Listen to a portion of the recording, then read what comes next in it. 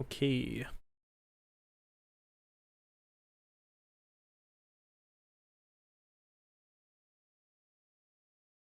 I hope my mic is fine.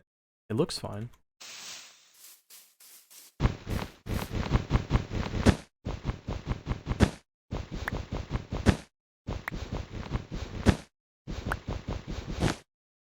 Should probably put on music.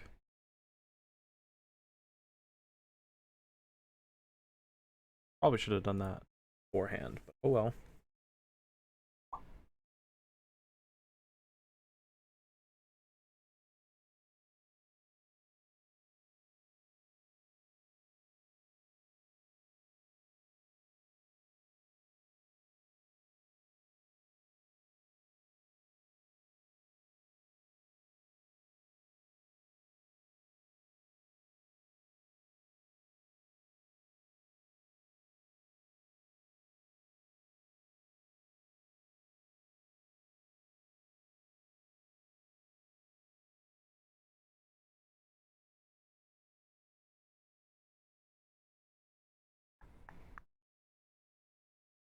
Oh god, if I remember how to do that.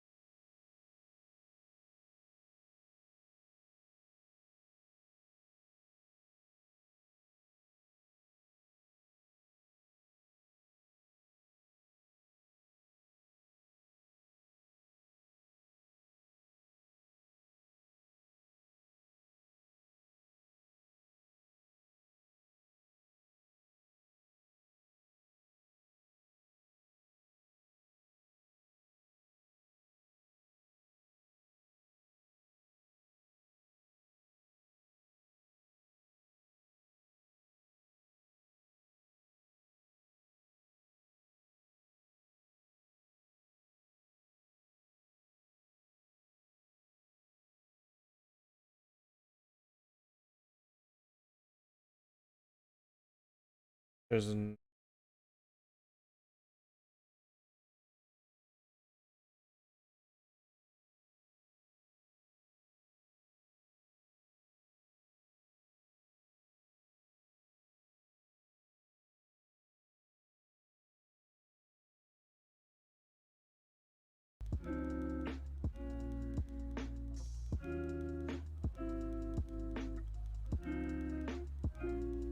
yeah, it should be. Okay, cool.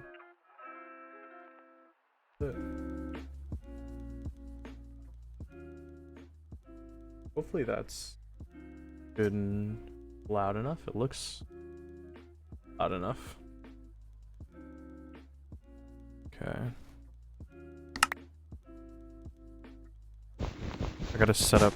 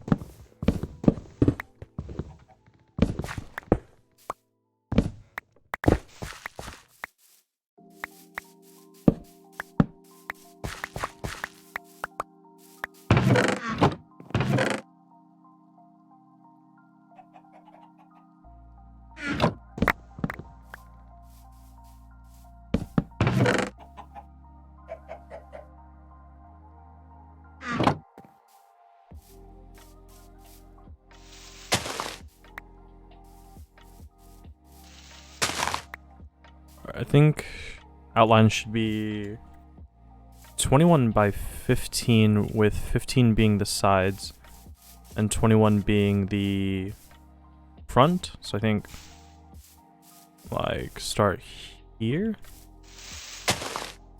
Looks good to me. 2, 3, 4, 5, 6, 7, 8, 9, 10, 11, 12, 13, 14, 15, 16, 17, 18, 19, 20, 21. Looks pretty good.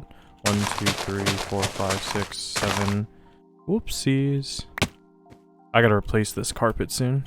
It just looks really janky.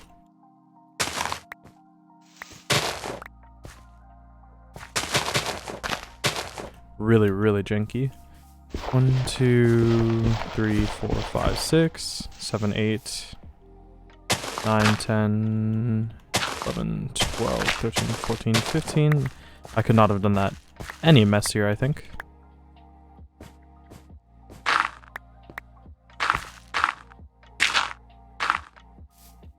Okay, let's see. Oh. I don't like how that sits. I think I'm gonna go back 1 block.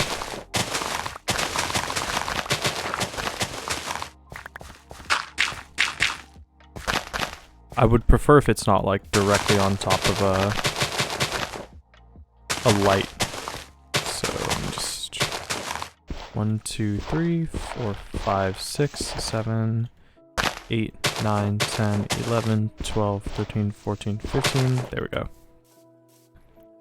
We got 1, 2, 3, 4, 5, 6, 7, 8, 9, 10, 11, 12, 13, 14, 15, 16, 17, 18, 19, 20, 21. And then... Did I do this wrong?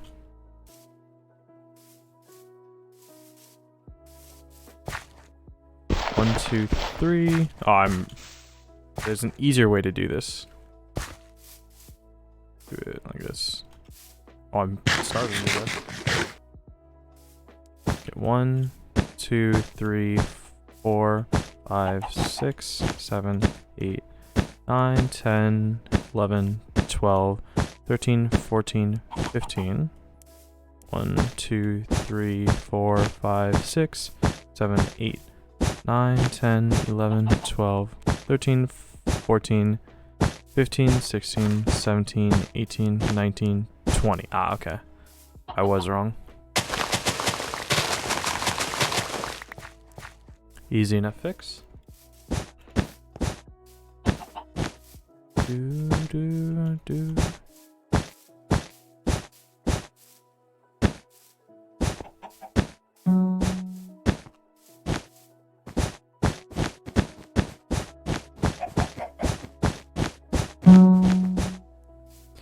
Cool.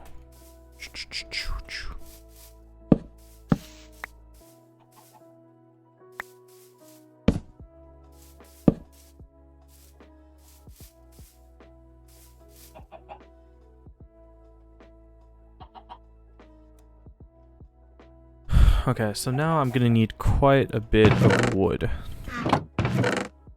Let's see. I need 365 stripped oak wood, 360 dark oak wood, 54 planks. Okay. I think I need a lot of bricks, which I'm not gonna... I don't think I'm gonna be able to get that many bricks. Am I?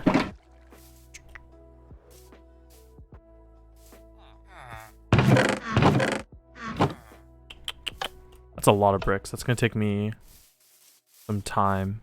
Start with the easy stuff. Oops. I need quite a few dark oak stuff. That's a lot of sniffer sounds. Did I run out of dark oak wood? Oh no, I know where it is.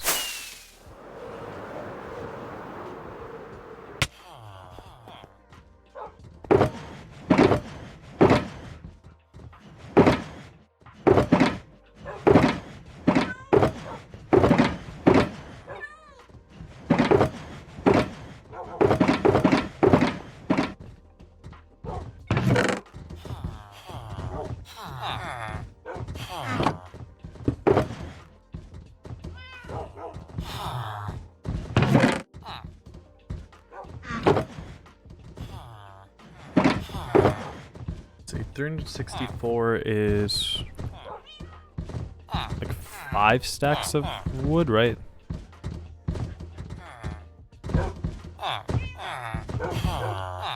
Six.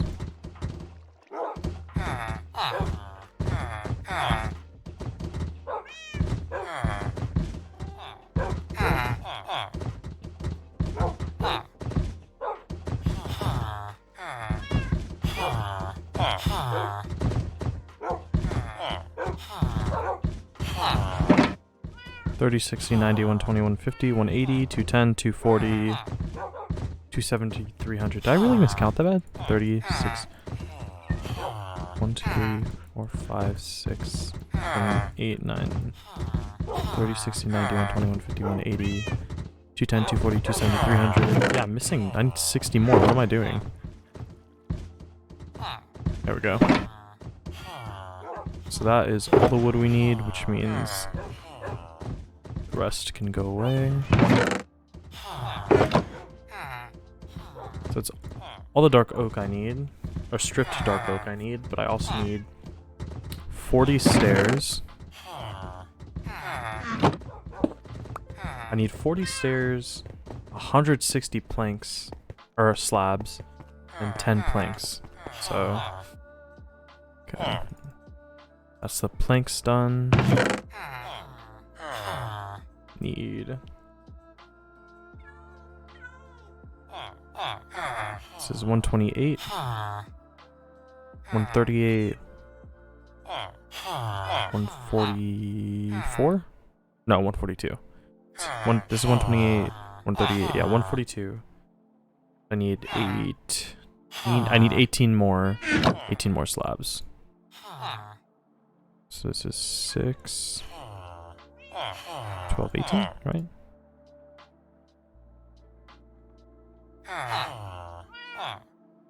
That should be 64 is 128 plus 32 is 152, 160. Should be 160, yeah, okay. So I got the right amount of wood and slabs. I just need 36 more stairs. So let's see. I need in total 40 dark oak stairs. Let's go. Perfect. Okay, so I got the stairs, slabs. I just need a lot of spruce stuff. So I don't need any more of this wood. I can put this away. Let's see, how much stripped spruce wood am I gonna need? I don't need strips. I do need. No, I don't. I need a lot of spruce planks and spruce stairs. Okay, everything I need that's spruce is going to be decorations, so I can turn all this into wood. I need 278 planks, so let's do the math, shall we? That's 128. Let's not do the math. Where's a calculator? Calculator. I should have done this beforehand. 178 planks.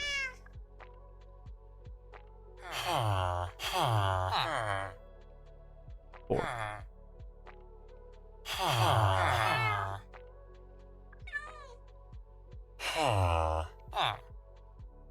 Huh? Oh no, that's good one. 54 times 4 is 256. I feel like I could have done that math in my head, so this is 256, I need 22 more. There we go. That's all the spruce planks I need. Now I need about 4 stacks of stairs.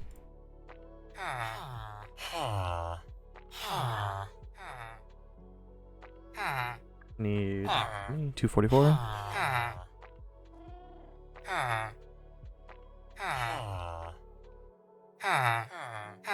It's 128. 128 plus 64 is 180, 170, 172? Nah, let's just go the whole way.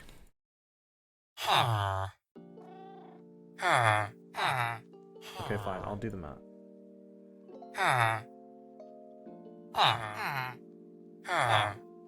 192. I'm so stupid. Need 50, 52. I need 52 extra. Bam. That's all the stairs I need. Okay, so we got the stripped dark oak wood, spruce planks, spruce stairs. I need 113 spruce fences. We need a lot of sticks. I got some in here. I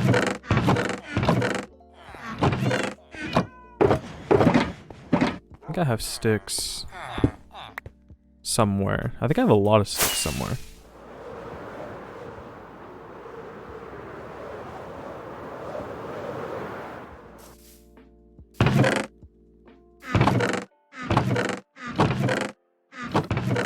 Okay, I guess I don't have that many. But I need 113, which is a little bit less than 2 stacks of sticks. Oop, not that one.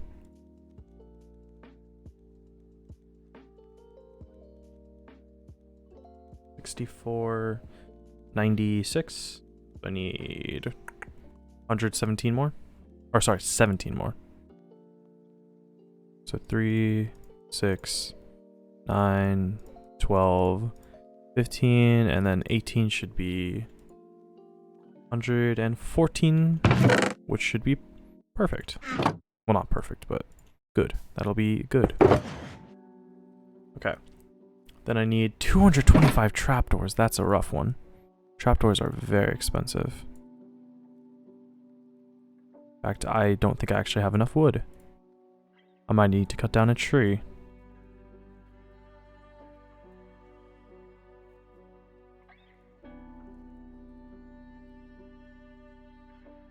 This is what, 112? Oh, yeah, I need a little bit more spruce.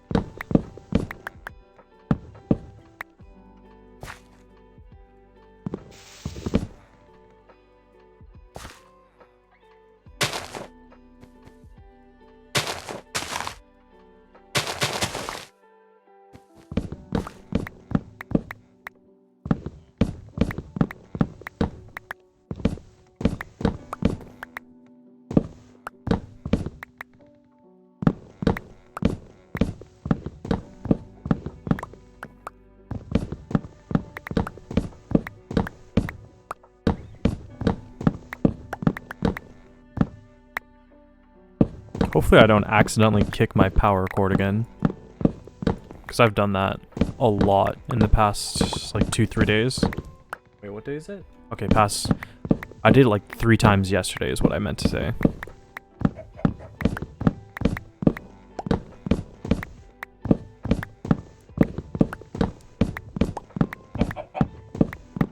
I think this will be enough wood. Because I shouldn't need too many more trapdoors. Oh, no, I will. Never mind, I lied.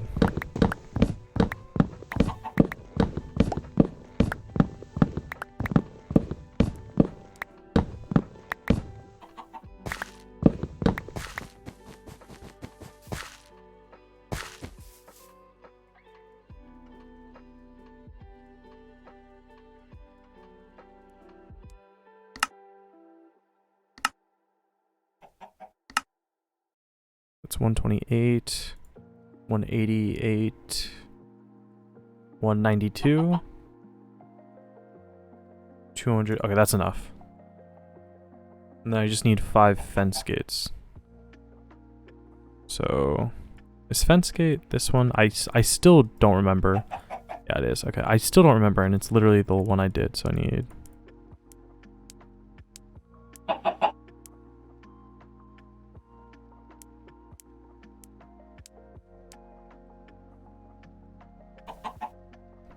I need 5. What am I doing?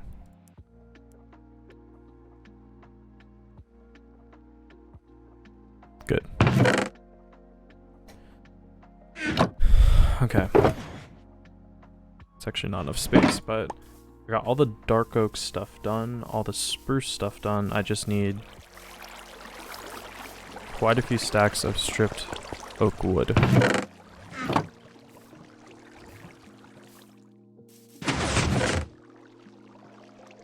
Like a lot of stripped oak wood. 365.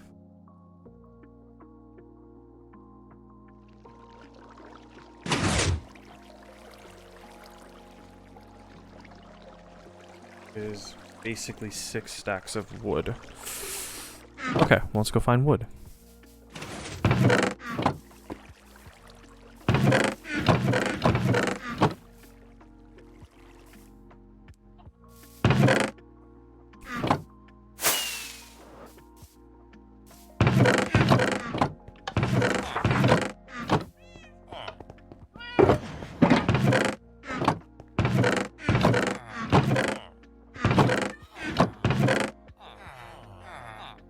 I actually do need grindstones.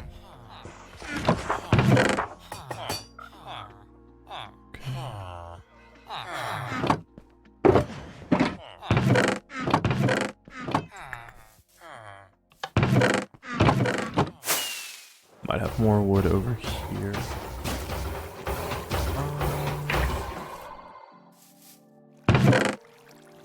Oh boy, howdy, I need barrels too. Let me grab some of this.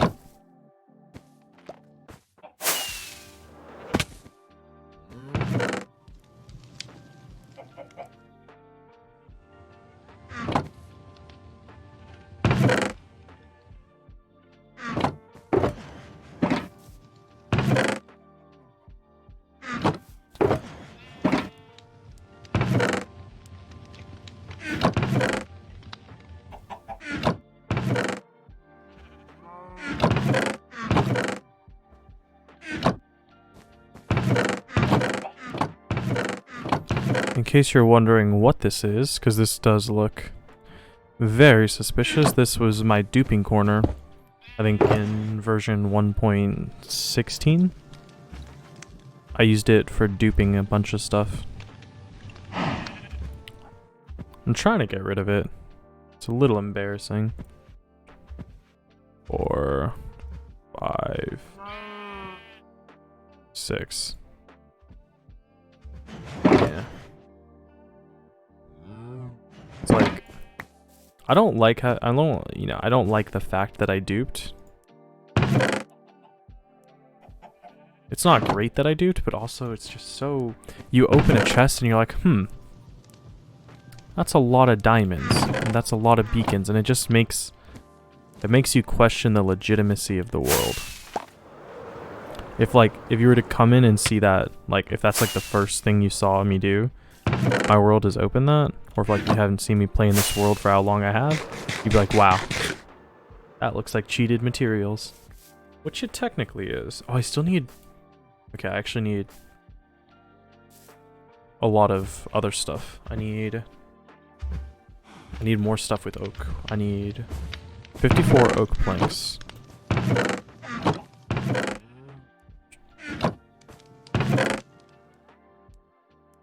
54 oak planks and 12 oak stairs.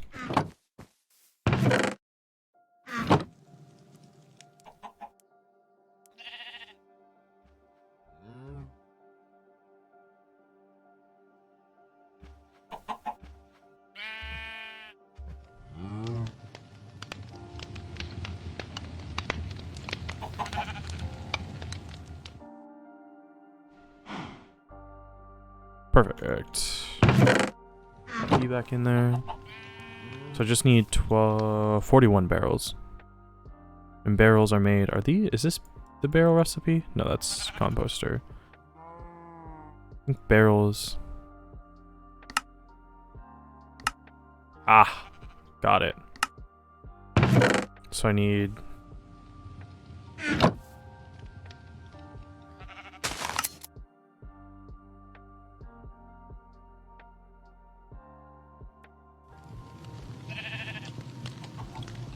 Ah, screw it. Okay, let's see.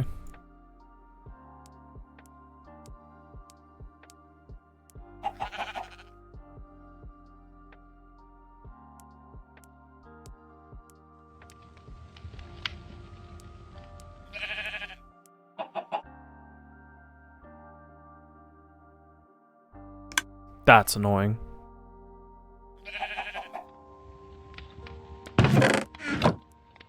So 3 more, so I need 6 more planks.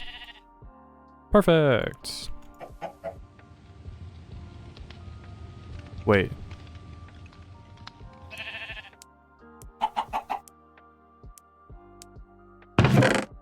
I did not need 6 more planks. I don't know what I'm talking about. But that is 41 barrels. 5 spruce gate. Okay, so I got 365 stripped oak wood. Well, oak wood. 360 stripped dark oak wood. 278 spruce planks. Actually, wait. Yeah. Might as well turn it. No, wait. No, it's inefficient. I'll just leave it. And I'll strip the ends if I need to. Okay, so I need 41 lanterns and 26 chains. And campfires. Trapdoors. I didn't make trapdoors. God damn it. 7 times 6 is 42? 42. So I need 42 pieces of wood. So 11 pieces of wood. I hope that doesn't scuff me for anything. I didn't need that many because trapdoors are made in pairs, right? Shit. Oh well. I need to go get 14 campfires. And I need 26 chains.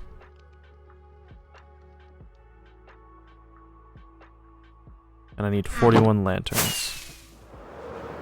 Are lanterns librarian materials?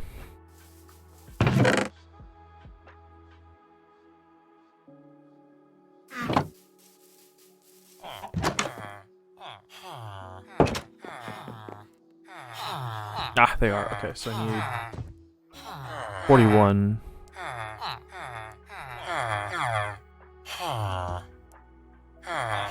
41 lanterns.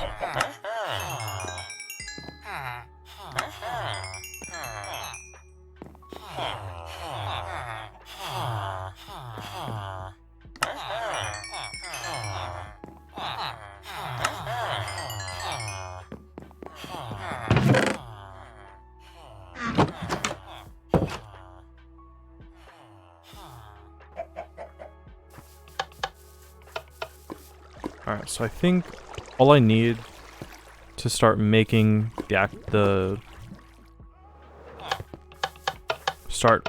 design, which I said I was going to start making 30 minutes ago, is 14 campfires and a large amount of clay that I'm not going to be able to find.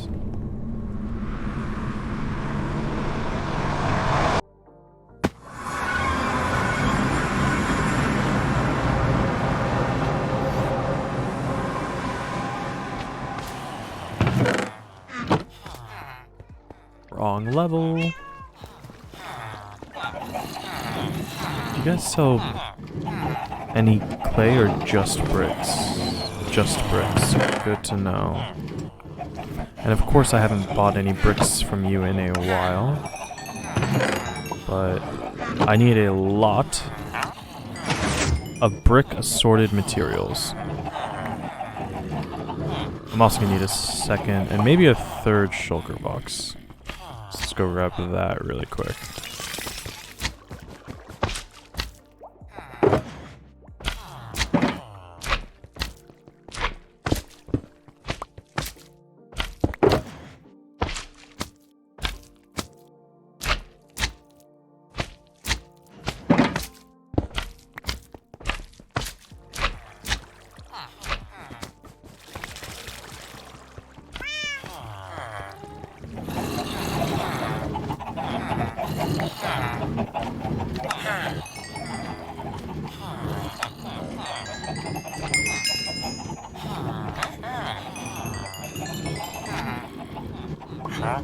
Luckily, in this base I actually have a lot of masons set up. Because for some reason in my home base I only have... masons. I only have one mason set up. And I don't know why. Because I'm gonna need a lot more brick. I've been starting to build with brick a lot.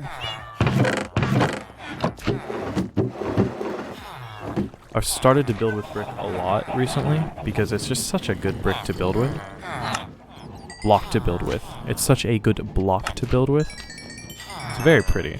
It's a very good design, so need to make sure I start building. Okay, I need 14 campfires, so which one of you is cured the most? Do fishermen not sell? Oh, yeah, they do.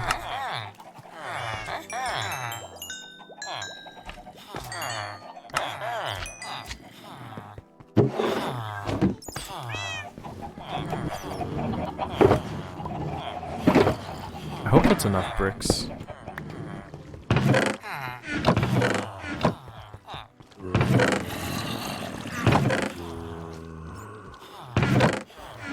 It doesn't feel like it's going to be enough.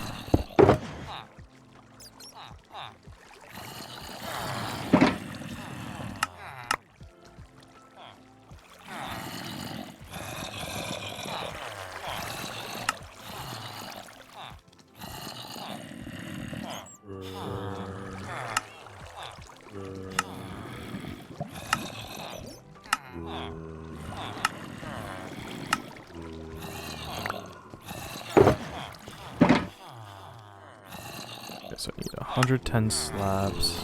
Probably easier to do this on a stone cutter, actually.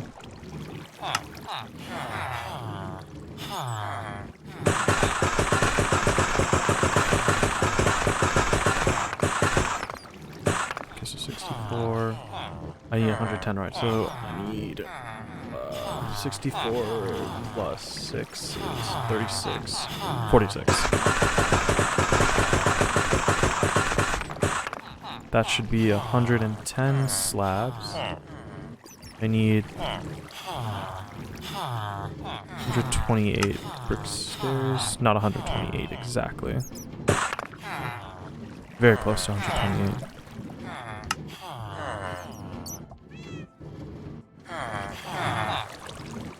I actually need that many brick stairs. That should be 124. Yep.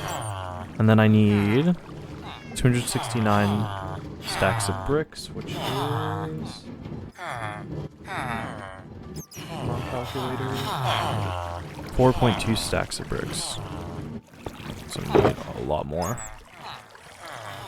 So I think what I'll do is I'll sleep here.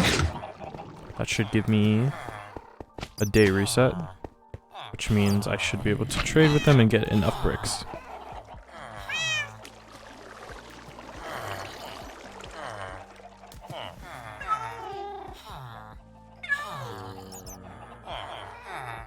The guide I'm following does also call for a lot of coarse dirt. Oh, I know what I need coarse dirt for. Do I have... how much? But I should be able to make coarse dirt pretty easily. Just grab 200, so need 100 dirt, which is 30.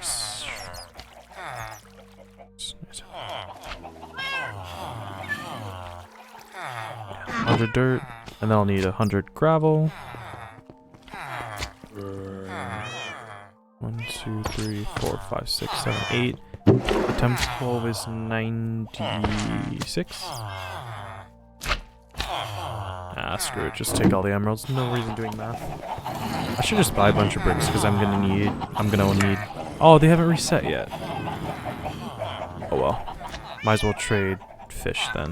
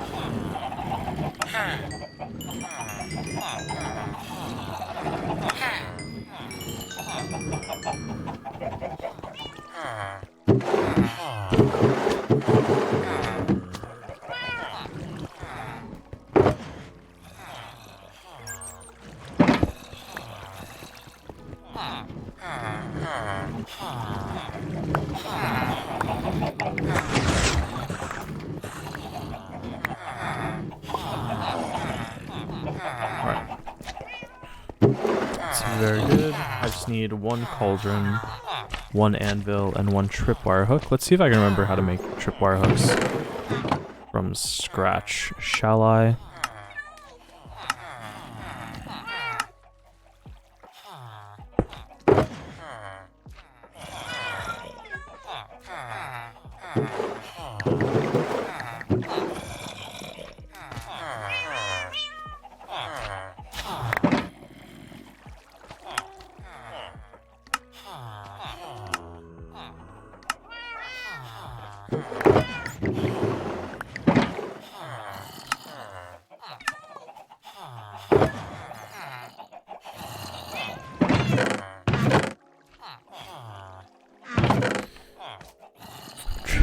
Hook needs iron.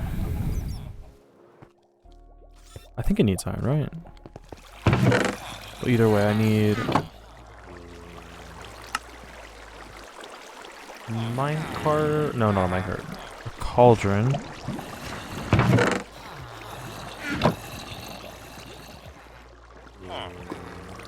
An anvil.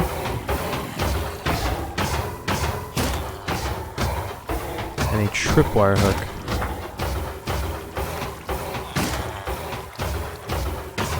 Come on, I've played this game for like 10 years now. Surely I remember how to make a tripwire hook.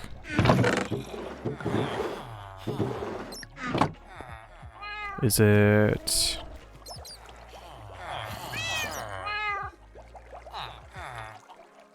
Oh, I really thought that was it.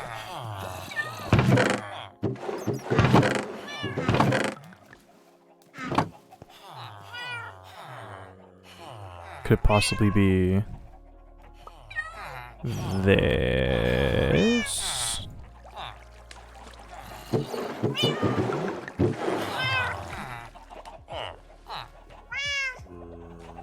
It's like the early days of Minecraft where I'm trying to make recipes based on how they look.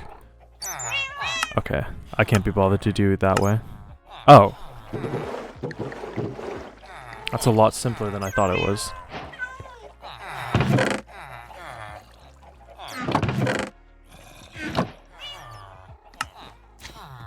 Alright, so that should be everything. I think the hay bales that it wants are just decoration. So I'm gonna ignore those and hope I don't need them. Ugh.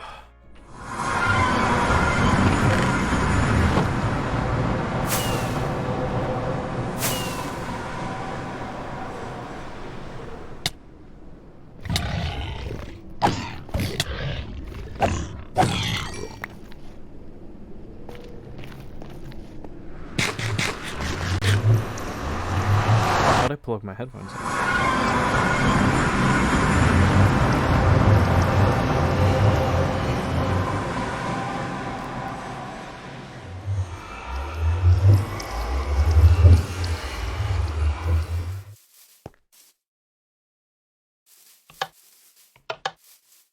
My headphones just died. What the heck?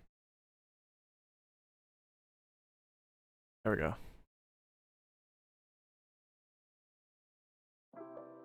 And the music paused for some reason. Okay, now that's back. Oh, I need gravel, right?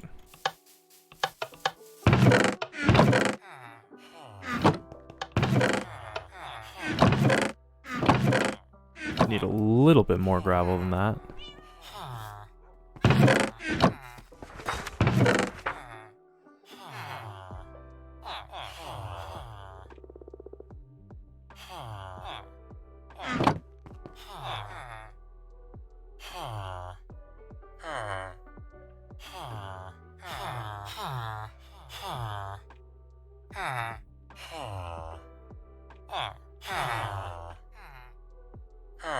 Didn't realize coarse dirt was actually a recipe you needed to... I didn't realize it was so specific. Okay.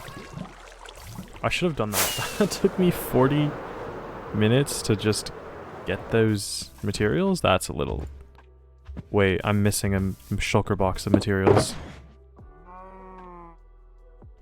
Oh god, where did I place it? Oh no, where did I place it? Oh, fudge. I must have... Alright, well...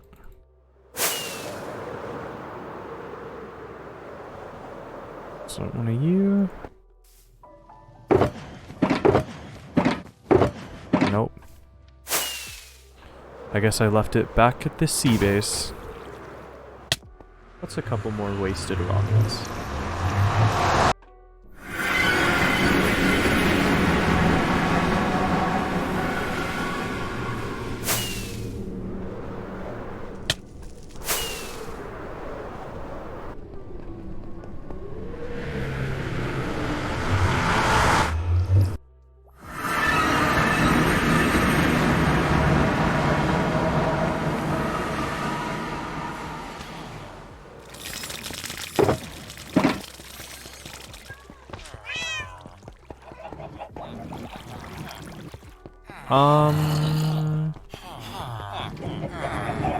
Where the hell did I place that?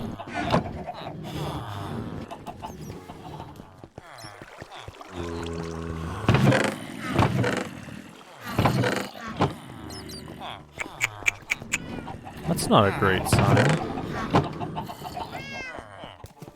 Did I place it back here?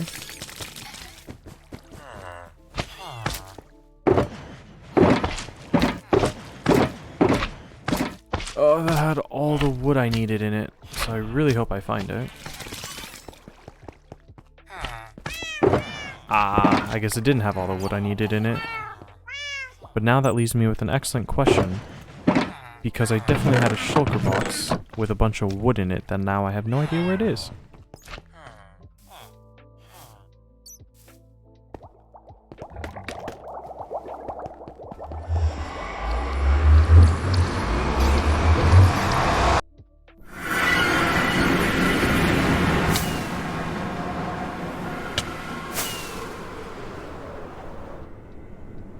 Yeah, one of these days. I told myself I needed to make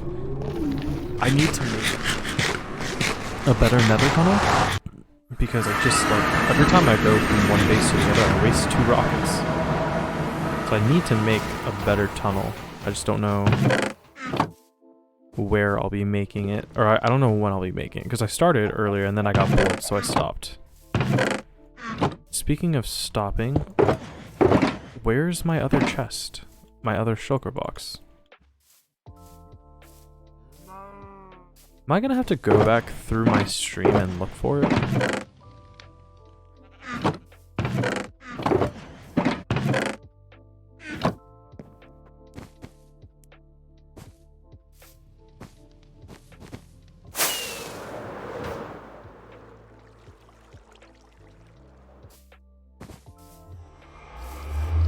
Alright, if it's not in here, I'm gonna look through it through this stream.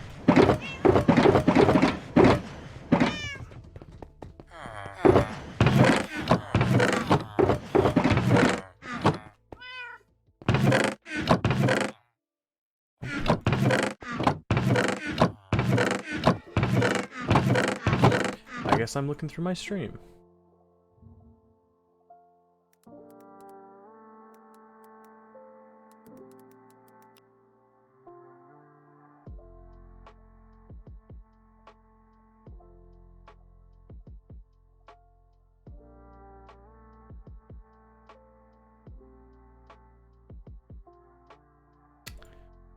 Just have to remember how to do that.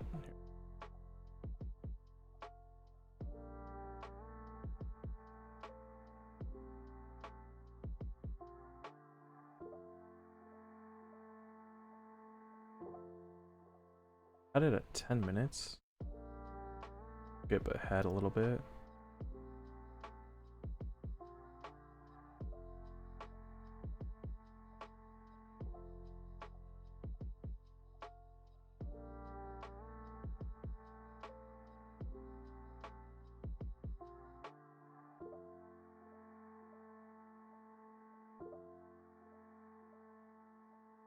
Didn't have it here. I must have placed. Where did I put? This is really pissing me off. Oh, what? I'm missing the one with spruce wood in, aren't I?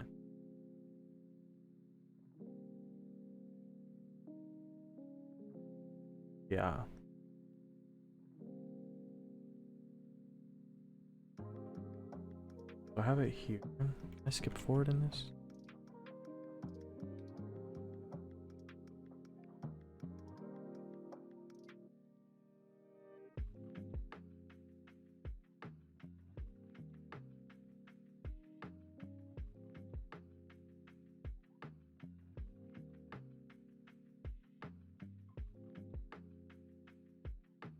But I don't have it on me here.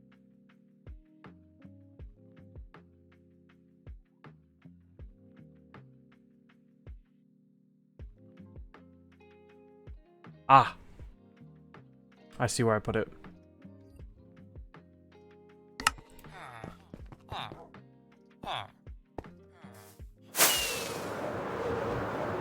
Wait, this is the wrong place. I left it in this chest. Not this chest. This chest, not this chest. Not that chest. This chest. Aha! Wait. There we go. I didn't realize that's what it was because it said spruce planks in 2020 or 22 more, which confused me. I'm very intelligent.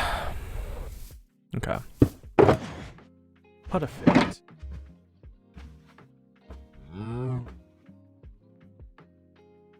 Got the materials. I can finally start building this thing.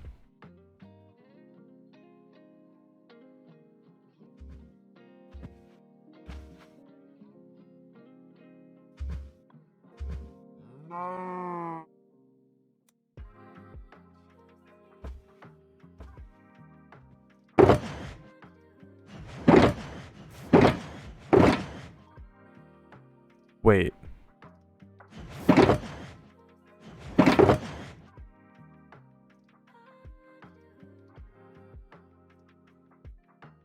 Oh, it's dark oak. I thought it was spruce wood for a second. I thought I made a really big mistake, but no. I'm slightly smarter than that. So the first thing I need to do is make 4 block pillars all the way across. So 1, 2, 3, 4. 1, 2, 3, 4. Every 3 blocks, so 1, 2, 3, 4. There should be 5 pillars by the end of this.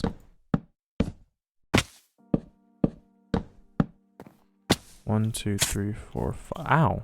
Yeah, and then I just need to do that. Finally building. 52 minutes into the stream. And then I need to repeat this on the other side. So we got 1, 2, 3, 4. 1, 2, 3, 4. 1, 2, 3, 4. 1, 2, 3, 4. So the thing I was tearing down at the start of the stream was my old melon and pumpkin farm. It was automatic. It was like that. It was exactly that same one, but scaled up. So it's now no longer working because it doesn't exist. And I need to make sure I build I need to build this barn quick. Because, you know, that being out of commission is really...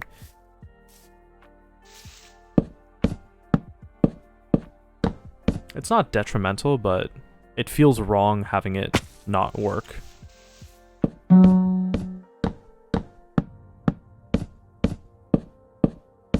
That's interesting.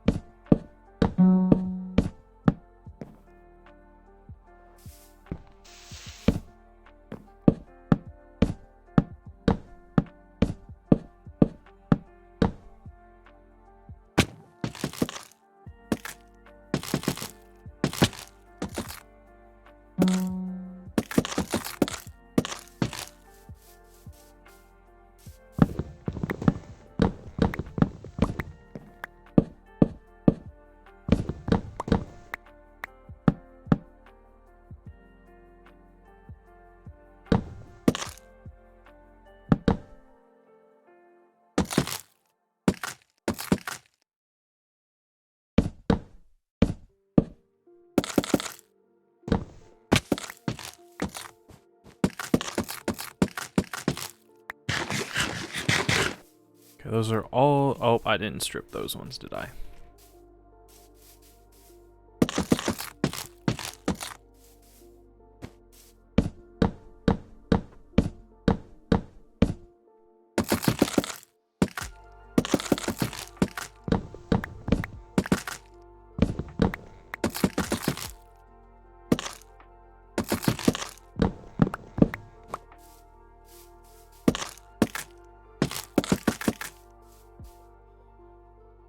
Okay, so those are all the pillars that need to be in.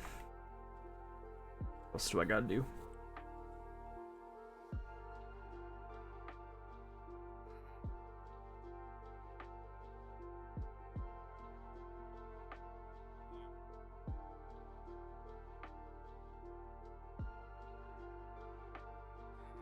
Alright. I need to ring the outside with stripped oak wood. Needs to be 4 blocks tall, leaving a 7 block gap in the middle. 1, 2, 3, 4, 5, 6, 7. Yeah, right there. Right there, so. Yep, it needs to be exactly like this, but on the other side. Go ahead and ring this.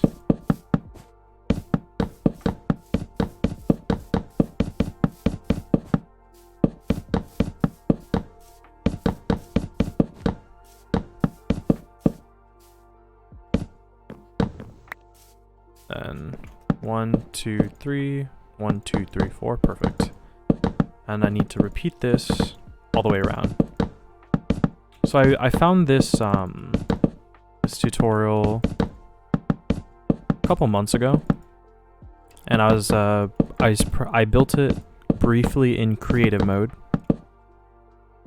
This does not look wide enough or deep enough, but I built it in creative mode just like twice as large to accommodate the size that I thought I would need, and it looked terrible because I made the length of this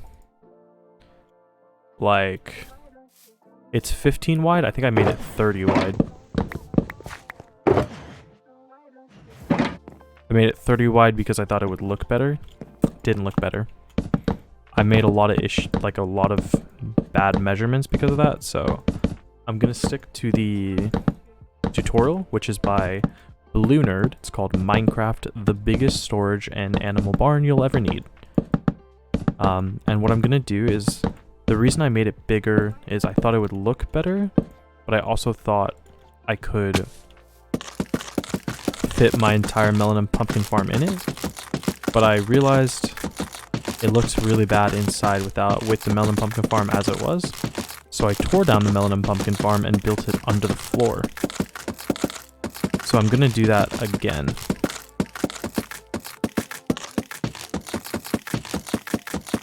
I'm gonna build it's gonna be a subterranean melon and pumpkin farm.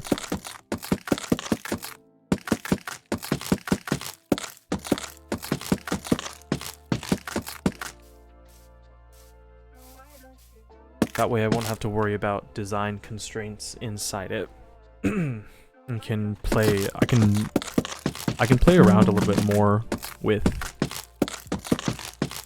the interior, make it look a little bit better, a little bit more like I would like, while also allowing me to actually store animals inside, which is nice. If I ever want to do that. Don't know if I ever will store animals inside, but I did talk about wanting to build a barn for the 3 horses that I finally decided I was going to make, or not make, decided I was going to, oh, it's only 2, okay. I finally decided to capture the 2 horses that have been just roaming around my world. So maybe I'll build them, maybe I'll put them in the stable, but they also were horses that like lived in my pond, so I don't know if I want to do that. I might want to keep them wild.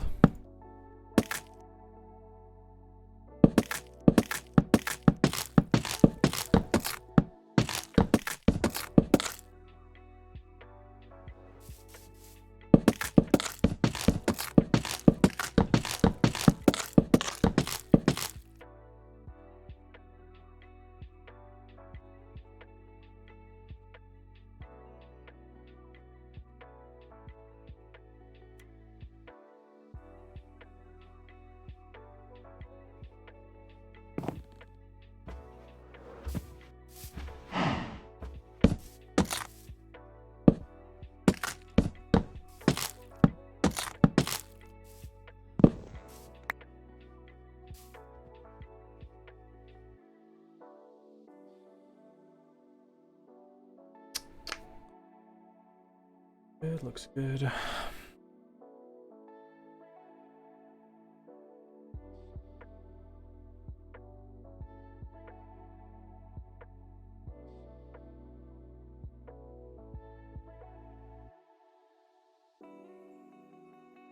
Interesting design choice.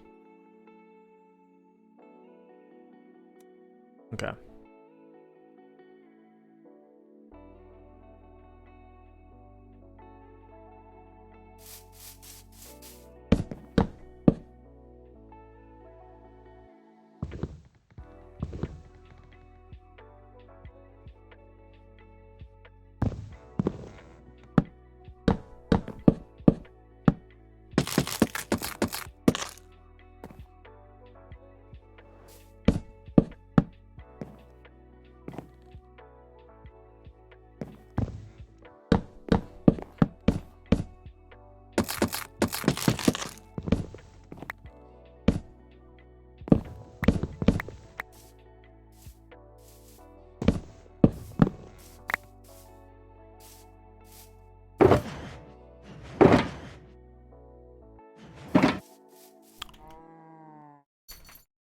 need a pillar on every block that's not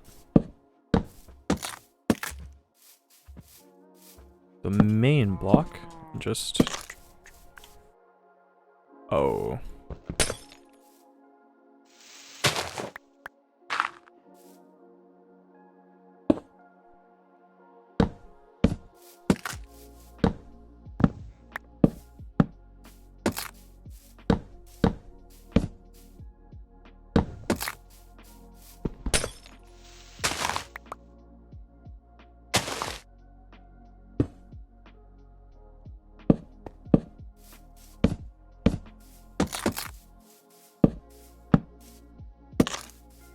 I'm not sure if I'm a huge fan of the back of this build being so, being like not... There's a better way to phrase what I'm saying. I'm not a huge fan of the build having a closed back.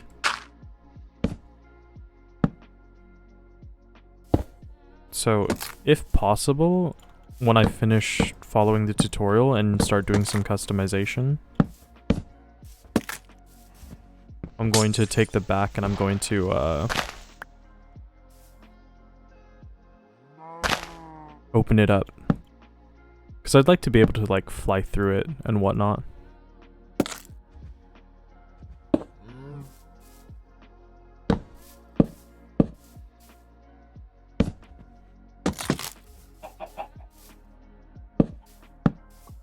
Like that.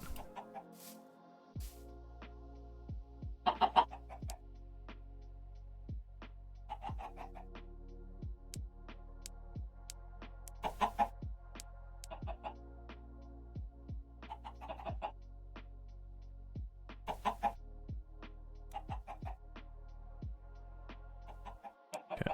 Oak stairs, please. Looks like I'm gonna make all the I'm gonna put all the oak stairs in right now. Oh, I missed a step. Okay, so this block right here should be here. Yeah. But top side. Like this. Oh.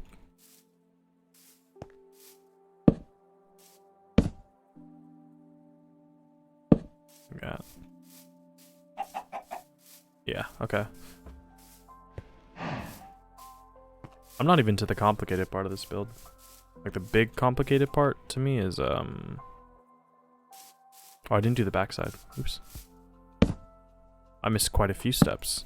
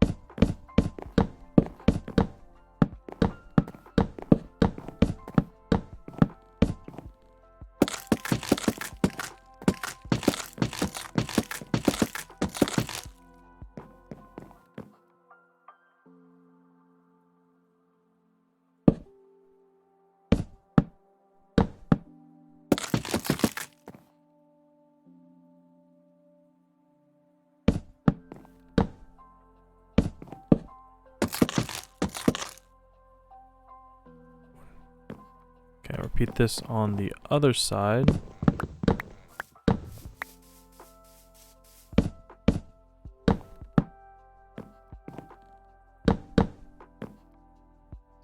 One, two, three, four.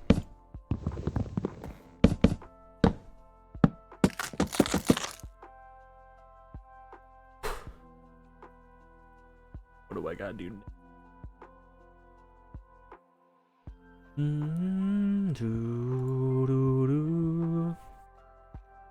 Oh god. Okay, here's the complicated part of the build.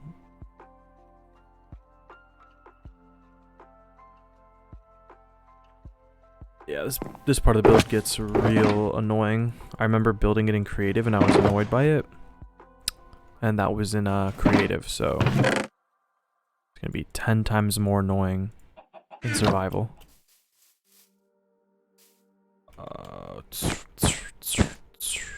So this block here, block here, block here. Oh, okay, before I do that, I should probably go back because I missed a step here. I don't know if I'm supposed to do it on those. I don't think so.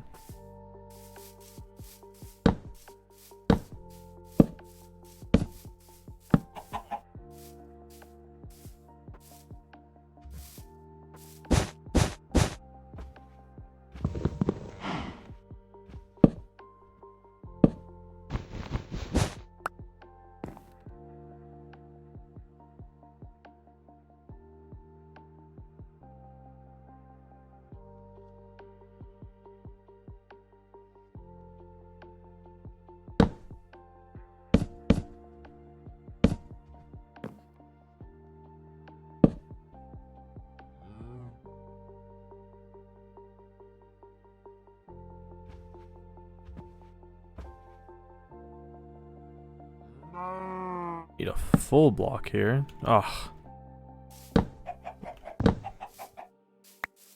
I would just use 2 slabs, but I think I need the exact amount of slabs that I have.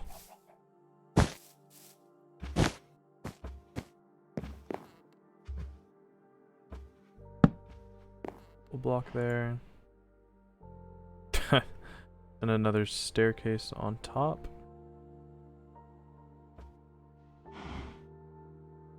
So a staircase, staircase, full block, then another staircase, and then, okay. So a staircase, a slab, a staircase, then a staircase, slab. Whew. Okay, let's see. A staircase, a slab, then a full block,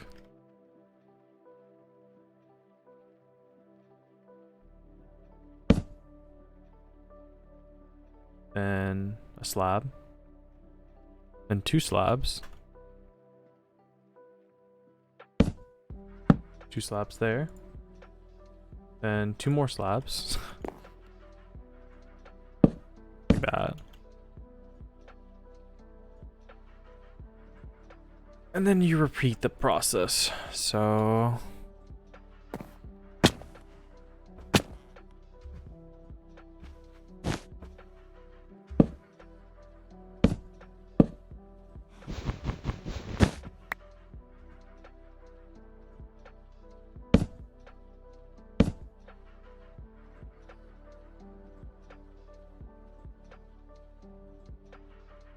I'm just gonna refollow the tutorial. Okay, so we got blocks.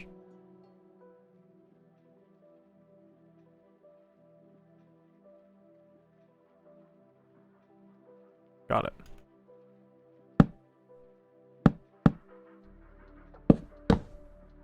Wait, no. There you go. Staircase, staircase, block.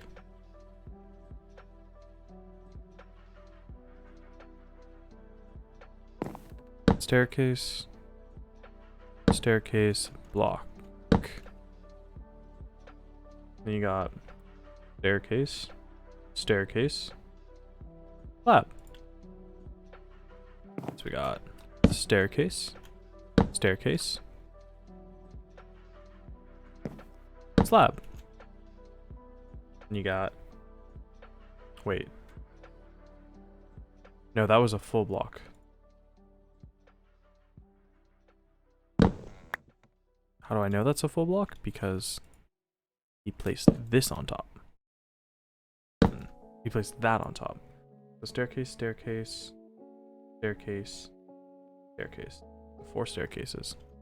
So 1, 2, 3, 4.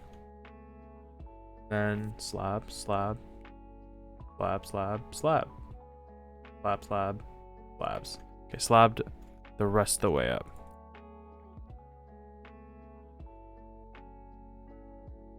I think slabbed, slab, slab, slab, slab, slab, slab, slab, slab. Does that look good? Yes, that looks perfectly level. Let's go, baby.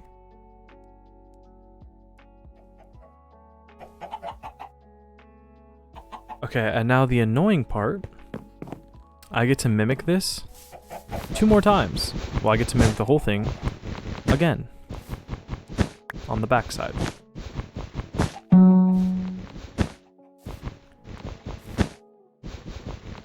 think the roof is probably gonna be like, I think the roof is obviously the most difficult part, but I think once you get the archway done, the rest should, in theory, just fall into place.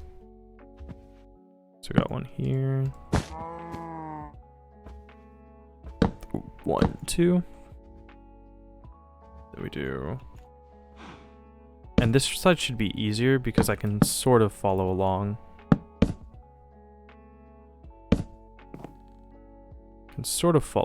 Here. I already can't see the other side, so I'm just gonna figure it out here. Yeah.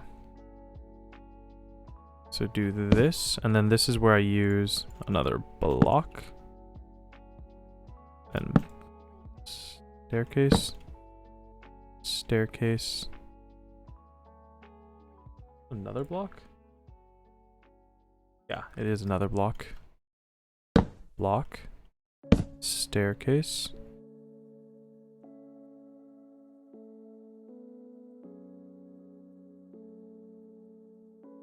Wait, something doesn't look right.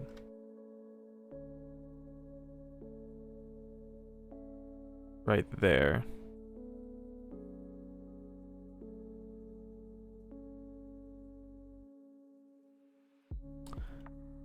Yeah, that should not be a slab, I don't think. I think that should be a staircase. Right?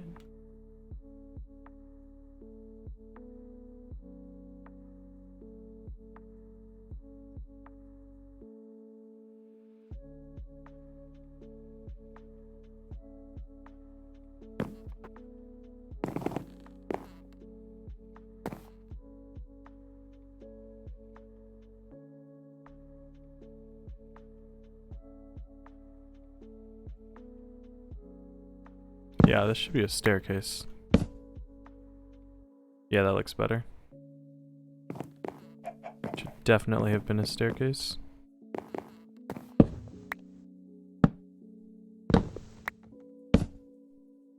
Okay.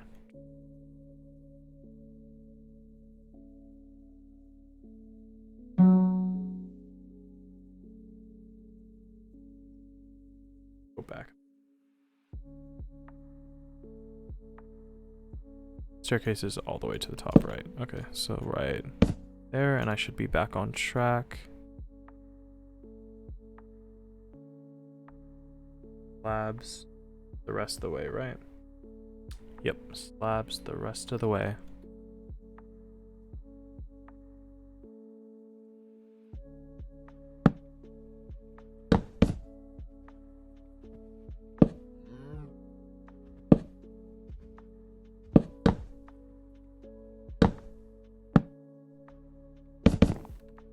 Doop, doop.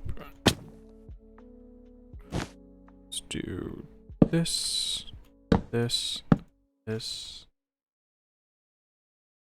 Looking good. Let's break you and do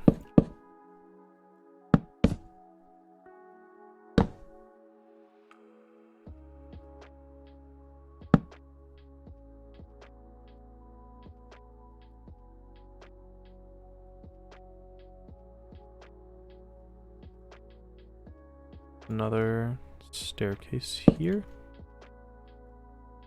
Block.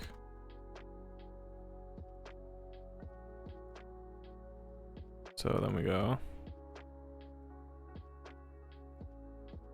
staircase, staircase, block, staircase, staircase, staircase, staircase, staircase, staircase. So staircase, staircase, slab, slab, slab, slab, slab.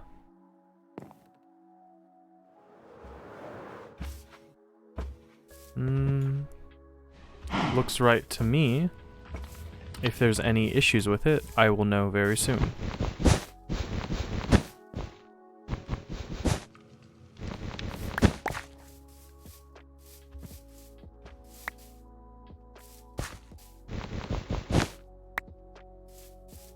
I'm also missing pieces of wool.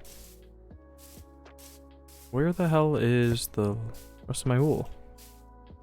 Oh no, I'm not. I just can't think straight, my bad. Okay, that should be the roof arches done. I just need to connect the roof together. Or I need to connect the two arches with slabs. So just doop doop doop doop doop doop doop doop doop doop doop doop doop doop doop doop doop. There we go.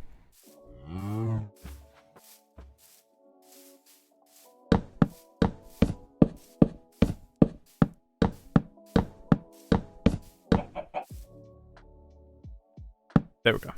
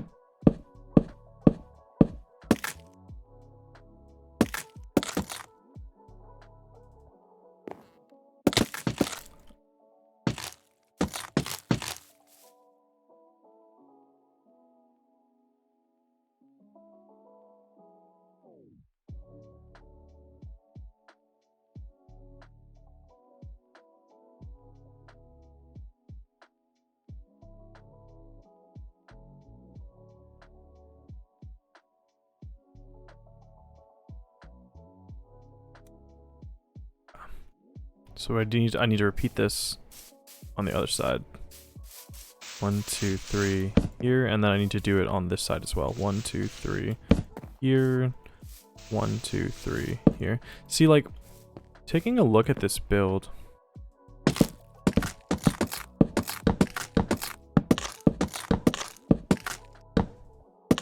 It's really small.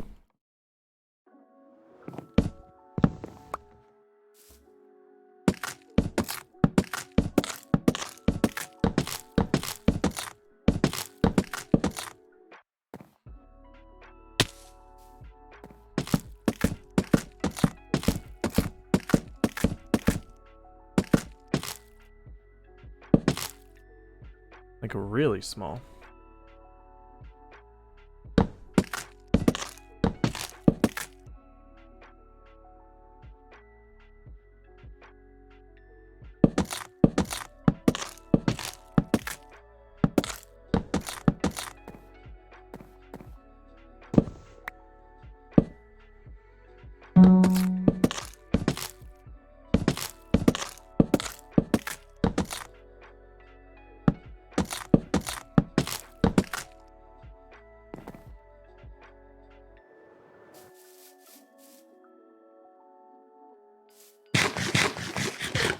Yeah, this is not a very big build at all, which is why I upscaled it so heavily when I was building it in creative.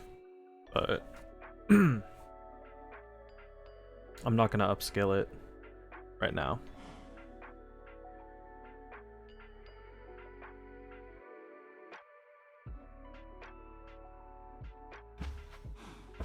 I'm not gonna upscale it because I can't get the dimensions quite right, but also, like, it's a lot of resources.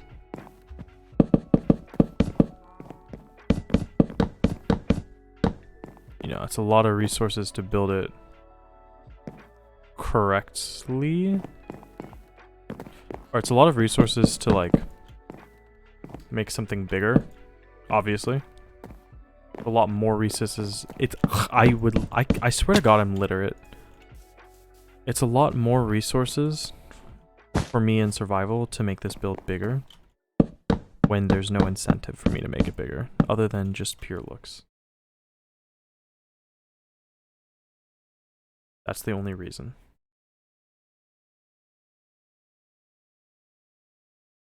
Like, the only reason I would make the build bigger is to make it look better.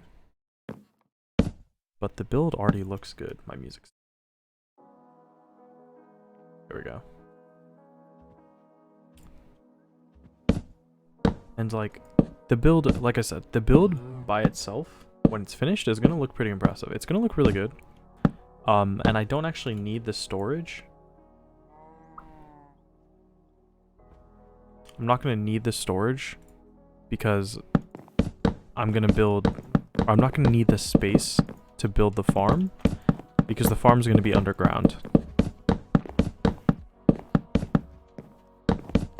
And the space that the farm took up originally is already smaller than what would be taken up. Does that make sense? Of course it doesn't. That was the stupidest thing you've ever said. The space in which the storage lies is... Really? You're gonna... That's what I'm gonna say? My melon and pumpkin farm could already fit into this space if the pillars weren't there. So if I build it underground, there's already enough space because the pillars won't be hitting it, basically. I don't know why I had to make that so goddamn complicated.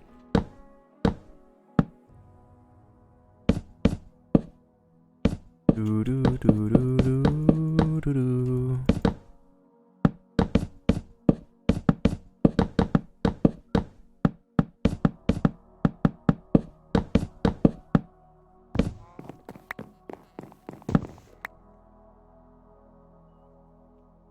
Yes, after this. Gotta get to the siding. Fix up the siding where the arches, or the front and the back where the arches sit. Because the arches don't actually sit flush with the building currently. Intentionally. And the reason they don't sit here, they don't sit flush, is so that we can have the roof offset by 2. Because it was only offset by 1. Well, it's only offset by 1 here with the pillars, and offset 2 on the walls. Because if it was offset by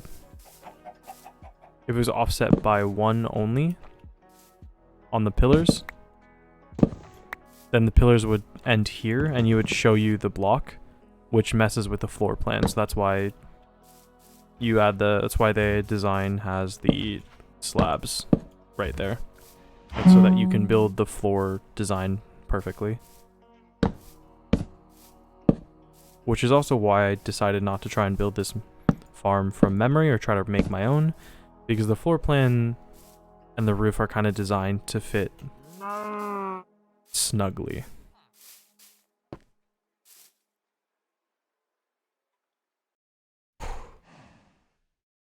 It rained today.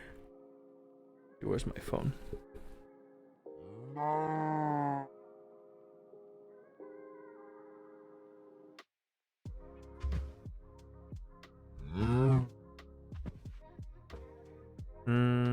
No, it's not gonna rain today. Let's see. Oh. The front pillar, 2 blocks connected to the surface or the ceiling. So from here, 2 blocks. Connect that shit to the ceiling, yo.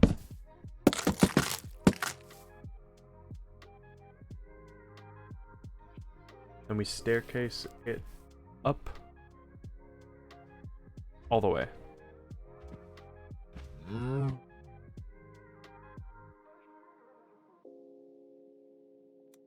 Yeah, so first thing.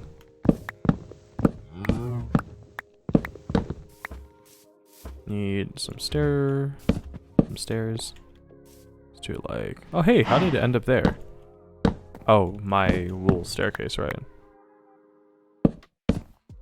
Oh.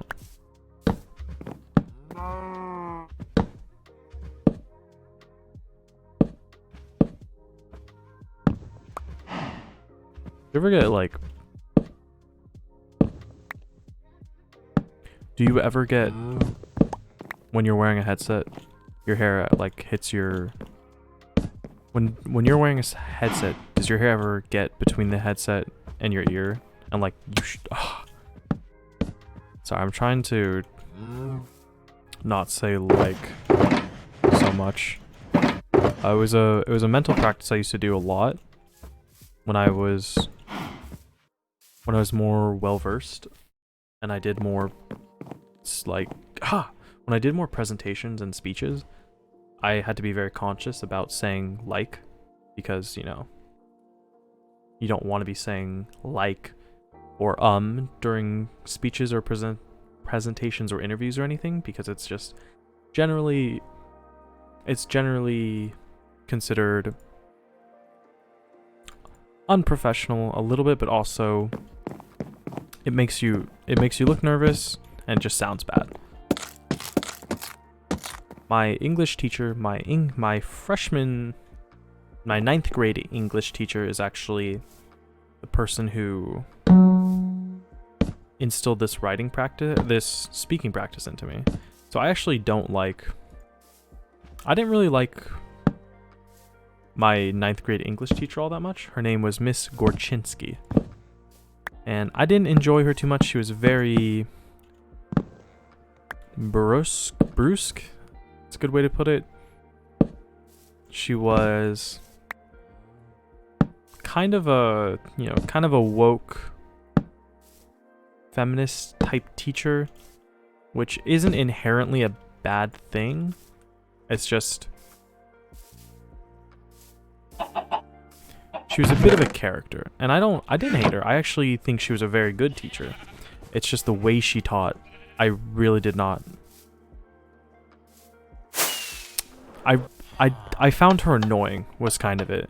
She was just a very expressive person.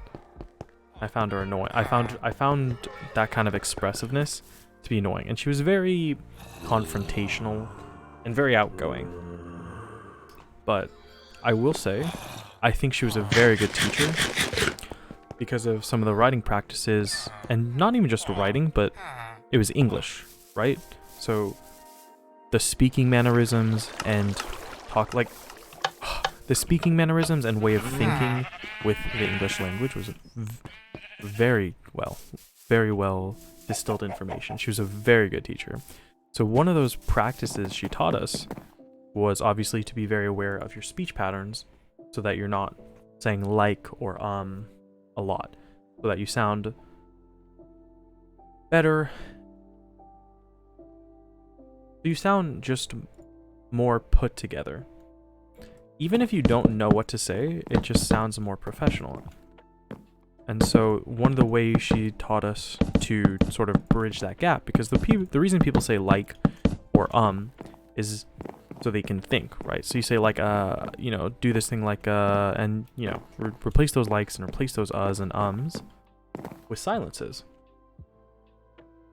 And it sounds a lot more professional.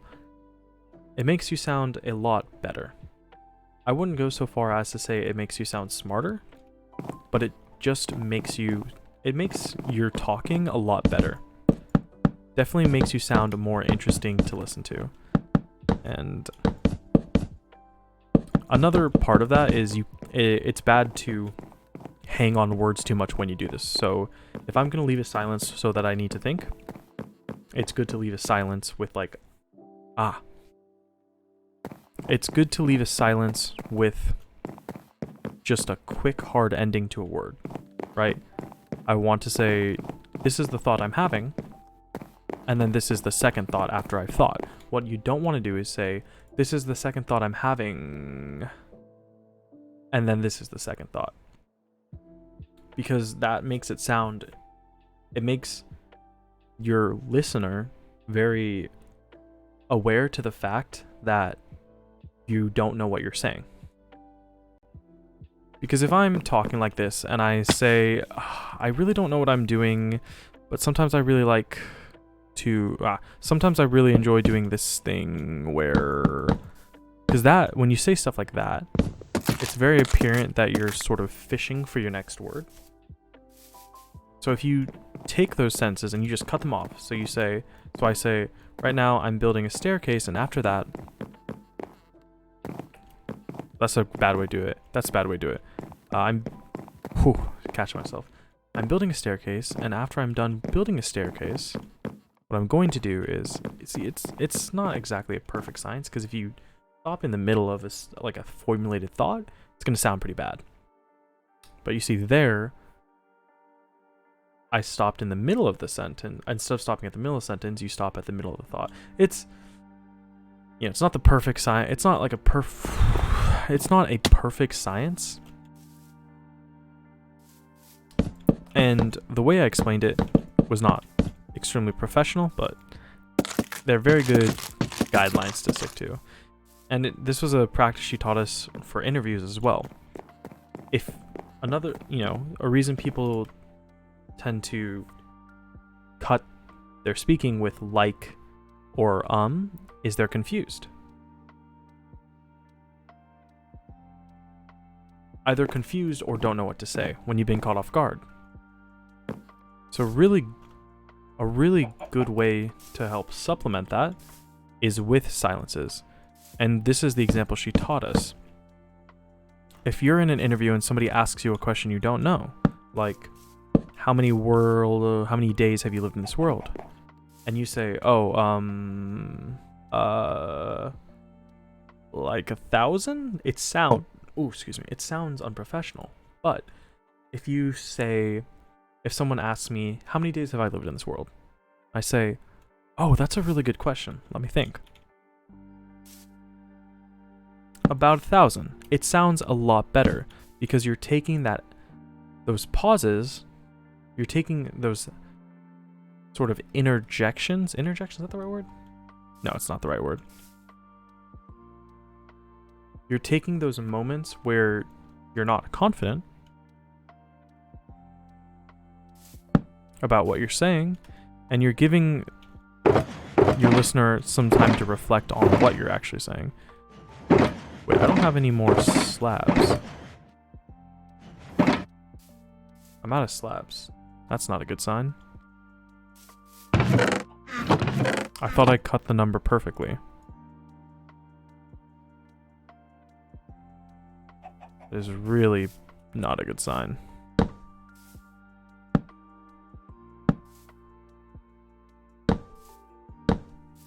But another writing, not even writing practice, but another practice that Miss Gorchinsky taught me that I actually think is an amazing practice was her time writing techniques.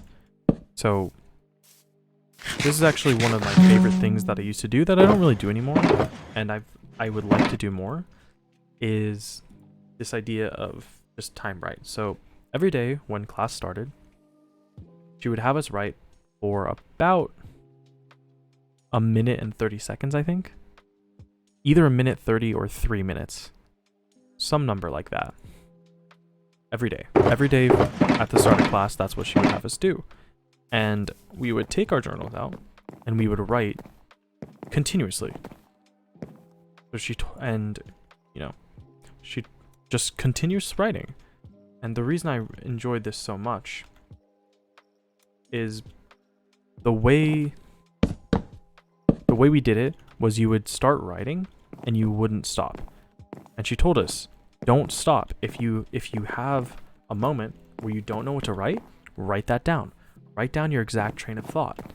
And I really enjoyed this because I would start writing and I would start writing and I would start writing and then I would stop thinking and I wouldn't know what to say. Like in this sentence, I don't know what to say. I was, if I'm talking a lot, I don't really know what to say, and I would just say that. I don't know what I'm thinking I'm trying to think, and I'm looking around the room, and I see a clock, and sometimes I think that, like, when time spins, the hands move around. It reminds me of a Yu-Gi-Oh card called Time Wizard, and then you start up another train of thought. You take those moments where you can't think of something, and you force yourself to go past that. And I really, really enjoyed that writing technique. And the reason I enjoyed that writing technique so much is it really helped me sort of build these trains of thought. Because the way I think, or the way at least I used to, I don't think that way anymore, but I used to think very chaotically, where I would have this constant stream of thoughts, and I couldn't really stop it.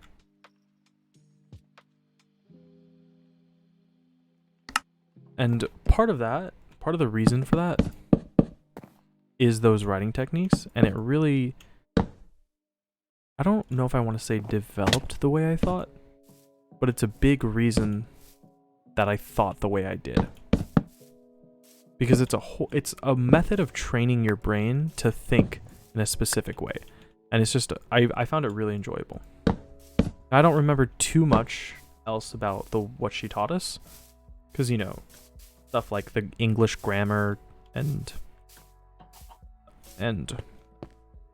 essay setup, stuff like that wasn't as important. And honestly, most of my writing techniques in school, most of the writing I learned in terms of sentence structure and ordering and stuff like that actually came from history. I think I did way more writing in history than I did in English. Because the idea was, for English, you already know how to write. You should at this point in your life. Ooh, that's bad. At the point in for history, it was always, by the time you're junior, senior, even about a junior, senior in high school, you should have learned how to effectively write an essay.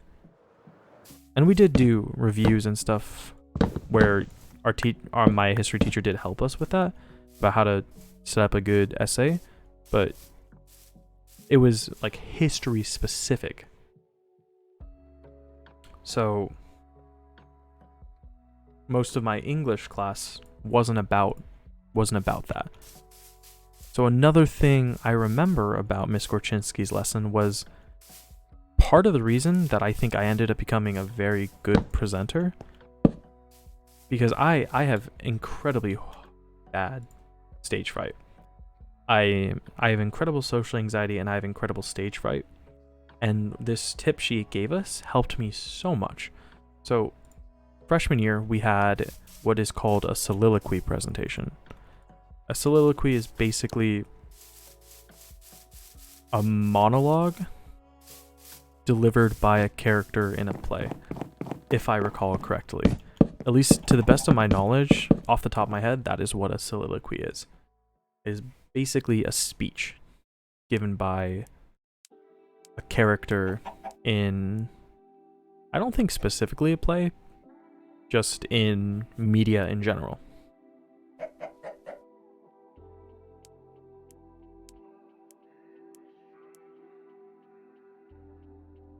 So our goal for this 9th grade project was we had to write and perform a soliloquy from the point of view of a Romeo and Juliet character, but it had to be a completely made up soliloquy. It couldn't be something that it couldn't be a soliloquy already made, because you had to make your own. And it was a big deal. It was a big deal at the time.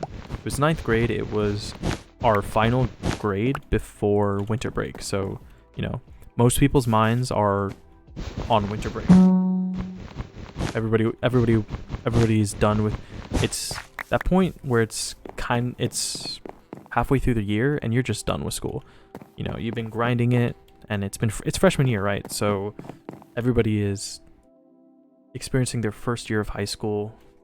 For my school, it was rotating 8 classes, so it was a lot of work, and everybody's just done. The year, everyone's tired and they want to be done. and you have that big finals week before break, and you have to get through it. So it was a really, really big project. And we had to do this soliloquy. And one of the techniques, the reason I'm telling you all this is to set up this sort of anxiety about it, because obviously you want a good grade on your final, right? Finals are worth a bigger chunk of your grade. I placed this on the wrong spot, didn't I? Yeah, it's supposed to be on the front one. Finals are worth a good chunk of your grade. This final wasn't worth a huge amount of our grade because it was... Wait, 2, 3. 1, 2, 3. This final wasn't worth a massive chunk of our grade because it was freshman year, so the grading policies were a little bit more lenient. But it was still worth a considerable amount that you couldn't just fail it. And obviously, you know, if you're a good student... Did I really just break it and place in the exact same spot? I did. Obviously, if you're a good student, you don't want to fail it either way. You want to do well. So, all the setup to this is basically so I can tell you what her other technique was that she taught me that I remember. Everybody was incredibly anxious. Terribly so. As most people are during presentations, they don't want to do it. Obviously. It's scary. It's scary to come up in front of a class and teach. Unless you're one of the people that's not scared. Which is usually kind of rare. But as I said, I was incredibly terrified to do this. And one of the techniques she taught us was to... when you're afraid, scan the back of the classroom. 3, 4, 5, 5. Okay. Was to scan the back of the classroom. Because during presentations, you don't want to be looking down. Obviously at this point, we weren't, you couldn't do your presentation off a card. It was obviously memorized because, like, wait. 1, 2, 3, 4, 5, then staircase.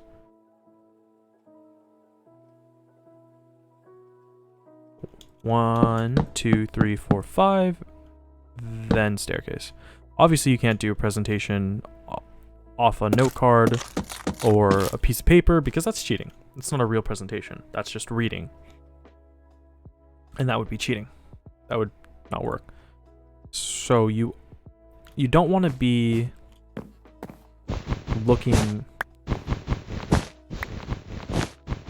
You need to be looking at your audience, right? Okay, you know, you want to make a decent amount of eye contact. You want to scan the room, basically, to make sure the audience knows that you're giving your attention to multiple people, because it's easier to engage with a speaker who's active, who's moving around, and part of that is the eyes. And so what a lot of people will do, or what a lot of people are afraid of during presentations, is that eye contact in addition to that public speaking. And a big part of that is eye contact. So I keep moving my hands when talking, and it's weird because this is like a presentation thing you do, but obviously nobody can see me, so I don't know why I keep doing it. Anyway. One trick she taught us was when you're scared and you don't really know what to do with your eyes, scan the back of the room. And the reason you do this is to sort of fake that eye contact, because one of the issues I had when presenting is it's awkward to know what enough time looking at somebody is. That's what I always had an issue with. I would look at people I know in the eyes because I know them, so it's easier to look them in the eyes. And I would linger on their faces too much because obviously I knew them, so I felt more comfortable with them looking me in the eyes than strangers. So part of the way to feign this is to scan the room. And it helps when there's a lot of people in the specific place you're presenting, because you obviously can't make eye contact with each and every person that you're presenting to. If you're presenting like 100 people, presenting to some number like 100 is like anyway. So it helps maintain that sort of eye contact feeling without actually making eye contact, which does help with social anxiety. And it was an amazing tip, because when I was walking up to do my presentation, my legs felt like jelly. There have been 2 times in my life where I have almost fainted. That was the second time. I almost fainted because I was walking up there. I actually couldn't feel my legs. Like, I felt lightheaded. And every step I took, I thought I was going to fall over. Straight up. I thought I was going to fall over. And I was so terrified. I knew I had to do it. It was a big presentation. I'd been practicing and rehearsing days for this presentation. I'd memorized all my lines. I memorized all my lines and I was ready, but I was terrified and I almost fainted. And that tip that she gave us about scanning the room was my saving grace. It was the perfect advice to give. And the craziest thing about Miss Gorczynski in this project is she was a good teacher. I will admit it. I think she was a very good teacher. But she knew all her students were absolutely terrified, because if you're a teacher long enough, you understand your students. And so before class, she gave us 5 minutes to mentally prepare. She put on relaxing music and noise and pictures of kittens and dogs to relax you. Unironically, she did that, and it was so amazing. It sounded really cheesy because I'm not a person that gets relaxed. Like I said, incredible social anxiety. I'm just afraid of people in general, and just being around people. I'm afraid of people looking at me. Makes me uncomfortable and scares me a little bit. So I'm not the kind of person to get, I need music back on. Oh, my playlist ended. That's why. Oh, I gotta loop that. So I like I said, I am not somebody who is easily relaxed, and I will admit the noises and the kittens didn't help me too much at the time. Not a lot. Did not really help me, but it helped me enough to the point where I think I would have fainted normally, but ended up not fainting, which was perfect.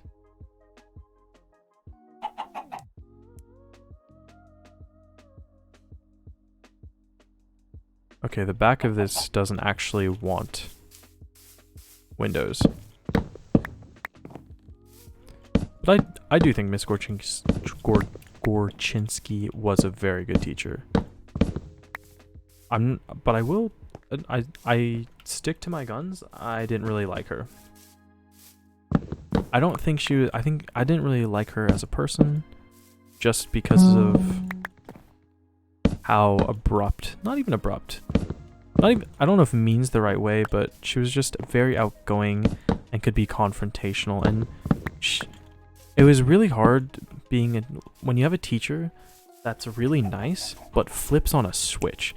She was a very nice person, but when she needed to be strict or angry, she turned it on. And I'm not very good around people like that, because I don't have a lot of emotional maturity. So I can't go from being jolly and laughing and sort of lackadaisical to on in an instant. I don't do that very well. But she could flip on a dime. And that was kind of the reason I just didn't like her. But very good teacher. She was also a super huge sci-fi geek. She loved Star Wars. She loved Pirates of the Caribbean. For Christmas break, for the last day, once our finals were done, she put on, I think, Star Wars, and she gave us some like half attempt. She gave us some half attempt an excuse where she said, if an administrator walks in, I'll tell them that it's an analysis on blah blah blah blah blah blah and stuff like that. And you could always tell the difference between her being serious about stuff is whether or not we had to take notes. If we had to take notes on an analysis, it was an actual analysis. If not, it was just an excuse to watch a movie. And she only did that once. She wasn't a teacher who was a huge, I'm gonna put on a video because I don't really want to teach kind of person. It happened once, and it was the end of the semester, right before Christmas, kind of time. It was great. Oh, a funny thing about the whole presenting thing is I said I only locked eyes with people that I knew and was comfortable looking at, but because I was so terrified, I knew a couple people in that class, but I was only friends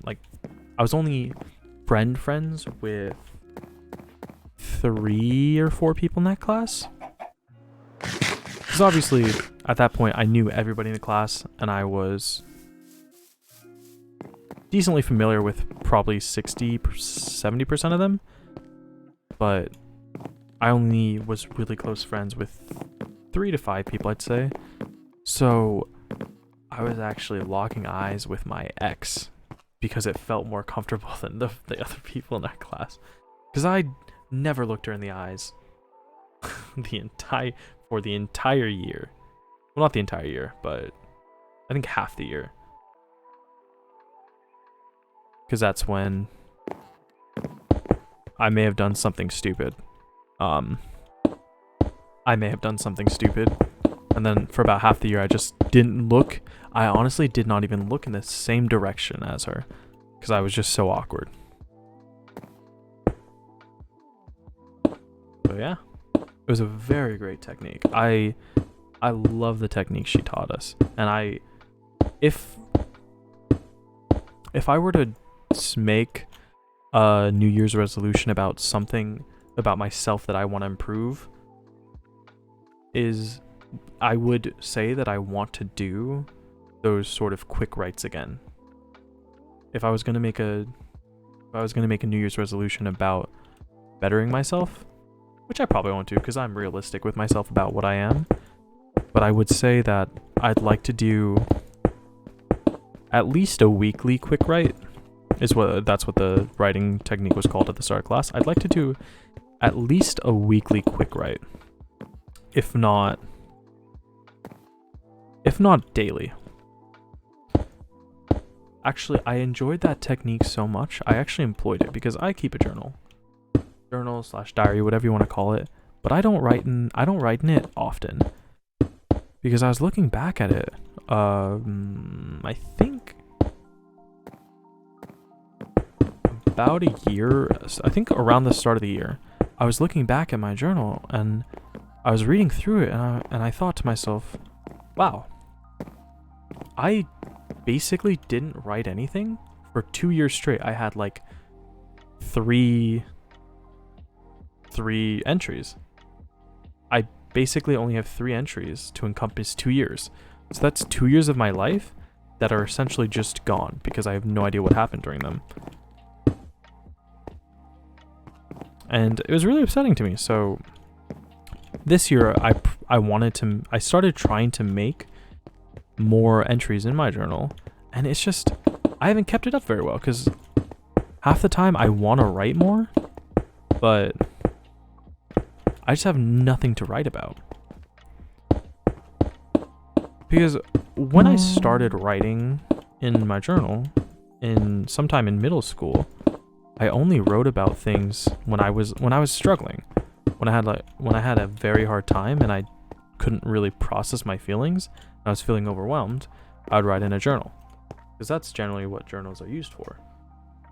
So I wanted to write more, but I realized when I was writing more, I felt like I was writing less because I didn't actually say anything, because I was kind of writing more notes about my day rather than something that actually mattered to me. So I sort of gave up on the I slightly gave up on the whole daily writing thing. There was a time I was also trying to write. I did for a while try to write time logs. So in an effort to make myself more productive, I would write out what I did. I would time my activities completely. And I'm talking about I would edit something, then write down that I was started editing, and when the application would crash, I wrote down that the application crashed and that I would reboot it, and then like a second later, I would write down that I was scrolling through Instagram or something.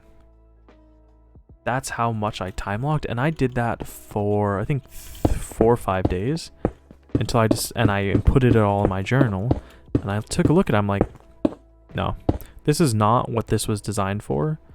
This is not what I want to do with a journal. This feels disingenuous to the true nature of what my journal has been and should be. So I stopped doing it.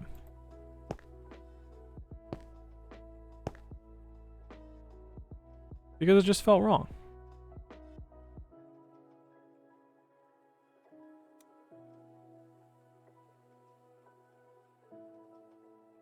Got that, and then I should have...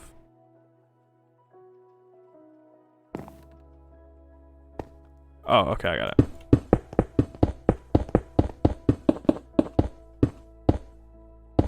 But I wouldn't mind doing a couple more quick writes,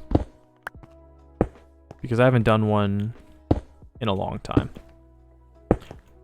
And like I said, those quick writes, I actually enjoyed doing them so much that I incorporated them into my journal, because I would start writing all my journal entries like that, where I wouldn't punctuate anything.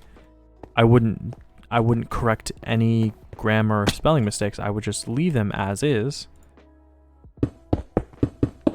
And it would just be, my journal ended up just being a perfect recreation of my thoughts.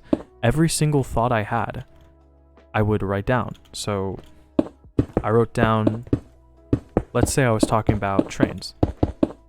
And then in the middle of describing a train, I had a brainwave where I thought briefly about how many bugs a train crushes per year. I would start talking about that, and then when I would realize that I had started getting off track about that, I would say, oh yeah, but I remember that I was talking about trains and I want to keep that train going and that thought going, so I'm going to start talking about bugs now and stuff like that. Like any single thought that I thought, I would write down. And that's what I really enjoyed about that journal writing exercise specifically, is it got to the point where I was so invested into this practice mentally. When I wanted to start writing like that, any thought I had, I would automatically write. And it was a very fun practice. But part of the reason I haven't started doing it again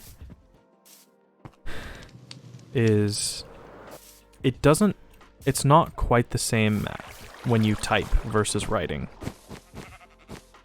Because I can actually type a lot faster than I write, as most people can, but typing something out just doesn't have the same flow. It doesn't have the same flow for me as the writing did, so that's why I haven't done it again recently. But if I do start quick writing again, it'll be typing, not writing, just because that's what I do. A reason I stopped, I did used to have a, I think, did I start my journal? No, I definitely started my journal digitally, but, oops. At one point I did do a lot of writing, physically, like a lot of pen and paper writing. But the reason I don't like writing stuff physically is I don't like the idea that your writing will fade.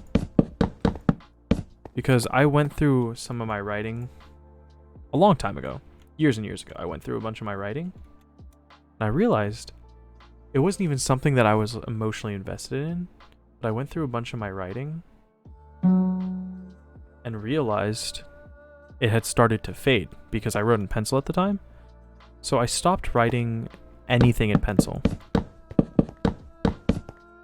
But part of that was I had a teacher named Mr. DeLuca who mandated writing with pens. He would not let you write in pencil on anything that you gave him. And so that practice is what made me start writing only in pen as well. 4, 5, 6, 7, 8, 9, 10. Because at the time, anything that I wanted, anything I wrote personally, I wrote in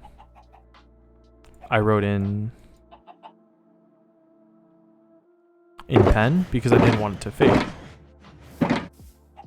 But schoolwork I only wrote in pencil. And that was for Mr. DeLuca. Oh, I made way too many slabs. So Mr. DeLuca was a big reason why I ended up writing all my assignments by pen, which did lead to some issues, but I'm very, I'll say particular. I don't want to say autistic because that's a little rude, but I'm very particular about my pens because I can't write with any pen that doesn't have a smooth flow. So I can only write with G2 pens and only 0.5, 0.3, or 0.7 pens. I will not use a G2 point. I will use a G2 anything higher than a 0.7 to write with. I'll use it to write if I'm doing something specific, but just normal writing on a paper, on lined paper or whatnot, only 0.7 or 0.5, and 99% of the time 0.5, because I just can't write with anything thicker. I write very small. I'm a tiny writer. I love having tiny writing. Okay, so looks good. I think the roof is done, other than there's one outcropping I need to add, which I don't know if I'm gonna add, but well.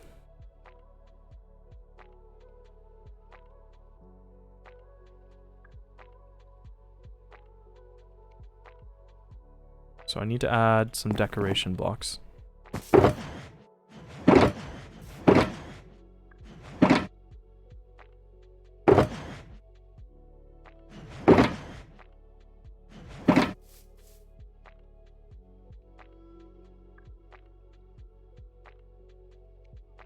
Is this only on the sides?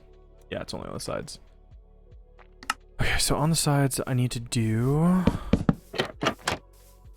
quite a bit of work. Oh, I could turn on shaders for a while. It's gonna be nighttime soon. I'm gonna turn on shaders for just a little bit. I'm not a huge fan of shaders. I don't like the lighting. The lighting is usually too yellow in an attempt to make things realistic. Also, it makes things incredibly laggy. But I put in I upgraded my RAM yesterday from 8 gigs of RAM to 16 gigs of RAM. So I've been trying to find ways to tax my computer. I paid for an extra 8 gigs. I'm gonna use 8 extra gigs. There's a skeleton behind me. No? Is there not a skeleton behind me? There's a skeleton somewhere.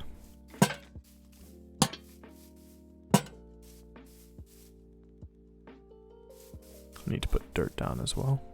I need to light up the interior of that as well.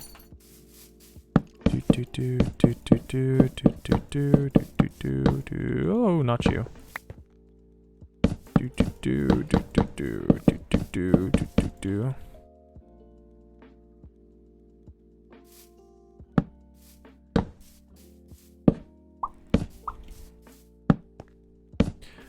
Oh yeah, another thing. The reason I'm streaming actually is I got a surprise gift. A second monitor. So for the first time in 3 years, and the first time ever in owning a computer, I'm actually running a dual monitor setup, which is really cool to me. I can't lie, I do kind of miss having one monitor. It was so much easier. Maybe not easier, it was so much simpler. But I'm very appreciative of this monitor.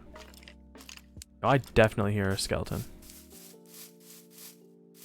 So I'm actually streaming because I wanted to try out having Streamlabs open on a second monitor, and it's kind of cool. It's really cool. I definitely hear a skeleton in here though. Just make sure there's no creepers, because I can't really see anything. Oh my god. Swiping in the dark is... There's something there? I can't see anything. Okay, I'm just gonna place temporary lanterns, because I can't see jack diddly squat. With shaders. Another one? Really? Oh, down inside? Where did you come from? Oh, back here. Okay, let me grab some... I'm gonna grab some sea lanterns really quick.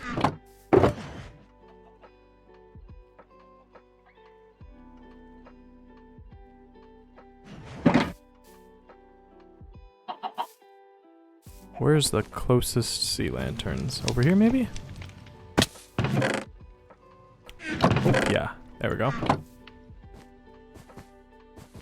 Yeah, so dual monitor setup. The only thing that it's kind of annoying to me, which I feel bad saying, because this present is amazing. It's incredibly thoughtful, because I didn't ask for it. I've only ever kind of complained very offhandedly around some people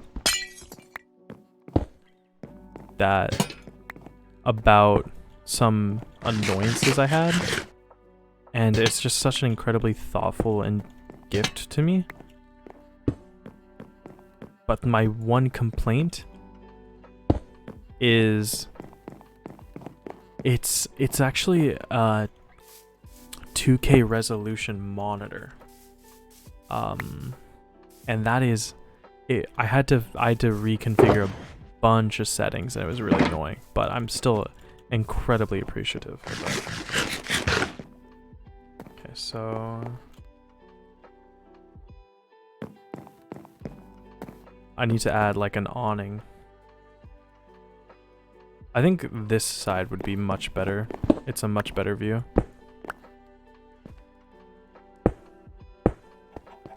So, oh cool, the blocks I just put away? Yeah, I need those.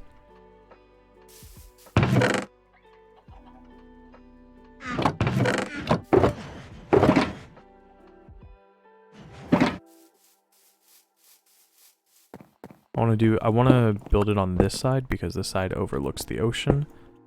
I do hate daytime with shader. Oh my god, that's so bright. It's hard to see. Okay, so I need to make right here 2 blocks high, 2 blocks high. Punch out all the blocks in the middle.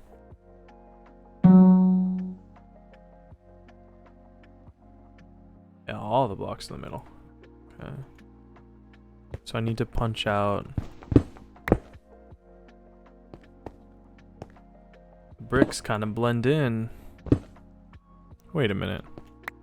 Oh yeah. I thought I messed up, but I realized I just couldn't see it.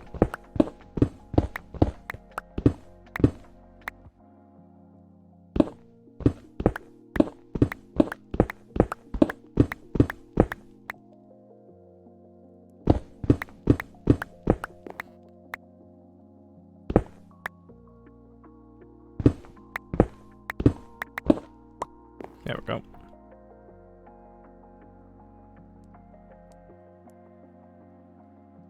Break those blocks.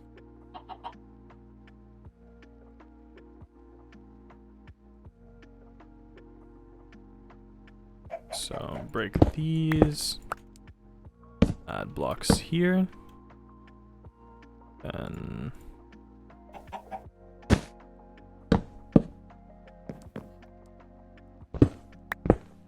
yeah, I can't do the shaders. I just don't like them. They're fun for a while, but just not my style. I also think shaders are incredibly overused with Minecraft. People put on like the most ridiculous, god-awful shaders just because of the lighting, and I hate the lighting so much in them. It's so overdone.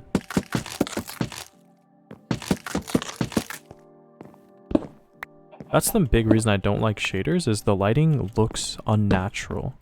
Maybe not unnatural, it looks too natural.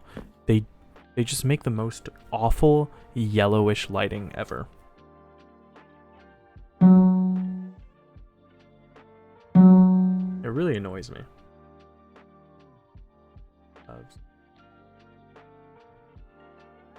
Not around, just as a border. I don't have any dark oak slabs on me.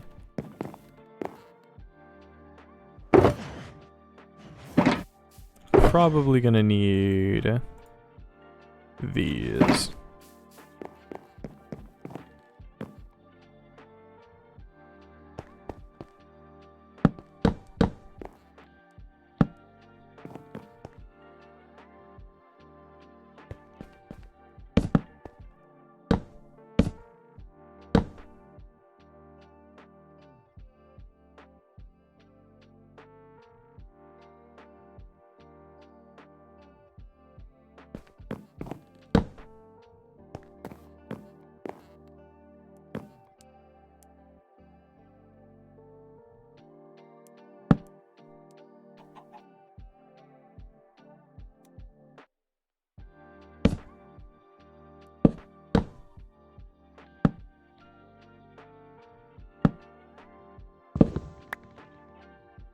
That's not right.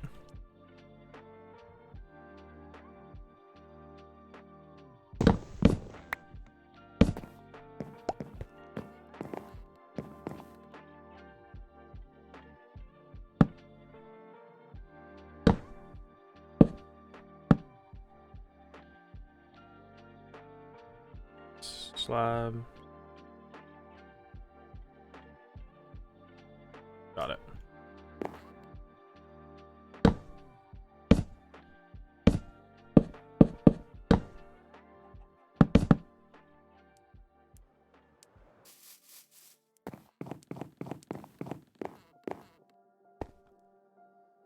I'm sure if I messed up, I'll figure it out. Like 5-10 minutes when it's vitally important that it looks exactly perfect. Oh man. Wait, what do you need? I need stair. I have some fences on me. Let's go.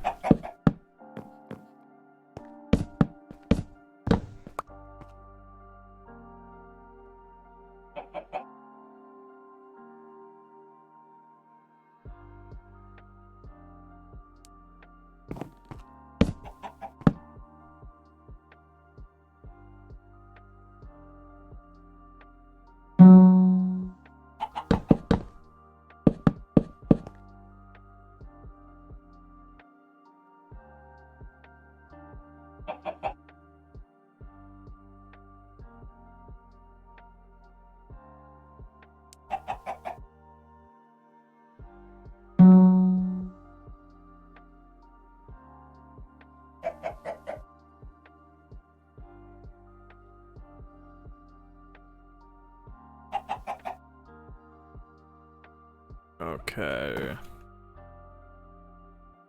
We need more oak wood. I'm gonna need more oak wood, and I'm gonna need some.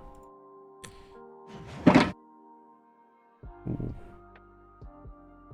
I'll do that. I'll do that later. I'm gonna need wood, and I need actual logs, or I need more stripped oak logs and stripped oak wood.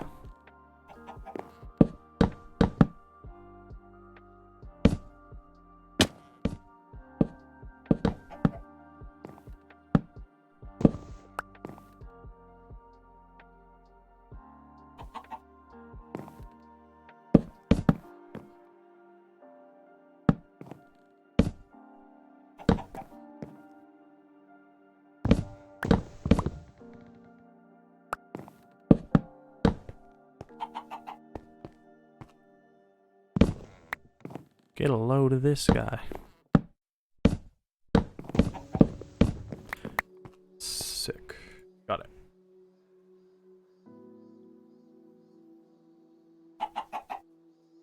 Looks good. I need some trapdoors as window shutters. Of course I put all my trapdoors away because why wouldn't I?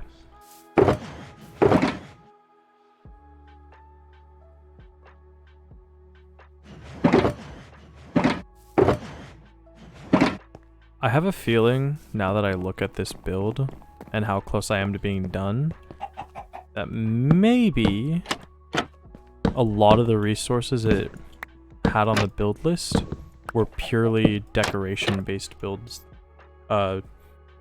materials that I'm not gonna use.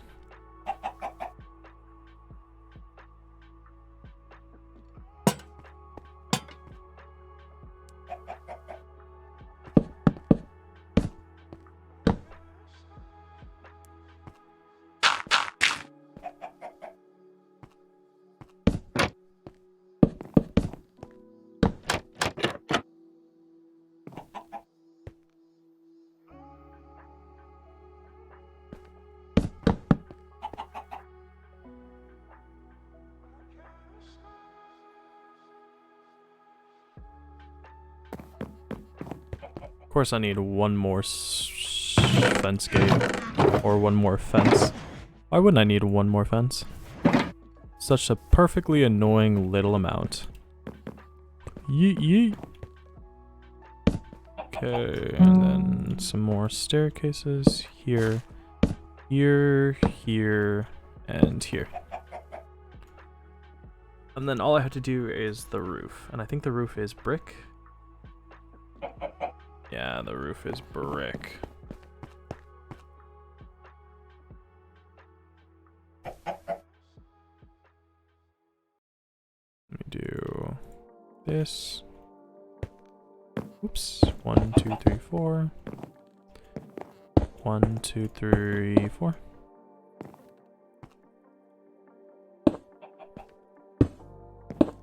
Oh, oh. Yeet.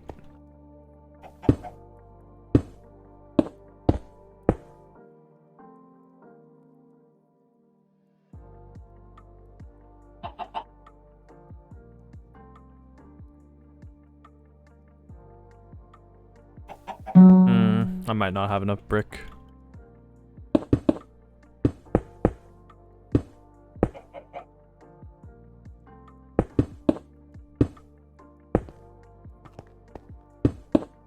I'm just gonna double brick it. Or double slab instead of... Never mind, I'm out of double slabs too.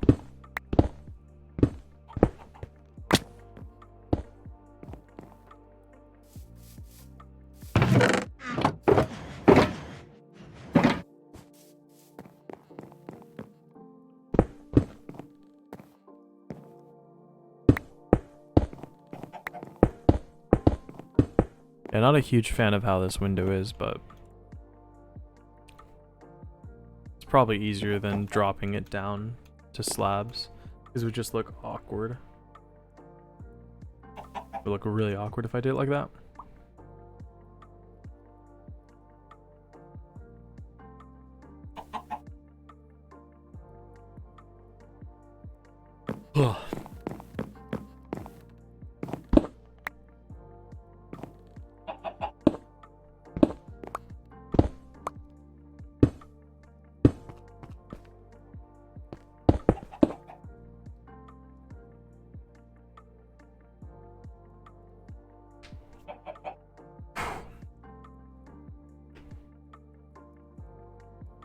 Looks pretty good. I do need to add...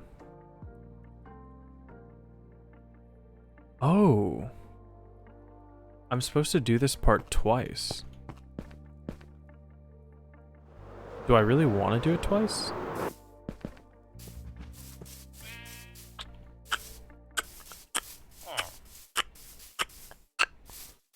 I mean, why not? Why not, right?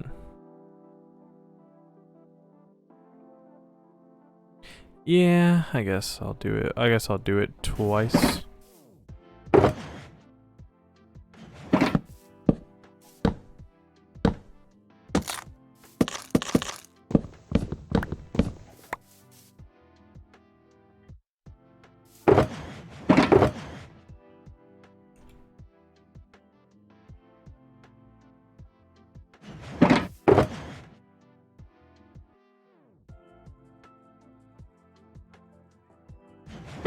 Do you think I can do it from memory? Or am I too stupid? Yeah, probably too stupid. You right, you right.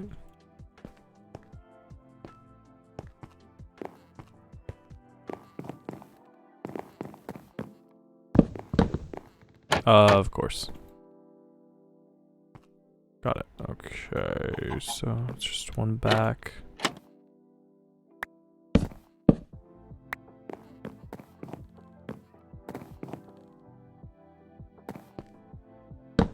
There we go.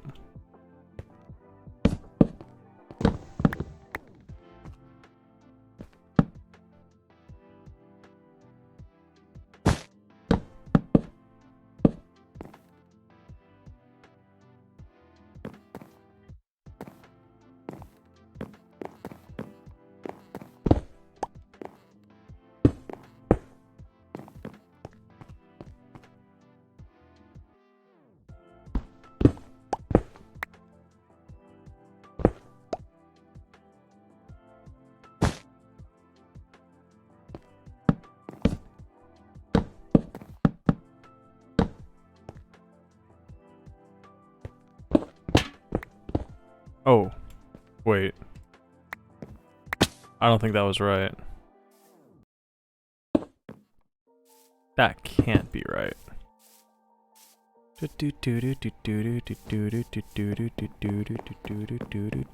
don't remember this one from the first playthrough. I don't remember this specific song.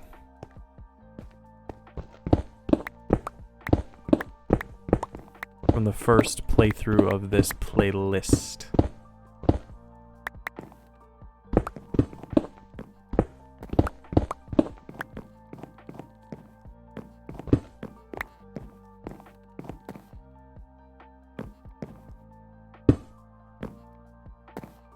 This...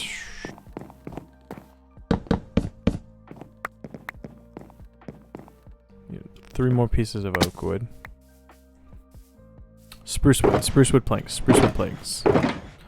not oak wood. I guess I could just slab it. Who's gonna call the cops on me? That's right, nobody. You can't report the bodies if there's no bodies left. Wait. There can't be any witnesses if there are no witnesses. That's the joke. I should remember to do this quickly before I forget to strip the wood.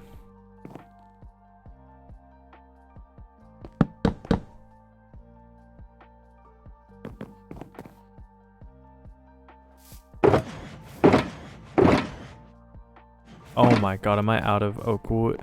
I do recall...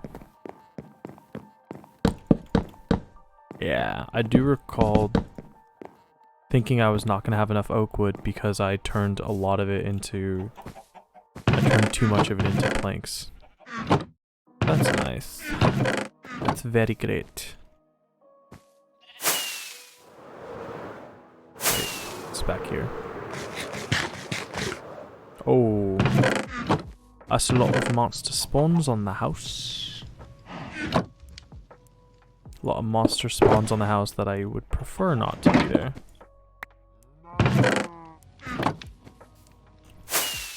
Oh, how did you get in here?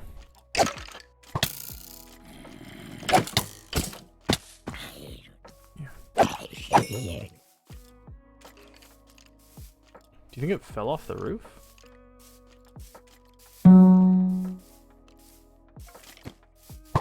Had to have fallen off the roof. There's no way it could have gotten in any other way.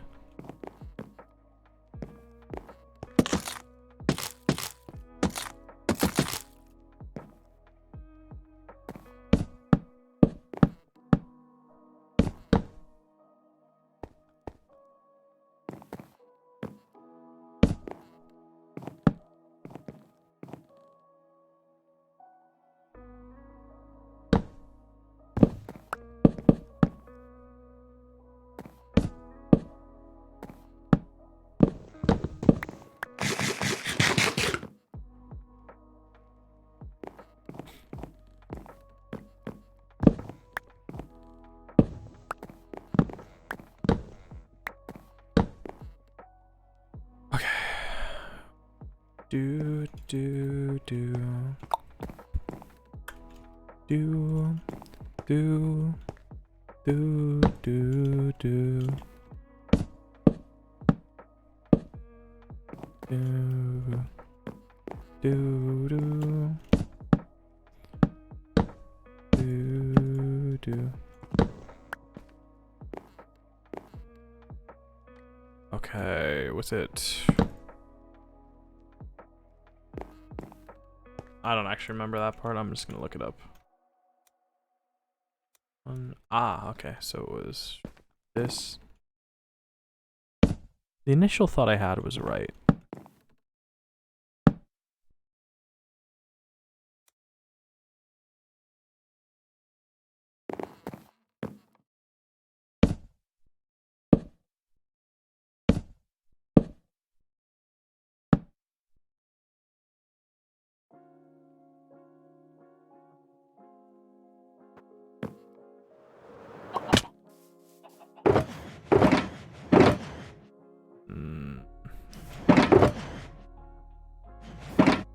Okay, I thought I had more slabs, but clearly I don't.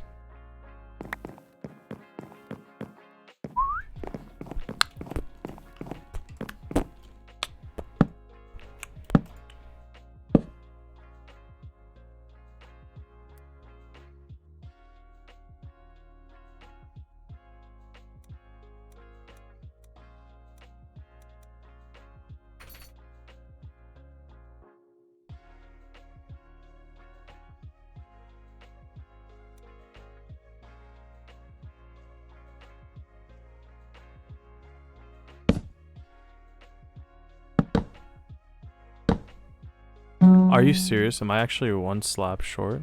That is infuriating. That's actually infuriating that I am one slab short.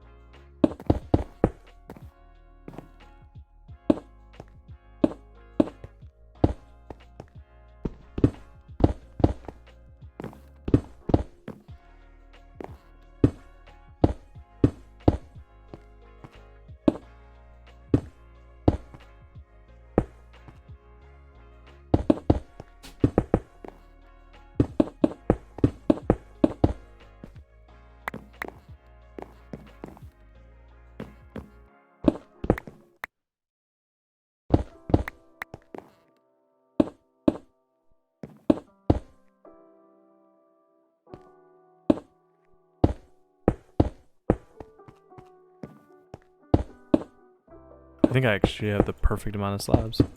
That's crazy. What else? Oh, I gotta do the front as well, right?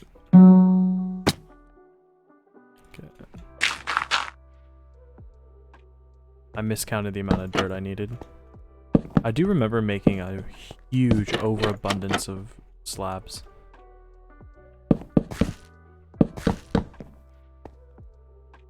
Not slabs, of trapdoors.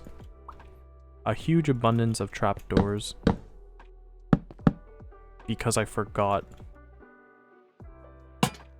trapdoors, you get quite a bit of trapdoors when you make the recipe. I forgot that it's 2 trapdoors per recipe, not 1. So there was that.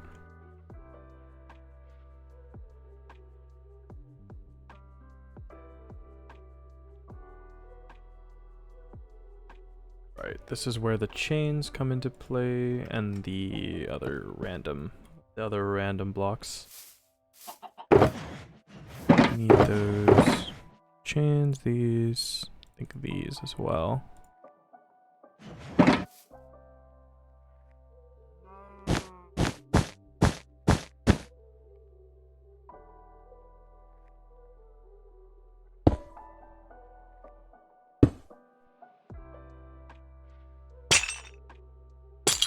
Oh man, thought I could get lazy. Wait a minute. Oh.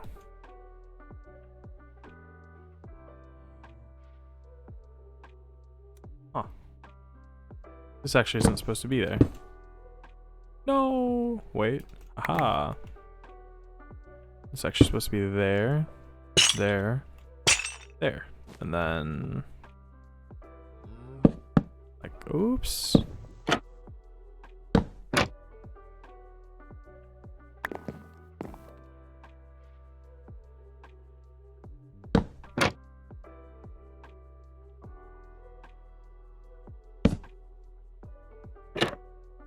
Does the top need some?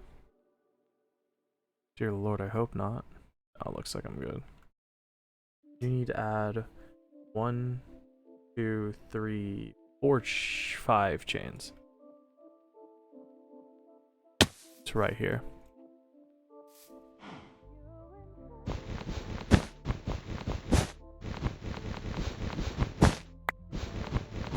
Can I do... No, I thought I could do some funny parkour to be lazy. Cool.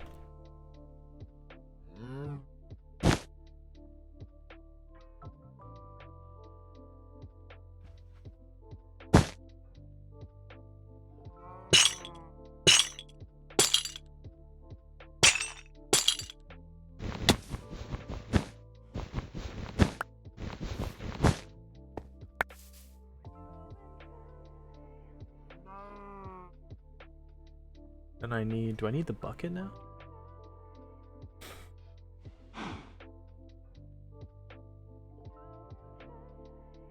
Staircases in the walls. They're in the... He's in the walls. He's in the goddamn walls. He's in the walls. He's in the goddamn walls. Never watched that show, never will, because I think it looks stupid. That's a funny bit.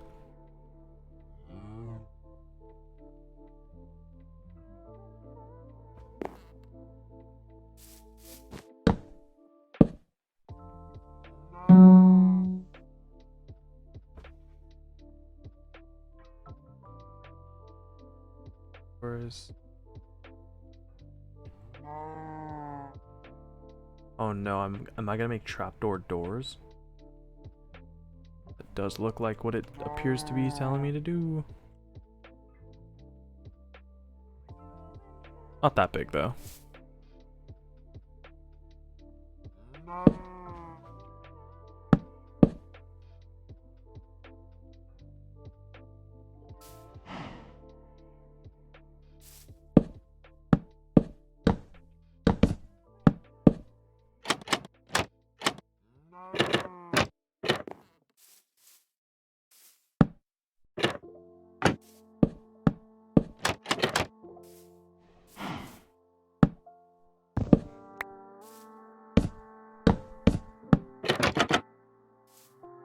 Just like that.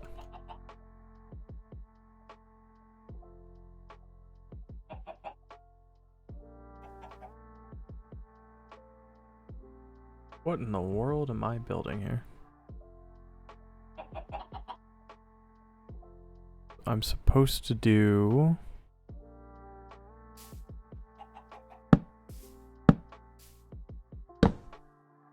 this.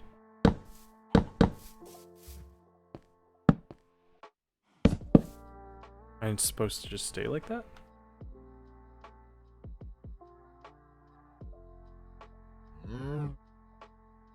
Okay, I need this to the build.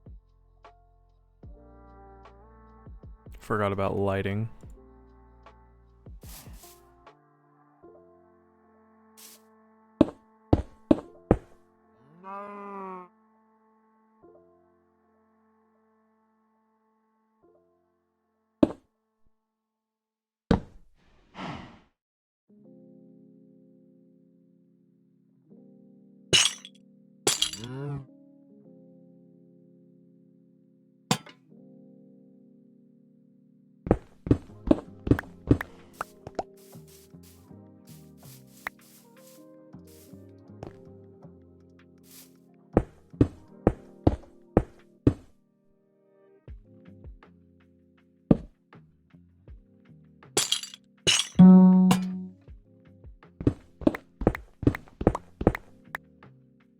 Do I have to repeat this on the back?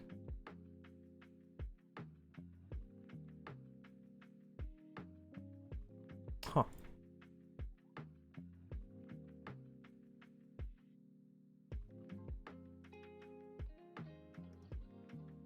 Well, I wish the person who had designed this had included this step in the building process rather than the post-building process, but recommended to add planks here to diversify the build, which is a technique, you know, it's not an uncommon technique or nothing. This is something people do with builds all the time, and I do it with builds as well. It's just, I feel strongly that if you're gonna do a step-by-step build tutorial for somebody to follow, such as the one I am following, you would maybe want to include this as an earlier step. Seems weird and a little out of place to add it so late, but who am I to judge? I'm not the one with 546,000 views on a video, so my bad.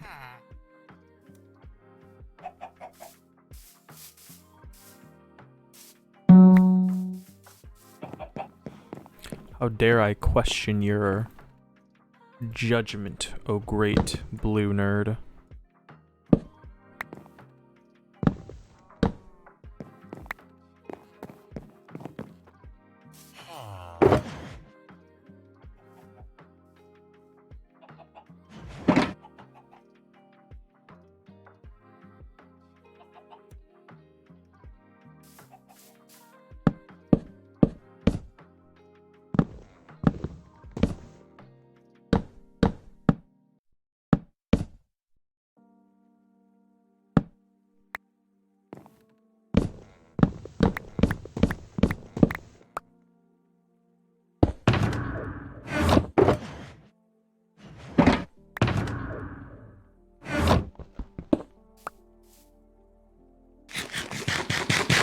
I should resupply my food storages soon. It's not like they're close to empty. It's just I don't want them ever becoming empty.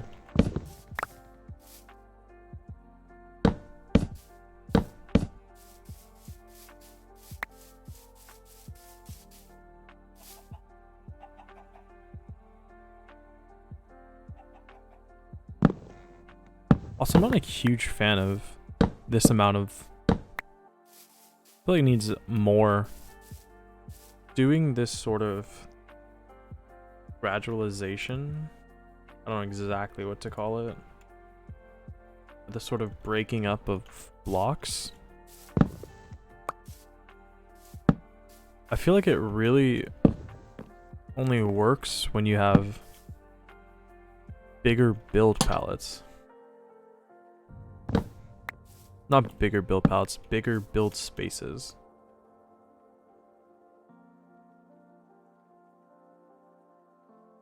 Because when you do it on a 3 wide canvas, such as this one,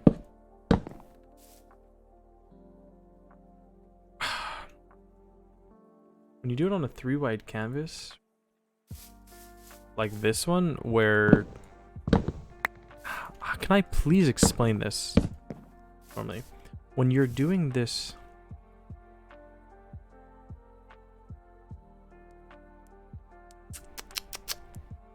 pockmarking, I guess you can call it.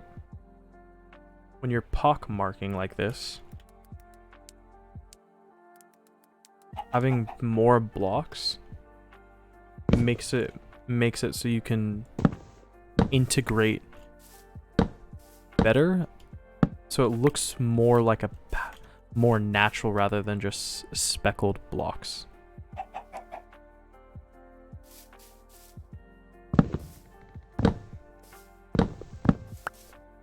And yes, I am following block by block how he's doing it, just because I'm too lazy to be artistic right now.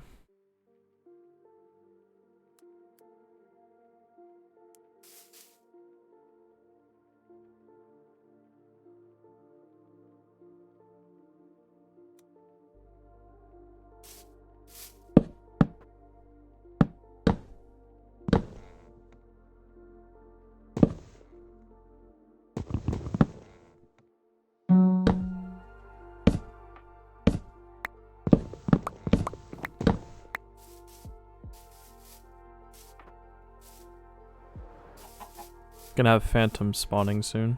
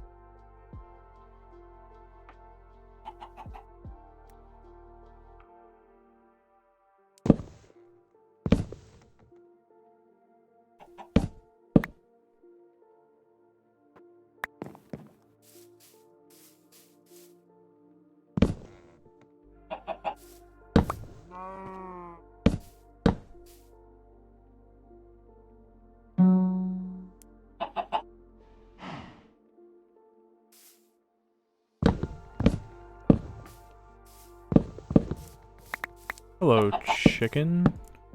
Please remove yourself or I will be forced to evict you from your skin. One thing I really don't like about this guy's design is he does exact amount of blocks each time here.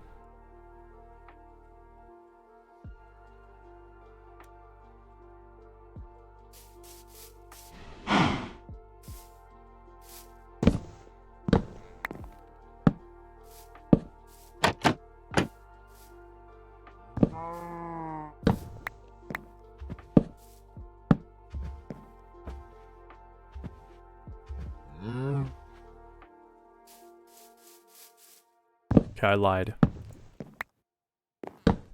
Just, it looks... It's not my favorite design, but I do like the basic shape of it quite a lot, so I'm not gonna mess with it. Is that it? No, I need to add lights to the top, that's right.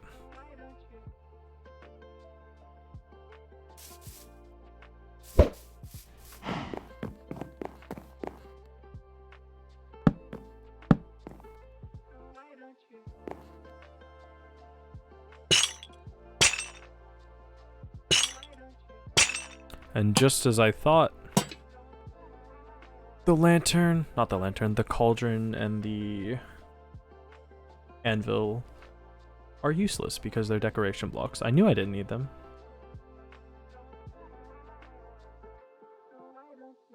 I can just spend the rest of the lanterns inside lighting up the area. I'll use 5 down here. 1 here, 1 here. It's 3, 4, 5.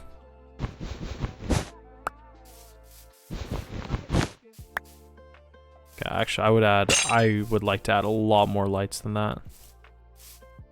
So I'm going to, because I can afford more chains.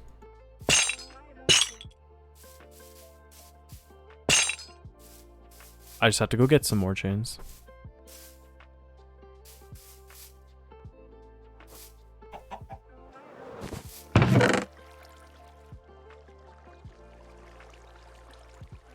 Oh, speaking of chains. Okay, I'm good.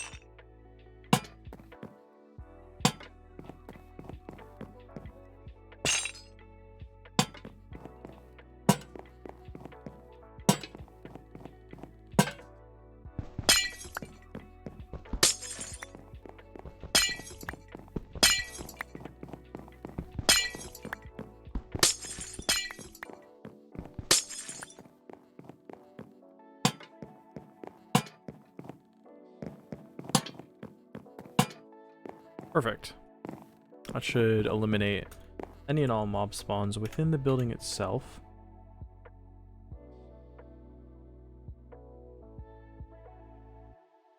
Yeah, that's a good idea. Before I do finish this off,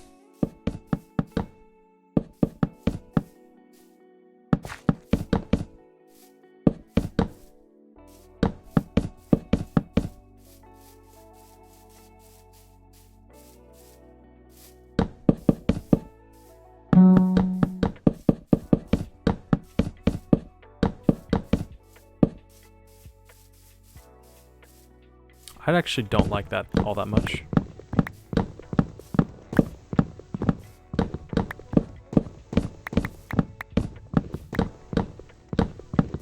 I think I like it a lot more open.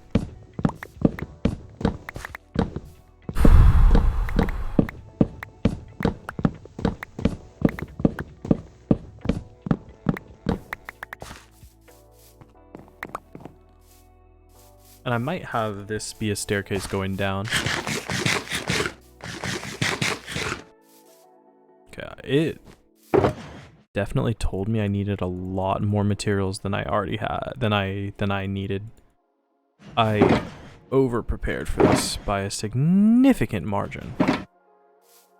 But oh well.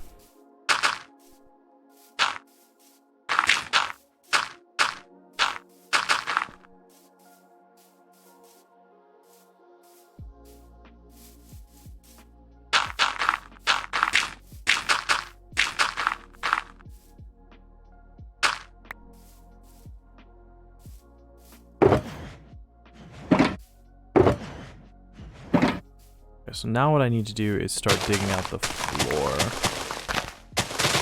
Because like I stated nearly 3 hours ago, what I want this build to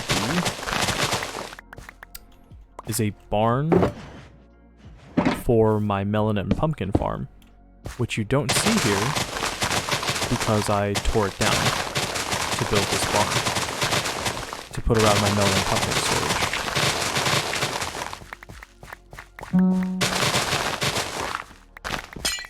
Oops. basically what I'm gonna do.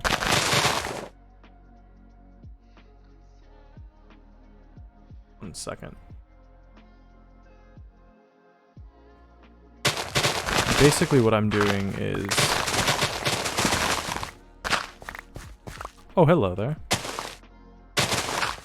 I'm rebuilding my melon and pumpkin storage. Probably not bigger, but underneath this.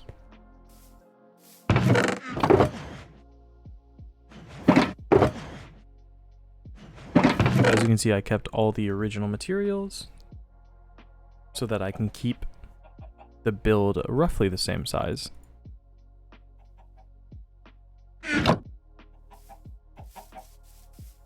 Just remember, it's note blocks above pistons. Right. Okay, it's note block above pistons.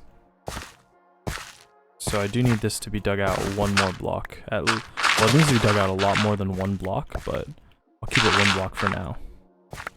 Right, I forgot about this part. That'll get annoying after a while.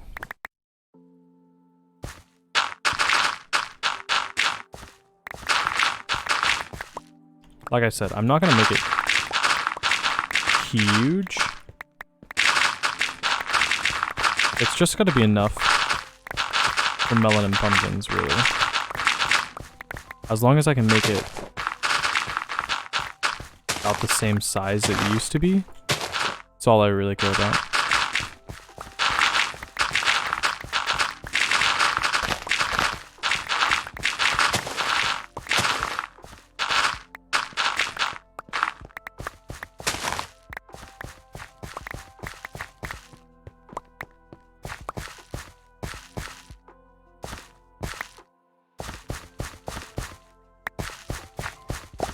Okay, so I'm gonna map out how many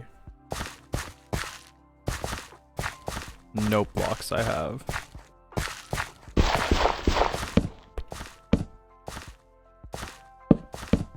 That is not how you do this.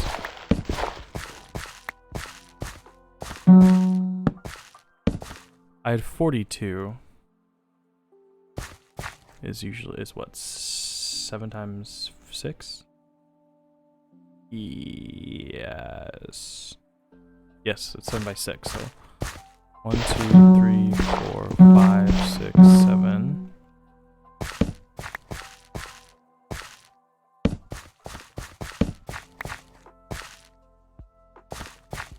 One, 2, 3, 4, 5, 6, 7, and 1, 2, 3, 4, 5, 6.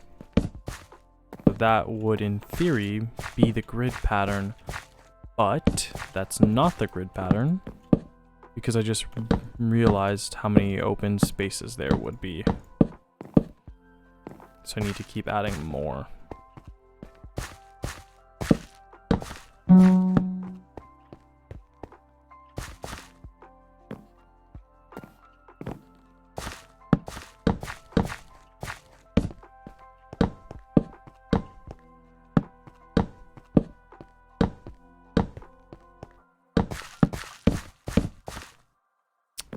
Nuts.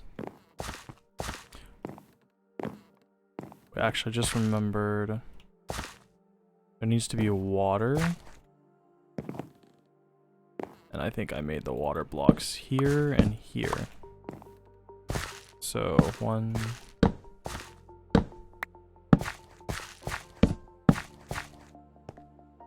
That works. Perfect.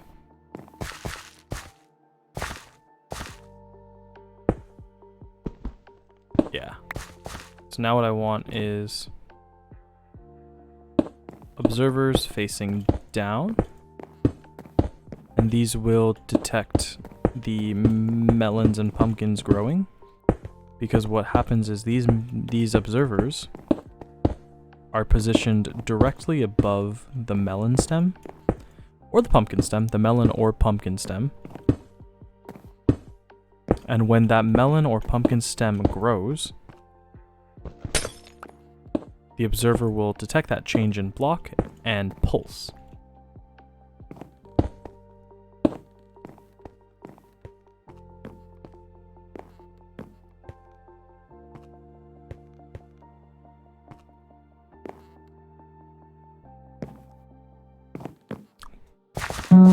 And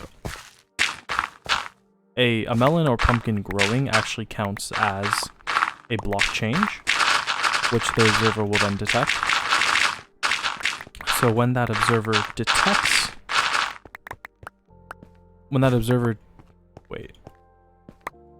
wait a minute.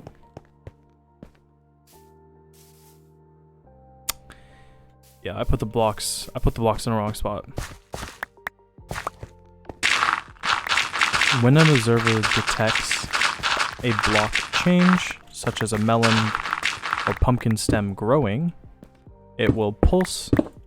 That pulse will be sent into the block above it, which in this case is going to be white wool.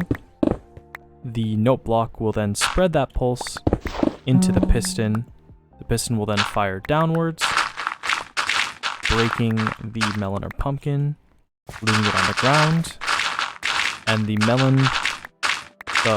minecart with a hopper below the farm will then pick it up and deposit it inside a chest for safekeeping. Very, very simple design.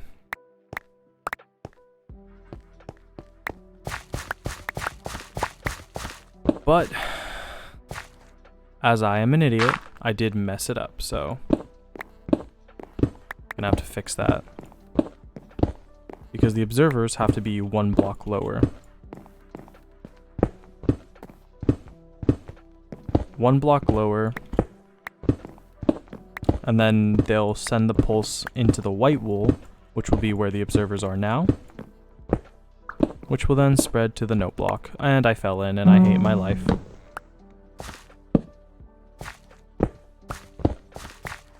Yep.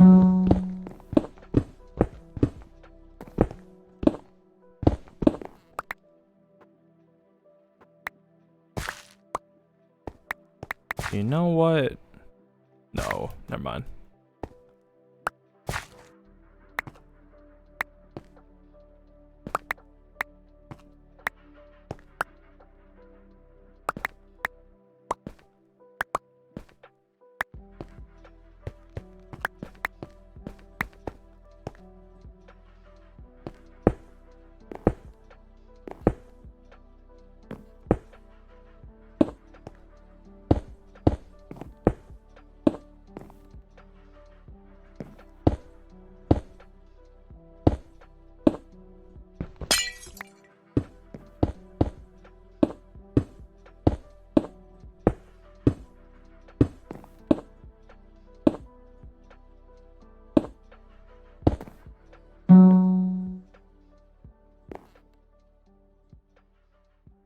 Yeah, okay. This works because here will be the water blocks. And melons and pumpkins also need light to grow. So that's where those will go. And they can't have, well, they can have a note block above them, but they don't need a note block above them. But the observers will fit there. And I think, if I'm not mistaken, those were the two observers that I had extra. Yep. There we go. That's the issue with the design that I was missing. So now what I need to do is just take a white wool, place a white wool on top of every single observer that was put down.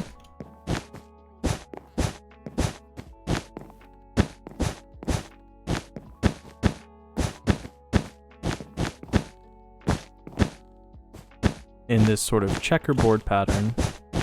Bam. Now what I need to do, very simple, dig the floor out, another block, and then another block. Because this will be the space, and then this will be the farm right here.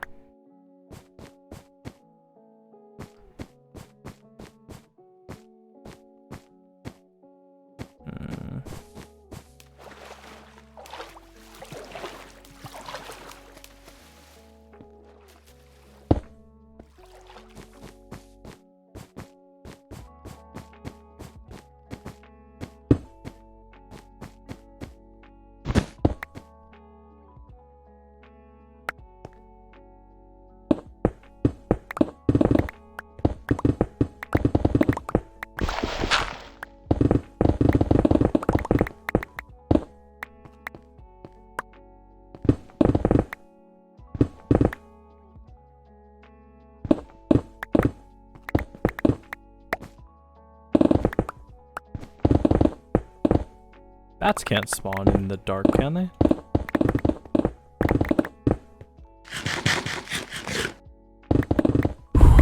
Okay, so this should be good. Actually, a block too low, so let's fix that.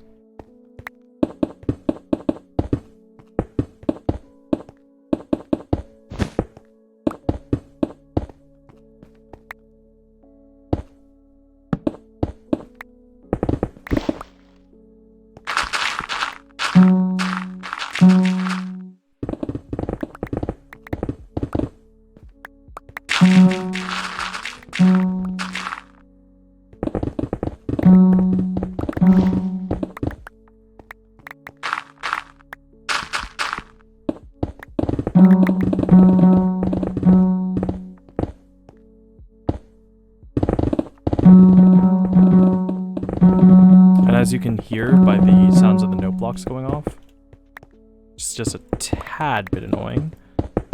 The observers are correctly detecting the block and actually activating the note blocks. So I am in fact doing this correctly.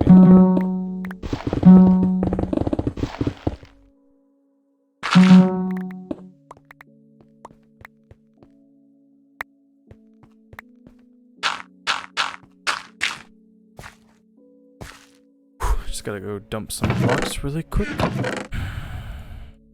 Actually, I'm gonna need some of this dirt. Drop you off.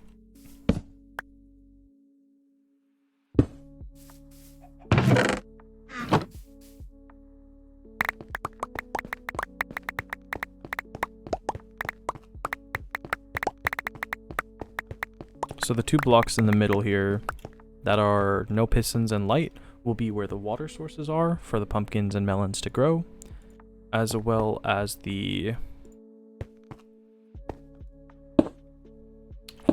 light sources so that they can grow, because they also do need a light level to grow.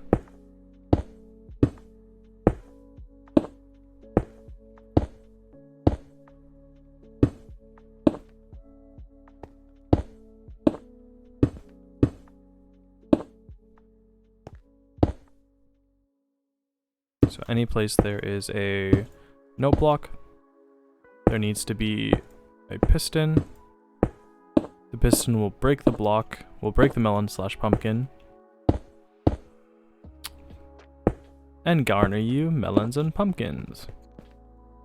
So now all that's left to be done is place dirt blocks everywhere, basically. And then after that, I need to plant the melons and pumpkins.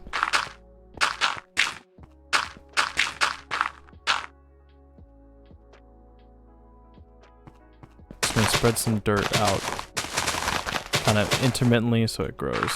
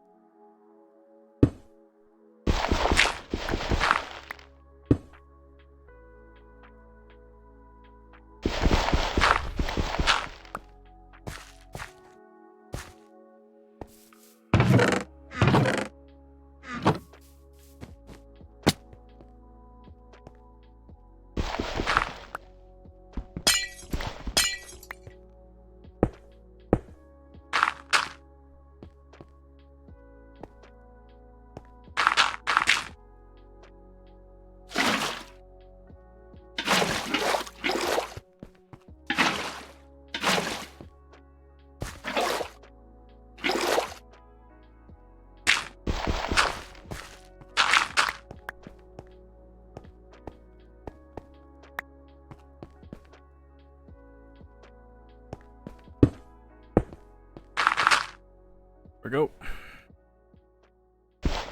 Now I just need the melons and pumpkin seeds. And then I have to set up the rail system. which might be a little bit more, might be a little less annoying if I set up the rail system now. One thing I do also want to do is set up the stair system.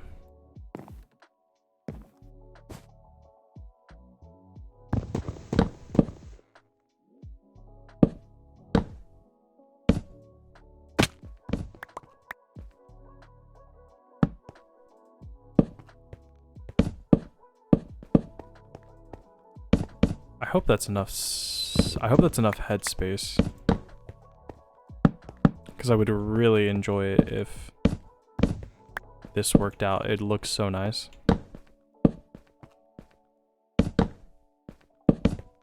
Lamb's crest. I'm the fucking god of war. Is it enough? Oh, it's more than enough headspace. Perfect. And then the floor will be made out of glass just so you can see below. I didn't even need any fence gates. That was really annoying that it told me to craft that. One thing I'm gonna do though is I'm gonna get more powered rails just in case.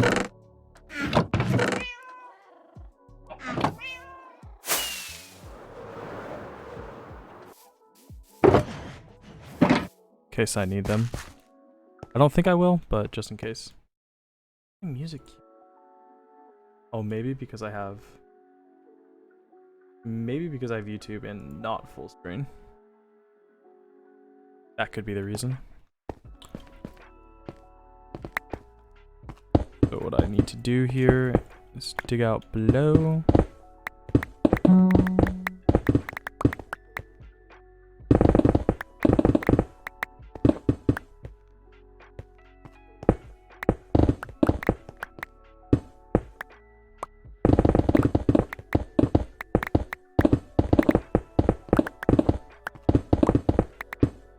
Lamb's crest. Okay, let's see.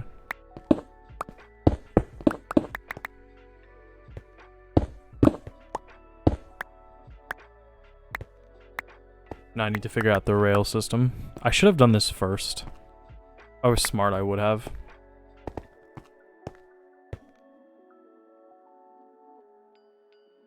So we got 1, 2, 3, 4, 5, 6, 7, 8. 1, 2, 3,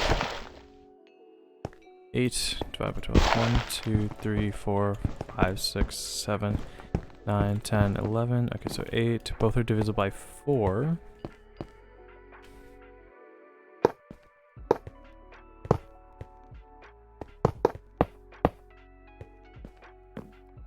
Not sure if I like that.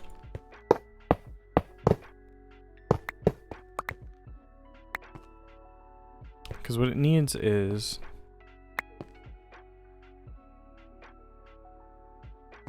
right here. How many hoppers do I have? 9? Oh, that's a lot of hoppers. What I want is for this to be the collection system.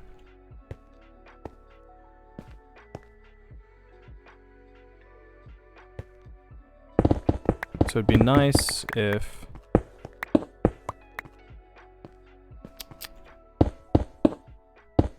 okay, so ideally, actually I want a couple more stairs.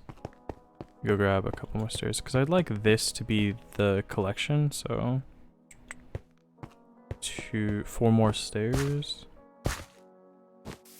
if possible.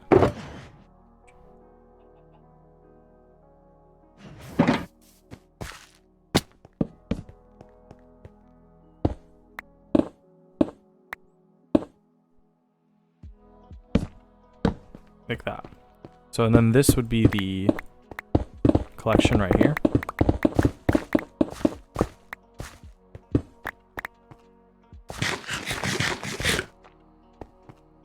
Yeah. And then I think like 2 double chests. Well, okay, then actually that's not enough storage, is it? I'd actually be fine with the storage being over here.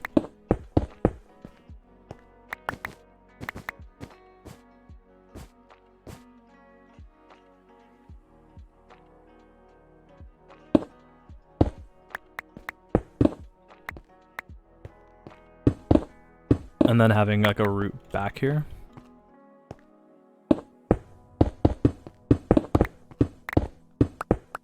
Because if there's a, let's say, yeah, so if I'm walking on this path, and then there's just chests, say these are chests, right? Double chest, double chest, double chest. Double chest seems fine.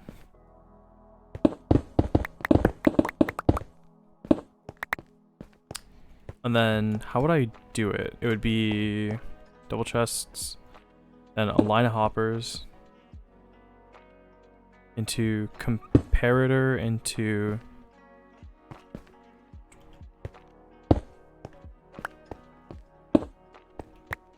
trying to think here. 2, 3, and then the comparator would be here. Hopper would be into it. Wait. Hopper would be into it here. So this would be the first hopper. Like this. There'd be a hopper here. 1, 2, 3. Actually, I'd like it 1 block higher.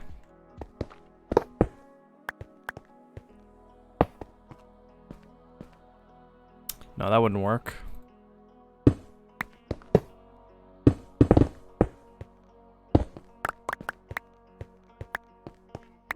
I'm trying to get an odd item filter. Okay, screw the item filter. Let's just have them shoot out here.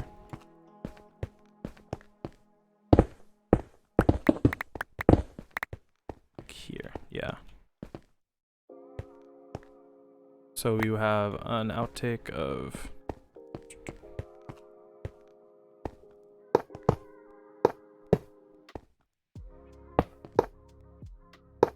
like, there we go. And then we need rails to go over all this.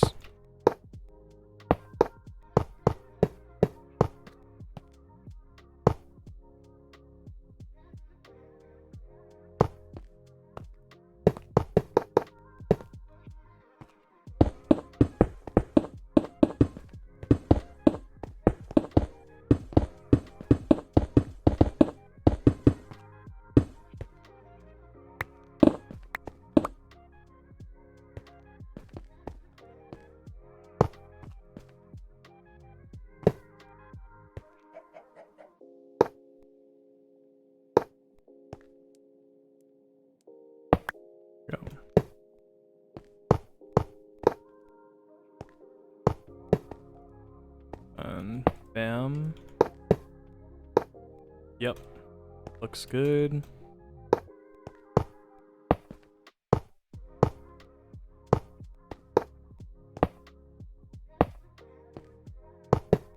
Lamb's crust. Sorry, it's probably doesn't make sense. It's a clip from God of War Ragnarok. There's a behind the scenes clip where the voice actors are recording a scene where Freya asks Kratos to pick something from a garden, and the voice actor for Kratos, Christopher Judge, I think his name is, goes, Lamb's crest. I'm the fucking God of War. And he says it like, fucking, because like, if you've ever seen God of War Ragnarok or Valhalla, Kratos has like a really gruff, really deep voice. So he says it in that, it's really fucking funny. Lamb's crust. I'm the fucking God of War. I'm sorry, as you can tell, I'm kind of tired. As one might expect, seeing as I started streaming at like 4 a.m.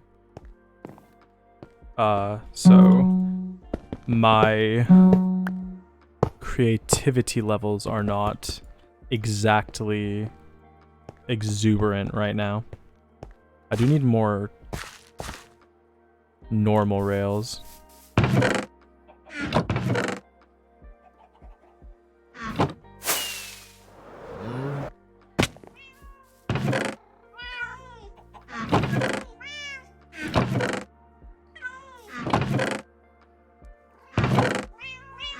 I'm just gonna grab them from the very not suspicious at all. Infinite rail machine. As you can see, it's actually very technical. No cheating going on whatsoever in this machine. It's not at all a rail duper. It's actually a magic notch wish generator. So what I do in this machine is I constantly beseech Notch to give me free rails, and he does it free of charge. But it's very powerful. It requires lots of investment and grinding to do, so not everybody can achieve it. Natty, you know?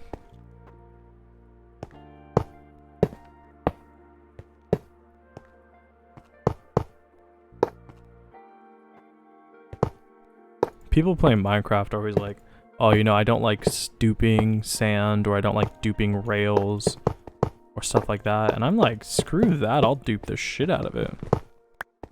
The only thing I don't like duping is just normal items. Stuff that you can easily, or stuff that you can farm. I'm not a huge fan of duping that, and because I used to do it. I used to dupe everything, and I'm not a fan of doing that anymore. But sand, I'll dupe sand forever, because other than duping, no other way to get it infinitely. Other than just like hand picking it, but I don't like destroying deserts just for sand. That's not a thing I enjoy.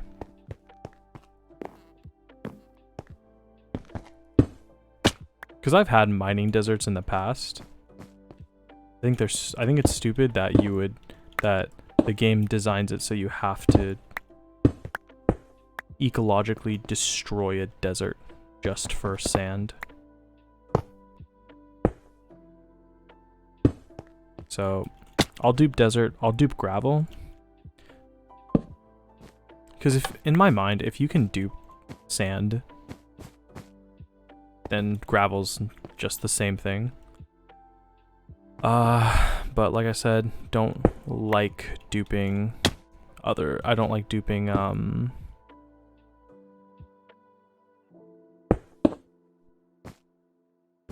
anything. I like TNT duping? Absolutely. I'll TNT dupe for days. But not a huge fan of duping anything besides TNT and sand, really. Or gravity blocks, like sand, concrete powder.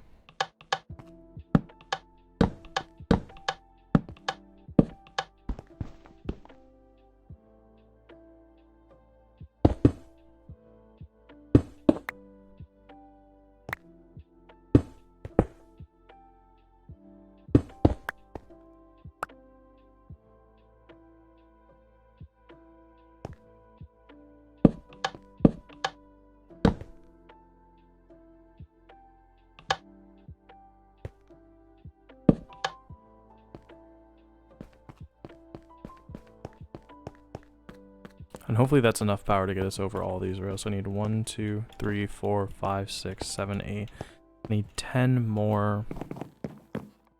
I need 10 more levers.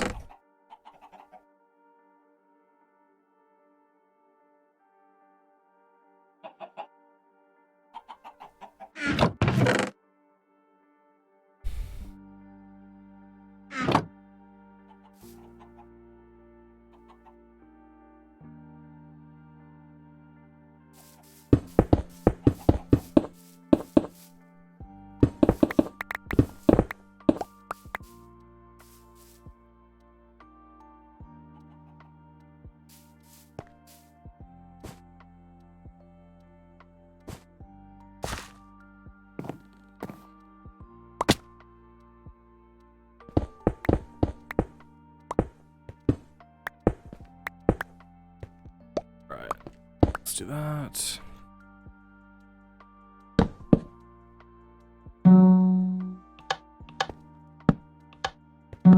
That's a note block. Why do I hear note block playing?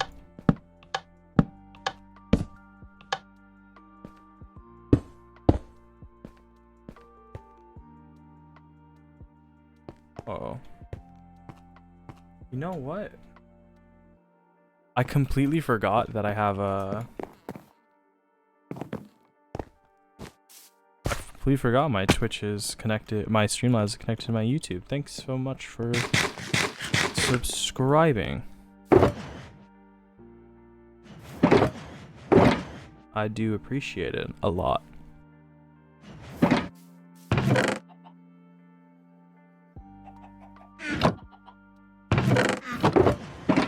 There you are. Okay. So I got the water in, I got the lights in. Check to see if the track is strong enough.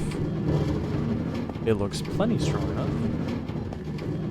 That's always my big worry with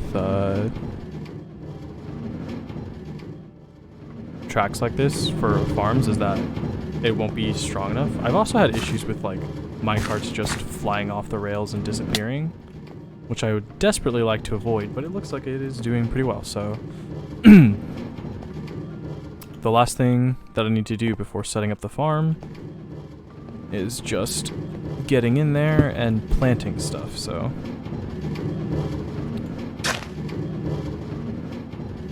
let's do this.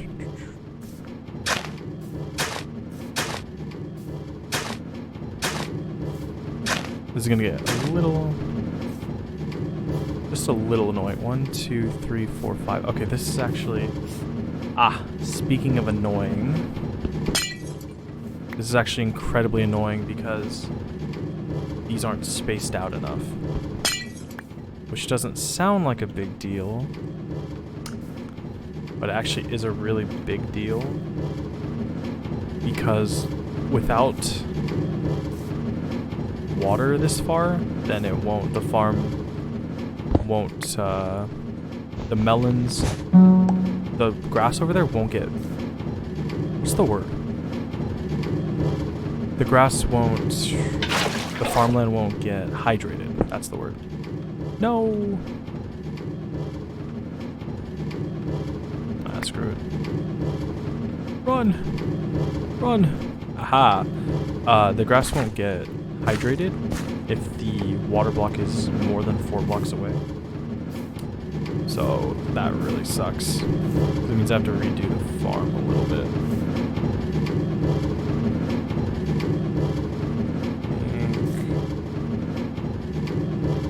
Let's put this back.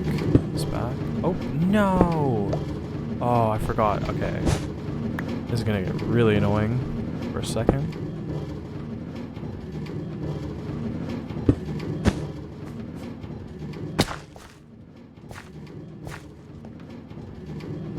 Oh, wait. Oh, okay. I'm really stupid. That notification sound was not anybody following the stream. That was someone actually subscribing to my YouTube. Which is also really, and this actually, I do appreciate that a lot. But I just, I sound a tad bit stupid because nobody actually followed the stream. Please. It's fine. I don't mind being stupid.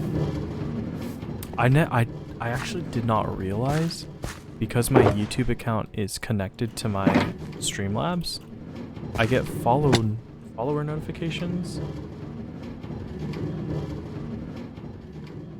when somebody subscribes to my YouTube. Subscribes to my YouTube while I'm streaming. That's really interesting. No idea that was a thing.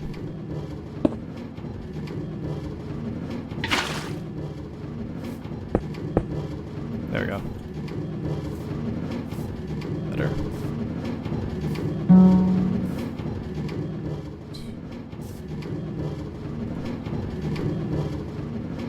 This should be able to be hydrated. I hope so.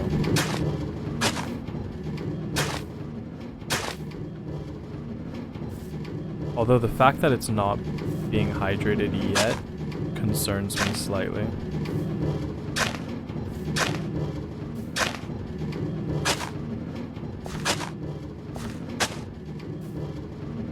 Oh.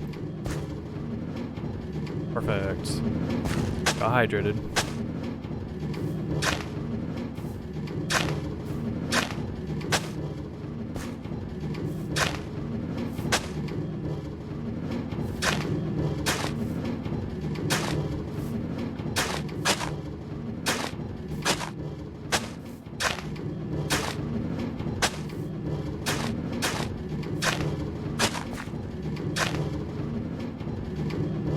will add a couple more lights to the edges here, just in case.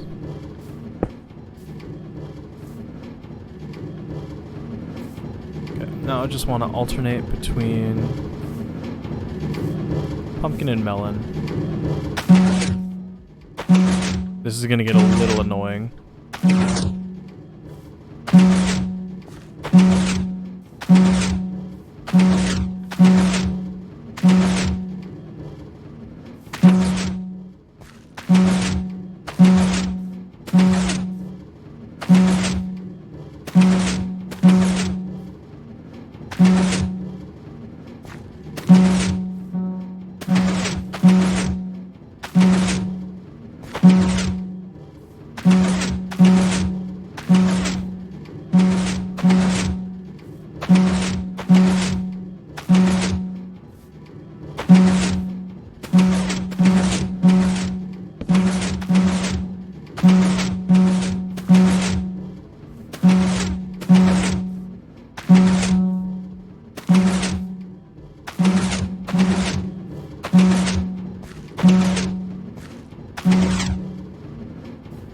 I feel like I ended up not placing anywhere near as many pumpkins.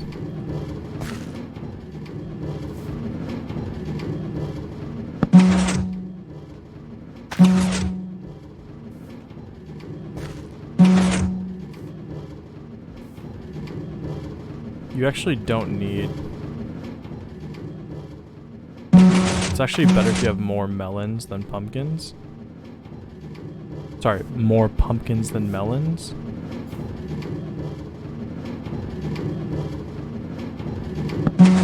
Just because melons grow quicker, and you end up getting a lot of them.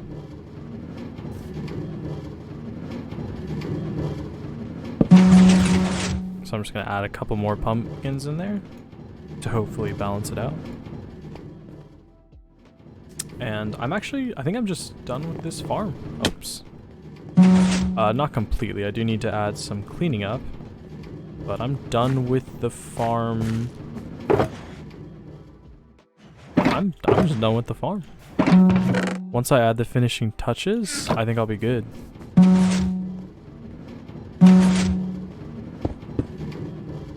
I just want to add a collection system. I do need a dispenser. I'm gonna need a lot of glass. Head over to Glass Town. Maybe not a huge amount of glass. Actually, what's in here is probably enough. I do need hoppers, though.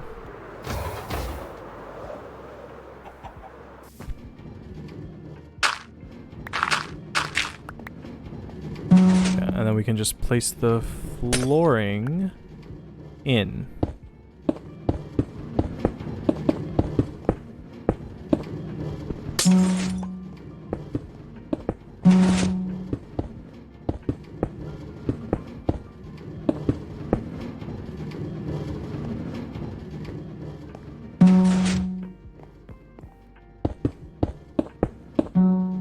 Pretty sure this will be enough.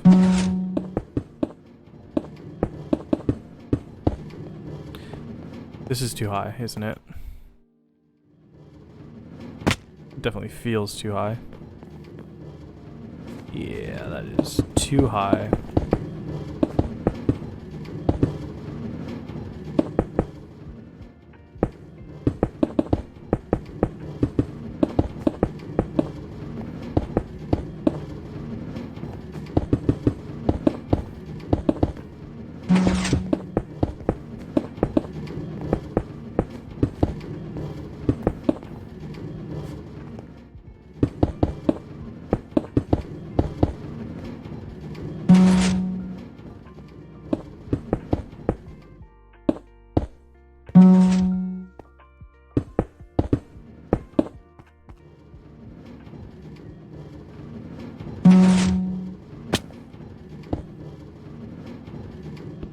Actually, don't want that one there. I do wonder if I should start streaming on YouTube. For a couple of reasons. The main one being one thing I really like about YouTube and streaming on YouTube, which I have done a couple times, is when you stream on YouTube, your streams actually have a dedicated playlist, a dedicated tab on your channel page. So if you stream on YouTube, then your stream VODs are just organized. Whereas if you stream on Twitch and export your VODs to YouTube, they just are considered a full upload, which is fair. So when you upload stream VODs, they're just kind of big, which I'm not a huge fan of. Because they clutter up, you know, your video page, which I don't really like, but it's not the worst thing in the world. The second thing being, I don't really like Twitch as a, I guess you could say, as an organization. They're kind of corrupt, and like the whole just chatting era, like thing with all the bathtubs and pools and stuff, like it's just sad. It's Twitch is a glorified like porn website for a bunch of people, which is just wrong. Not to mention just the, you know, the whole parent company issue I don't like as well, but the other reason being I have a following on YouTube, not Twitch, because I put all my effort the past year into just YouTube, not Twitch. And the majority of my focus has always been on YouTube rather than Twitch. By design. I'm not saying it's a bad thing, I'm just saying I've only focused on YouTube, not Twitch. So I don't have a big following on Twitch. And also, I don't really know how to grow a following on Twitch. Because with YouTube, I'm still working on it, but I'm sort of getting into the swing and understanding how to build an audience. But with Twitch, I have no idea. I just feel like I'm floundering completely with Twitch. So I don't really know if I should stay on I don't know if I should stay on Twitch, because I just don't know if I can create an audience on Twitch. Because the fact of the matter is, more people watch my Twitch VODs on YouTube, which is like 6 people, than actually watch my Twitch VOD, or than actually watch my Twitch stream. So, is it even worth it to stay streaming on Twitch? Because the other thing I don't like is Twitch. I don't think Twitch's organization system is great. To be fair, I think YouTube's organization system for finding Twitch streams is really bad. I don't think it's as good. I think it's hard to find streams on both Twitch and YouTube because it's just not very well organized. But YouTube does a great job of recommending out streams where Twitch does not do a good job. So if you stream on YouTube and let it become, you know, once you're finished with it, I think it's pretty easy. I think it's easier, or it's more likely for your Twitch stream to be discovered, or your stream VOD to be discovered after the fact and during the fact on YouTube than it is Twitch. So it makes, you know, growing a little bit easier, I think. I'm not 100% certain on that, but it just feels like that. But again, I don't know. It'd be a lot of work. Maybe not a lot of work. I don't know whether or not it's worth switching from Twitch to YouTube, because obviously I'm not large enough to be monetized on either platform. So I don't actually know if it's worth it to switch either of them. Or to switch at all. Because, I mean, I'm not a huge fan of live streaming. I just think live streaming is a lot easier than creating content on YouTube. Depending on what kind of content you make on YouTube. But I think for the way I do it, I like YouTube. Because if you're only gonna do one, Twitch is easier for sure. No doubt about it. Oh, I needed chests and a dispenser. But I don't think I could ever not do YouTube if I were to make it as a content creator, because I like YouTube. I like the way the platform works, and I just like YouTube generally a lot more. And I think it's more fun as well. And I think YouTube is a lot easier to succeed on. Not sure, I don't know if that's true or not, but I think YouTube feels to me like it ages better than Twitch does. Because that's what I feel. But that might just be because I've put more time into YouTube than Twitch. So I could be completely wrong about that, but that's just my feelings about Twitch and YouTube currently.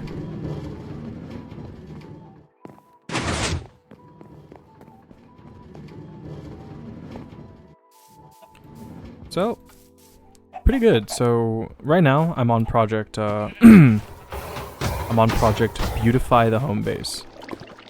I need 2 comparators and 3 redstone.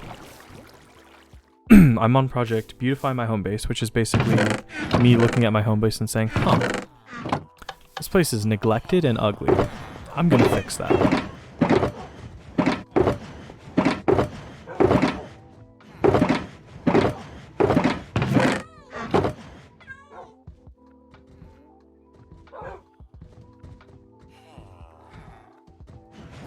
And by fix it, what I'm gonna do is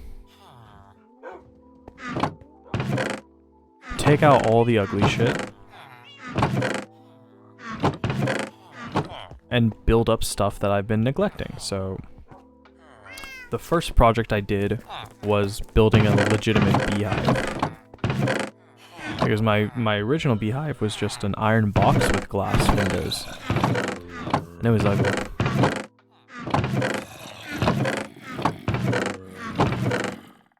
Why do I never have hoppers?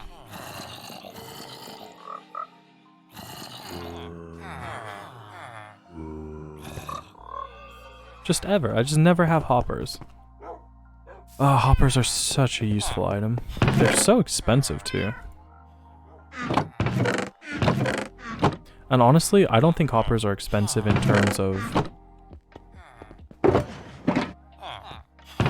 iron. I think iron is extremely cheap and easy to come by. I think hoppers are expensive because of how much wood you need to use them, plus how much wood you need to make the chests required to use them.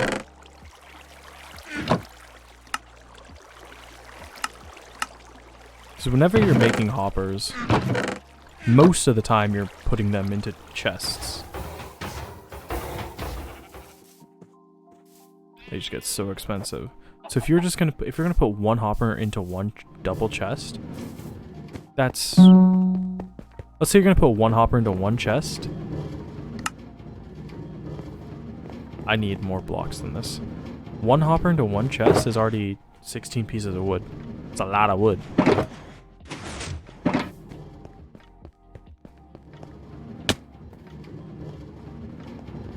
Oh, wait a minute. No, I'll be fine.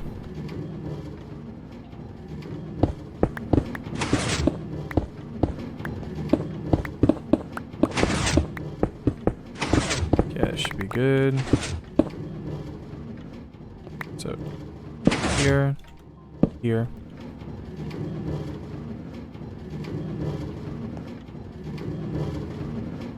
Wait. No. Here. I put away my redstone, didn't I? Cool. Good one, Josh.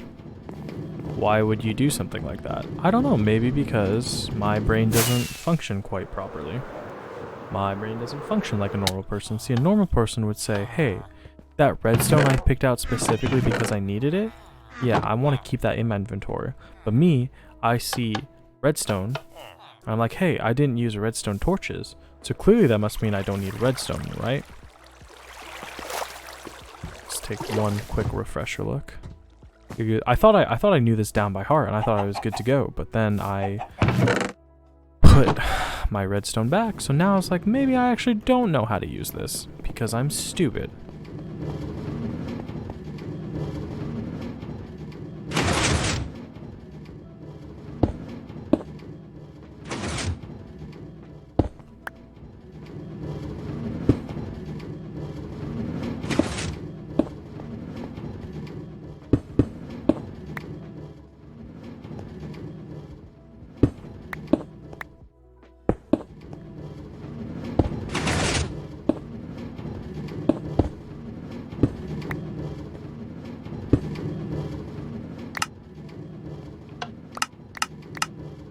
Perfect. There you go.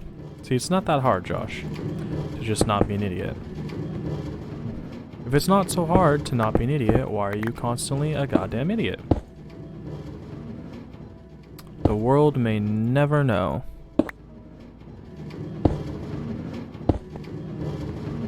That still works. Yep. The only thing I have to do with this is make sure it can't spit items into the minecart hopper. Because if it could spit items into the minecart hopper, that would sort of be counterintuitive. You know? Be a little bit of like a, why would you do that?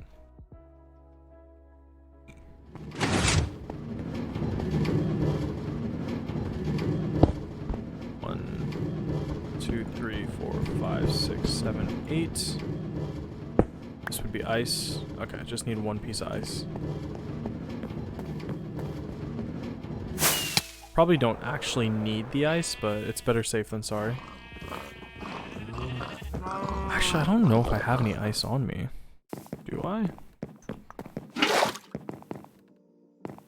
Oh yeah, so project 1 of beautifying the home base was building a beehive. Second one was tearing down all the iron golem holding cells. Nah, it's not gonna deal with that. Third was actually building up the villager hall, which I didn't fully finish, but I finished pretty well.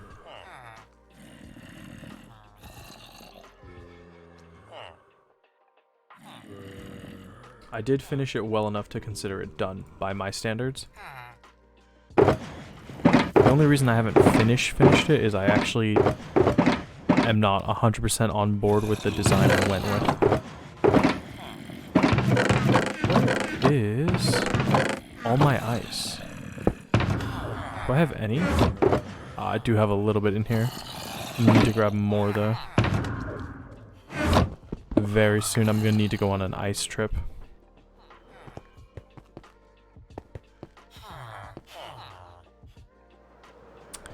Yeah, and then after Villager Hall, it was oh, I started tearing down. Actually, I think the first thing I did was start replacing beacons with sea lanterns, and then I started building pathways, and then the beehive, and then the Villager Hall, and then somewhere in between the Villager Hall, and then I was replacing the beacons with beacons covered by leaves.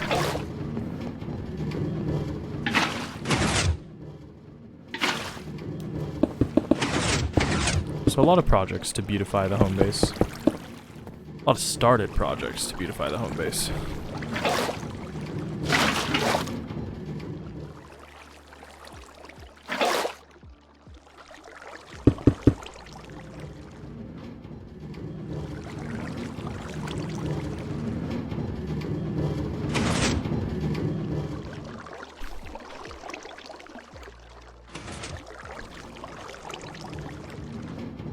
You know, originally I was going to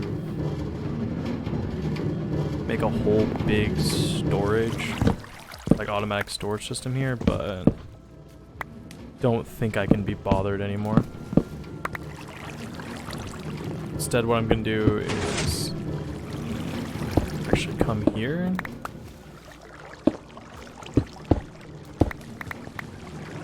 Do this.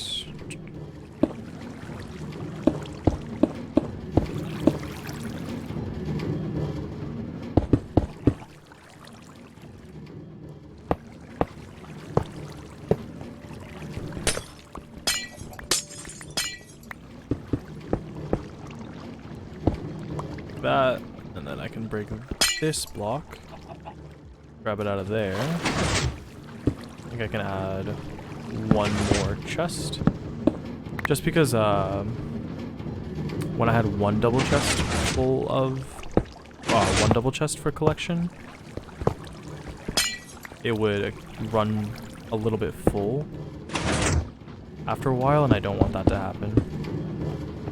I don't want to ever cap on storage, so I'm just gonna make sure it can never happen. And down here will be 1, 2, 3, 4, 5. I need 10 chests, so 80 wood, which is a lot of wood, but you know.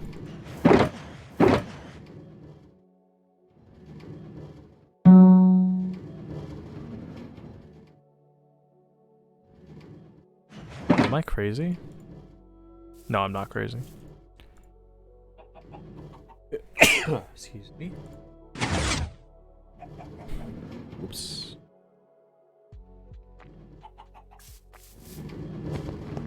Ten chests. Got 5 double chests worth of storage.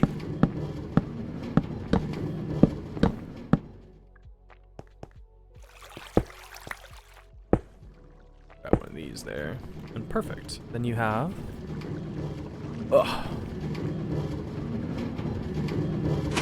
hopefully more than enough storage. More than enough storage for my melon and pumpkin farm. So add a couple extra lights here and there, because the last thing you would want is a creeper spawning down here and blowing everything up. It is not beautiful, but I'm not going to change it because I don't need to. I built a whole barn over it specifically so I don't have to...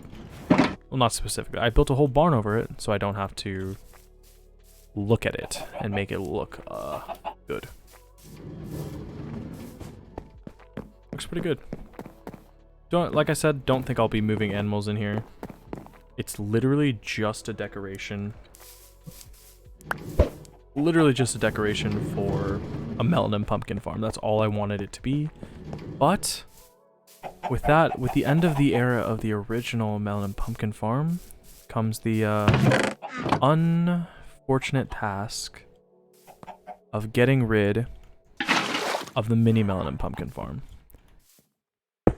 And it's a sad day to see any of the original infrastructure of this world go. But this farm was only built as sort of practice for my original melon and pumpkin farm. Or before my original melon and pumpkin farm. And unfortunately, I could keep it, but it's time for it to go.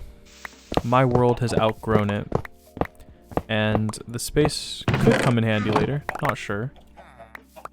Oh, of course the one thing I can't pick up is the chests, after I ranted about the chests being annoying. But yeah, it's time for it to go. It served its purpose dutifully. It was an amazing farm. It worked well. I mean, about as well as for how small it could be. And quite enjoyed that farm. And I'm actually pretty sad to see it go, but I've been wanting to clean up this part of the base for a while, so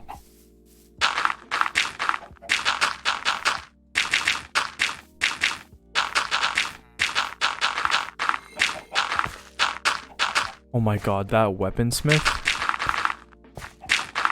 Dude, it researched its job, or whatever they called, and that scared the crap out of me. Because I just heard a blade ringing against metal, and I thought there was somebody behind me. It scared me.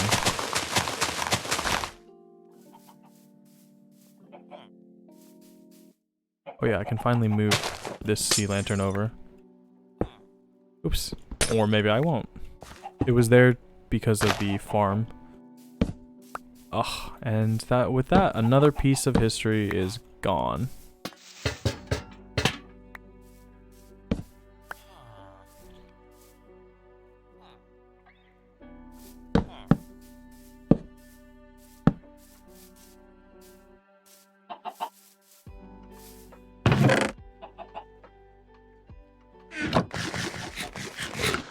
But because the melon and pumpkin farm is now gone, what I can do is build a pathway. Build a pathway up to the new melon and pumpkin farm. I mean, not like a real pathway, just a crummy little pathway, I think.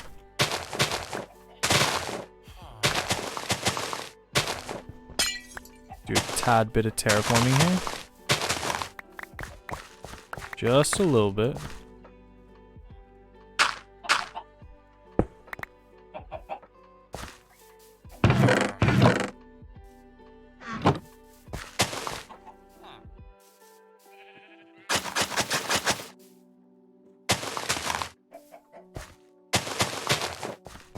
I need some, I want a couple slabs.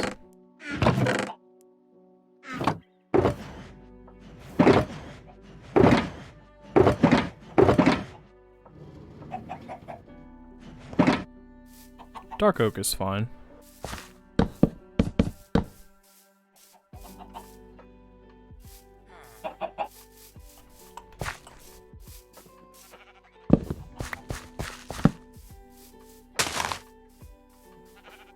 That looks terrible.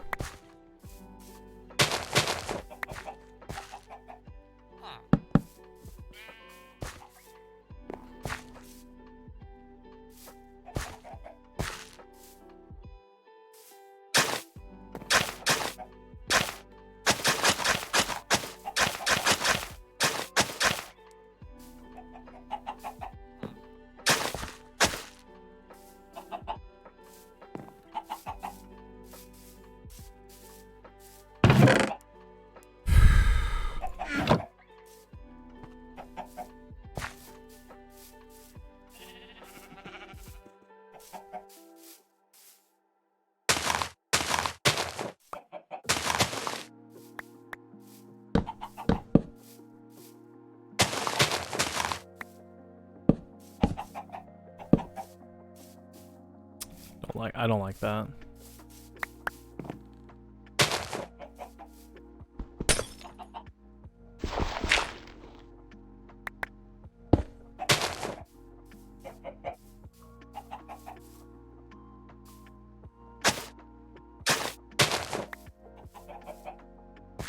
Yeah, I'm not a huge fan of the way that looks. I think I need to go back to slabs. Ah, of course I did.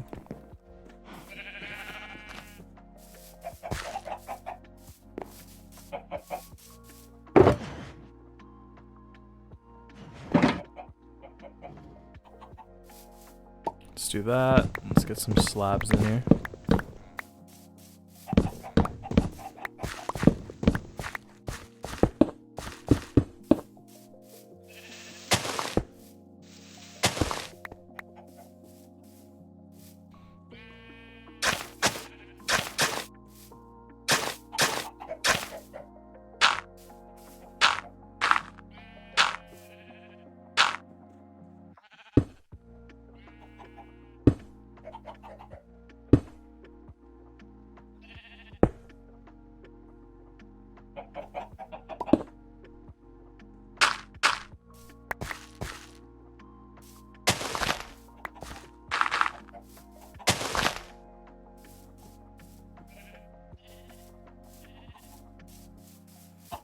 As long as I can approach the path from any angle and not a catch, I'm fine with it.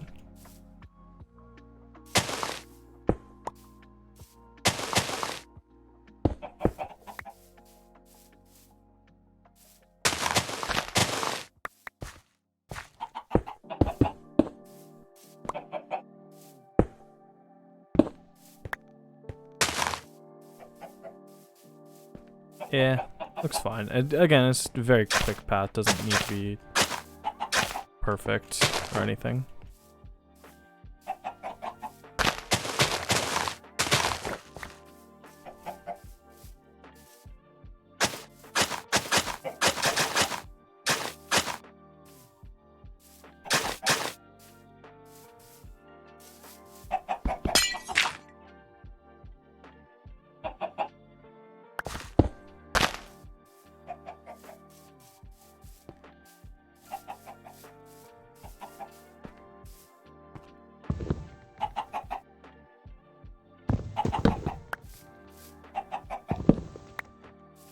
Okay, I was wondering if these actually made a difference, but no.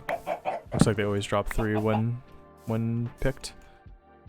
I do need like, I guess I should make like a real cocoa bean farm at one point. I've never done it because I've never needed. What? Oh, I know.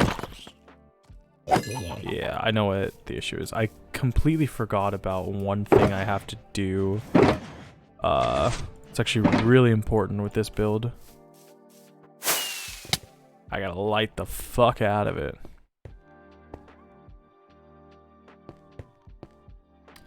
Best way to do that, I think, is just... I don't need to light up all these blocks because some of them do have... a lot of them are close enough to light, but better to overdo than underdo. Okay.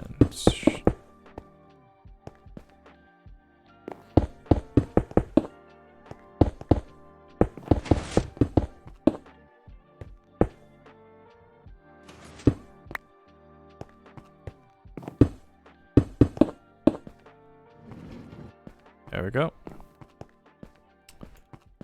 I mean, like, it doesn't look amazing, but it's not designed to look amazing. It's designed to keep me from having mobs spawning without using torches. I do think I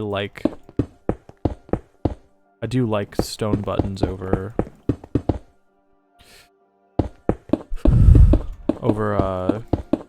just torching it. And ideally what I would do is put pressure plates on, because I think pressure plates look really good.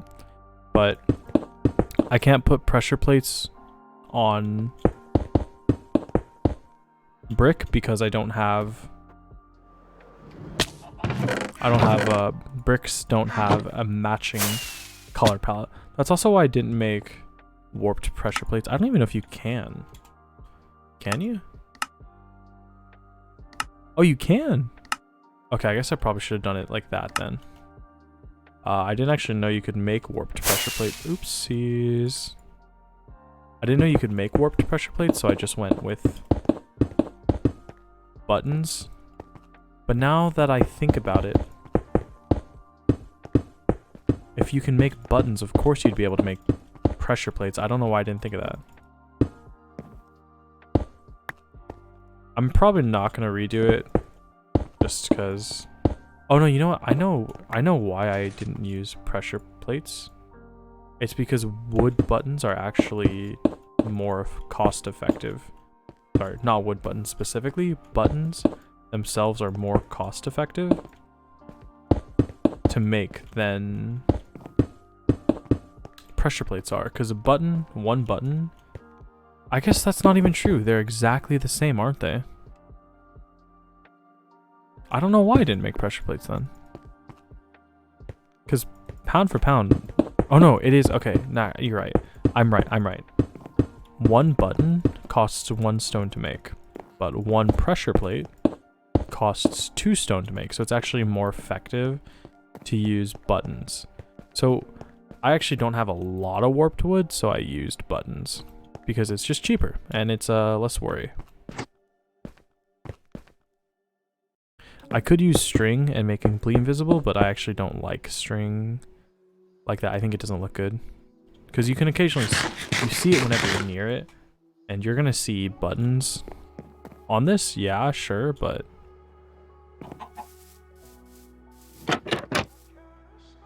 how does this look?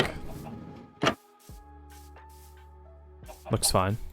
Like, yeah, you're gonna see these buttons, but I think it looks a hell of a lot better than if you were to go up and see string. And actually, because of the design of this roof, you can't see too many buttons. But it looks really good. I'm proud of it.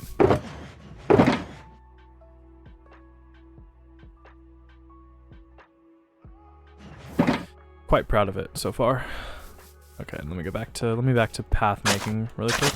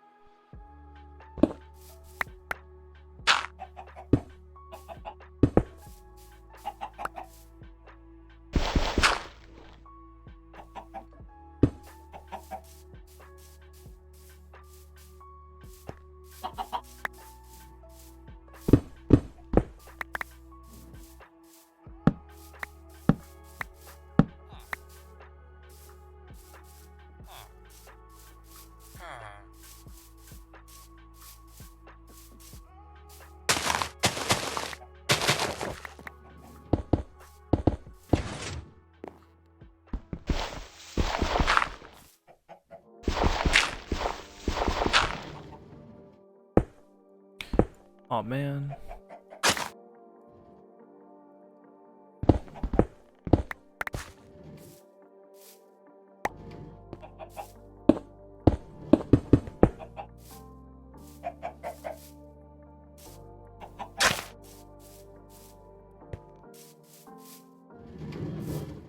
I think I'm gonna move this crafting table up here. Right there.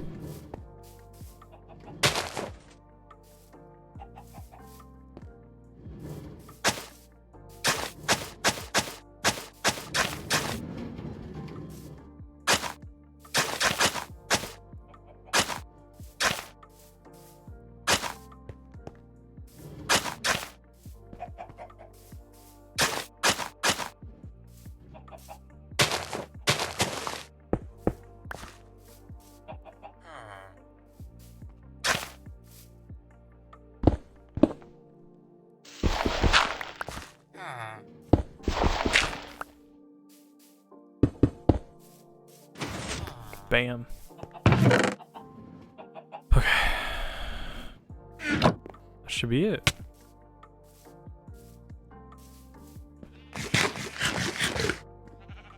Looks really good.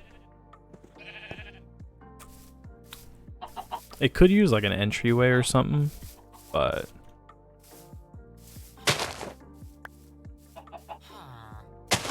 not gonna worry too much about that right now. I do want to worry about moving all these. Yeah, I gotta move all this garbage.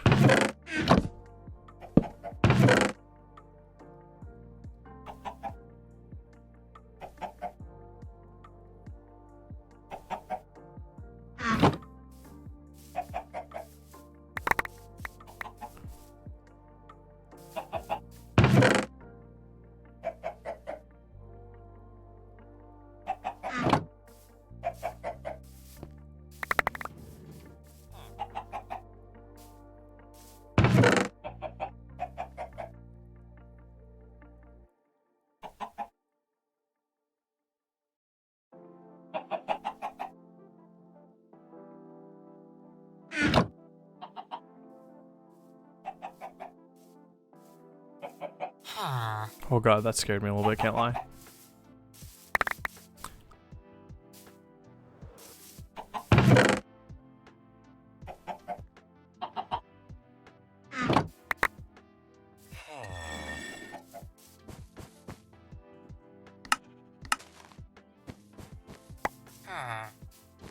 Okay, let's go put these melon and pumpkins away. Still need to redo this entrance a little bit. I started fixing it up when I started fixing up the villager hall, but still haven't gotten rid of this door. I'm not a huge fan of how I did the entrance, but I can't think of a better way. Alright, sick. So I think, honestly, with my melon and pumpkin farm fully done, I think it's time to get rid of that. I think it's time to get rid of the original melon and pumpkin. The original melon and pumpkin farm. The hand melon and pumpkin farm.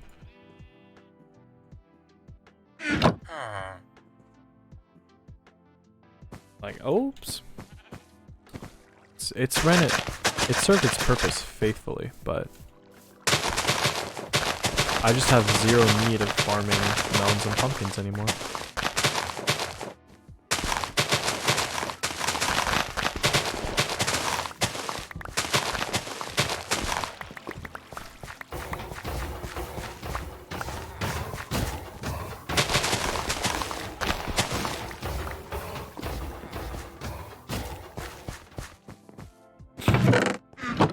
Also, because I started using this hand farm again recently, I want to make a... Ooh, I have end rods? I didn't even realize. Want to make a little bit more permanent of a lighting solution, because it's really annoying running around. Wow, I don't know how to manage that. It's really annoying. These... Oh, they do stay. Okay, that changes everything.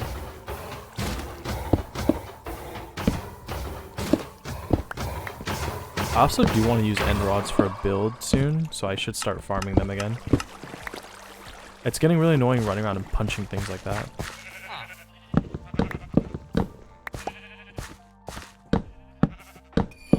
And I do have a bigger wheat farm, so I don't really need that. I think also...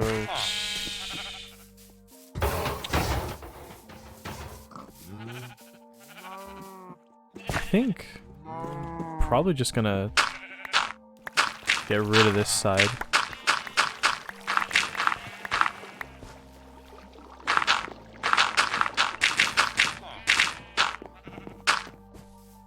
And I think I might get rid of this side too.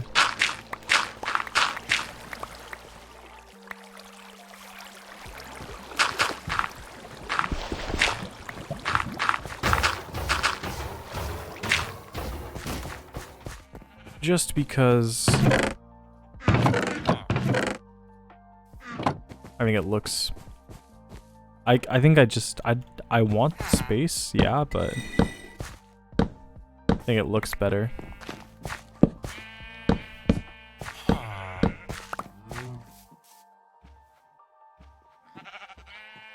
Eventually I'll make like a nicer pitcher plant and torchflower farm. I'll eventually make a nicer one for both of these. But for now, this is what they get.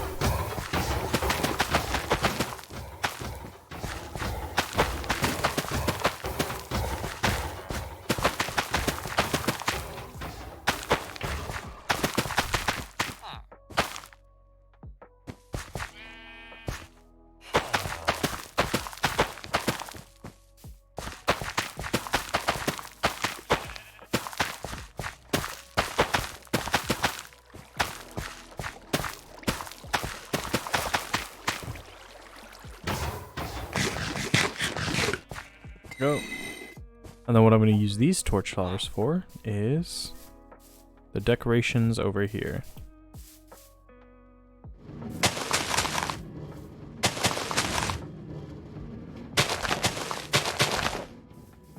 I could use potted plant versions, but don't need to, so I'm not gonna. And then one last thing I need to do. Well, I keep saying one last, but That's kind of how projects like this end up. You just, you know, a good project this, you'll just keep adding and adding stuff to make it look better and better and better. There's nothing wrong with that. That's how it should be. Oh god, that was... jump scared me a little bit, can't lie. Gonna need you and you. And then I'm just gonna add in the front here.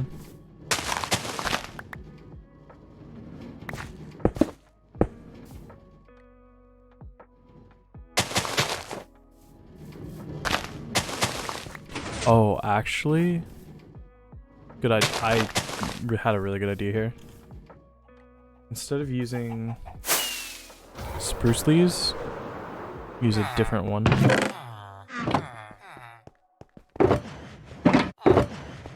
I'm gonna use mangrove leaves because I think they'll look really good here because they're kind of pale.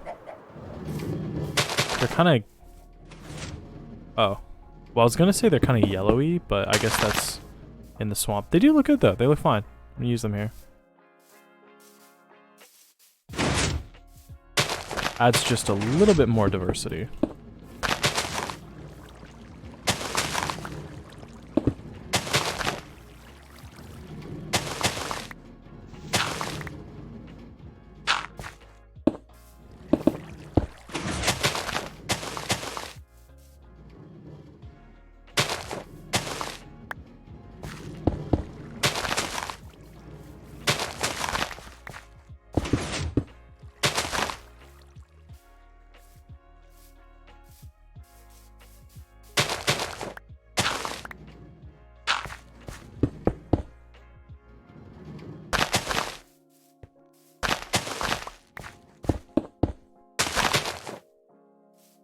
Yeah, I actually like the mango leaves quite a bit.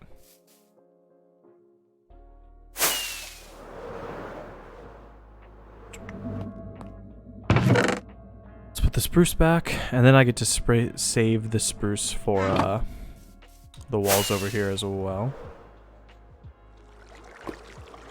Oh, you know what?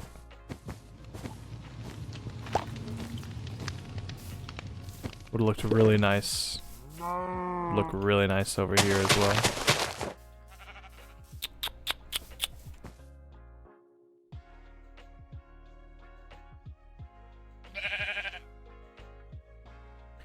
How do I redo this?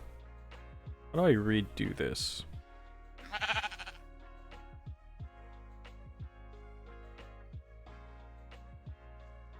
I don't know, I'll do this. I'll do something like that. I'll do this later. I'm getting kind of tired. I don't know how much longer I really want to go.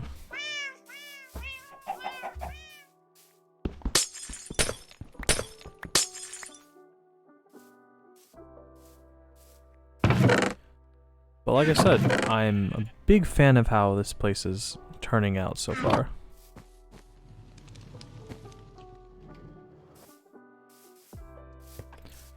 I do need to add more leaves to cover some sea lanterns over here, and I need to start slowly but surely removing these torches.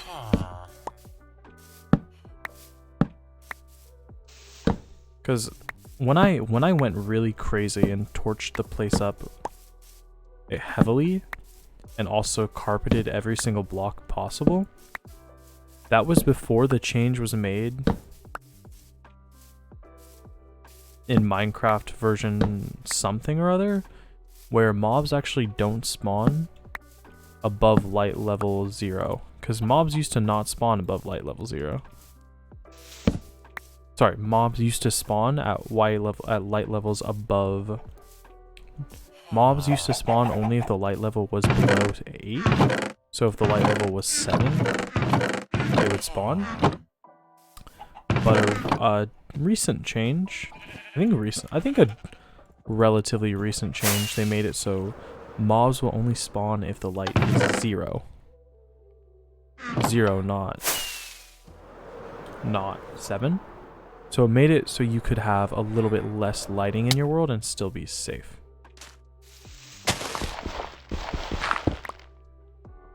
which is nice, which means I don't have to go too overboard with the lighting up. A light block every 5 blocks works more than enough for me.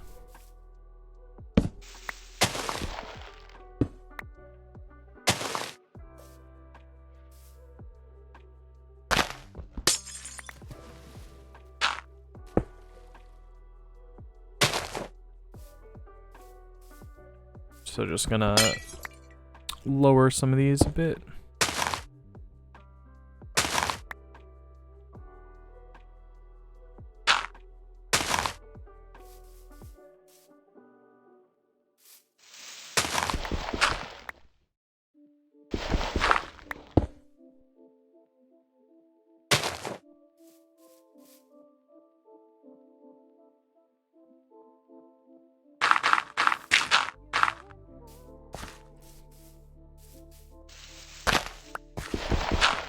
I don't know what I'm gonna do with this bamboo wall, to be honest.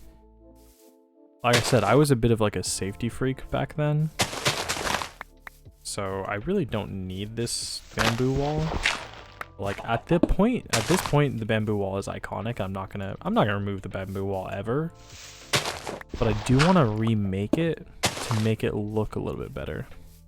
Because obviously it's not going anywhere. It is an icon of my base, but it does need some readjusting to look better. Okay, these berry bushes are annoying.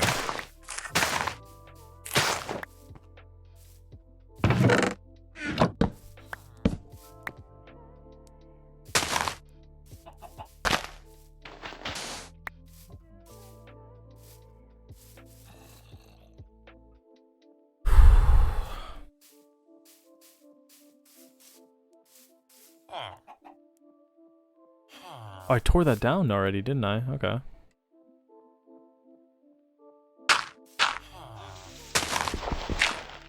There used to be a little platform up there because I was going to build a villager hall here, but I moved it to under that base. Because that base, when I first made this hall, that base didn't exist. And then when I made that base, I was like, oh, this is a much better place for villagers. So I moved it over there.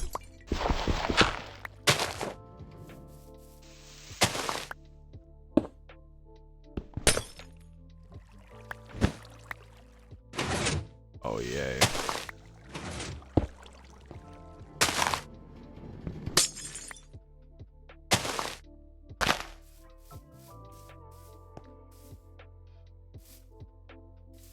Right, I forgot why I was doing this for a second.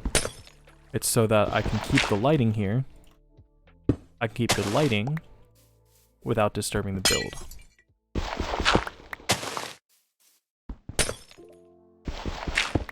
And like, I could move that one forward because it doesn't have to be there, but it just looks better for symmetry.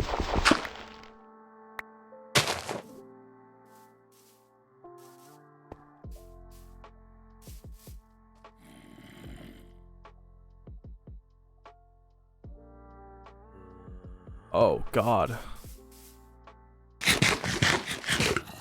Yeah, some of these places need to be lit up quite a bit.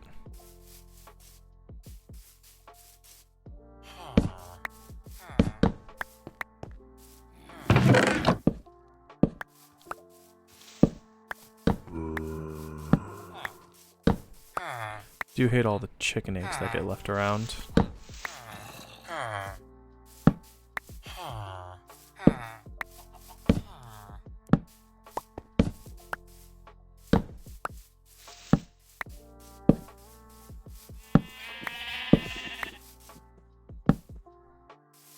Get rid of some of these random torches lying around. They're not needed.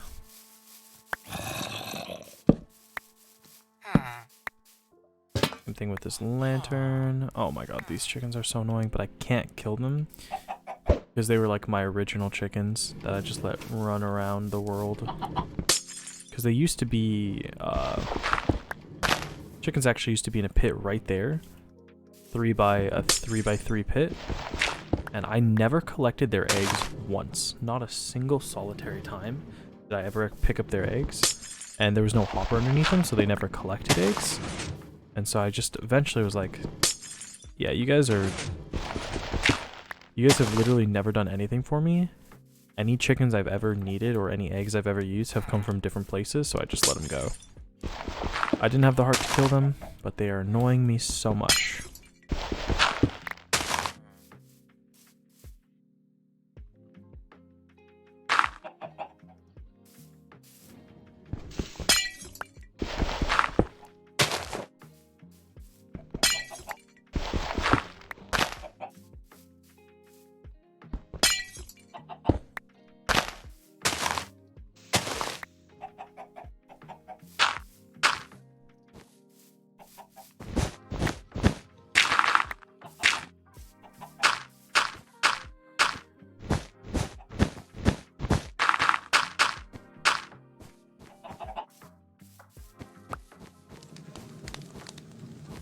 Oh god, there's still beacons in the ground here. Let's get rid of that shit.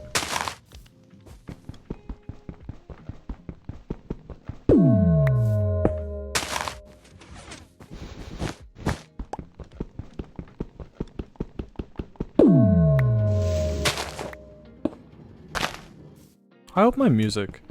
I recently switched my my recordings or my streaming style, where I stream, instead of streaming just my desktop audio, I stream audio from specific windows. That way, if I want to, I can listen to YouTube, or like, you know, I can watch something in the background while not having it disturb the stream or get copyrighted.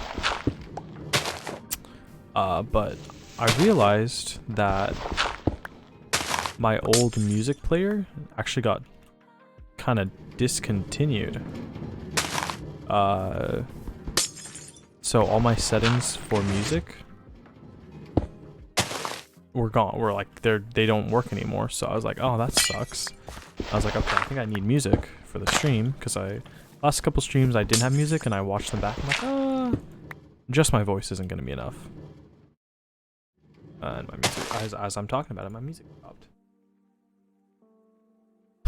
But yeah, so yeah, I need some music, and I had started stream without realizing I wanted music, and I was like, ah, shit, what do I do? So just decided to let YouTube music be my thing today.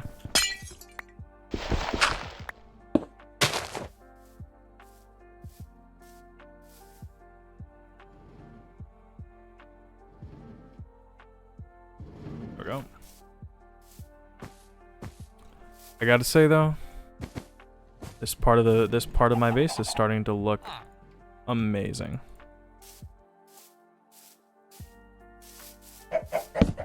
Tear down some more torches. Let's get rid of this random honey block. I don't know why it's there.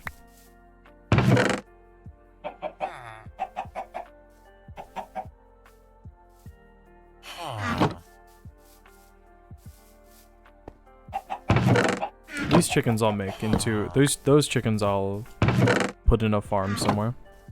I still need to make a sheep farm somewhere back here.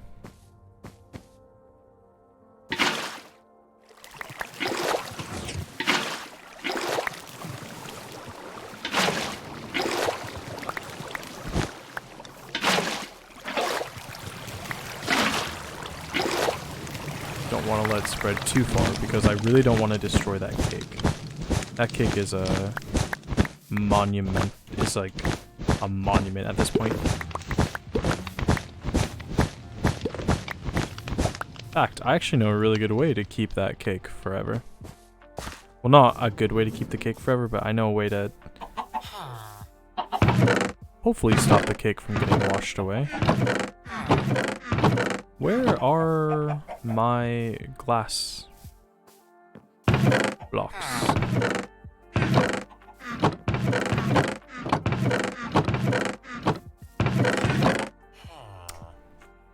I guess I don't have glass blocks anymore. Okay, let's go grab some more.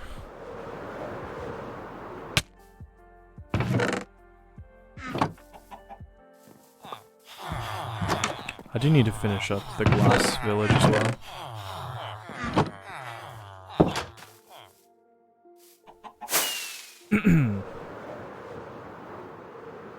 Okay, let's see.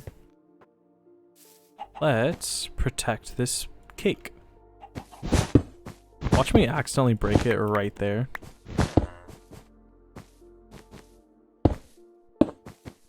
Ideally, the cake would be right, like on a block here, but it's not, and unfortunately, I'm pretty sure there's no way I can move it. So, gonna have to stay there for the rest of its days.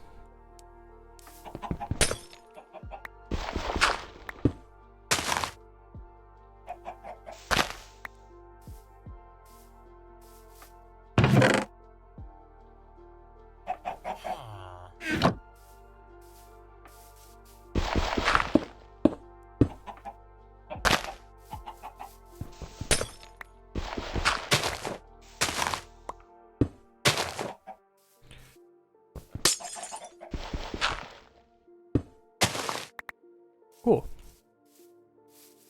Alrighty.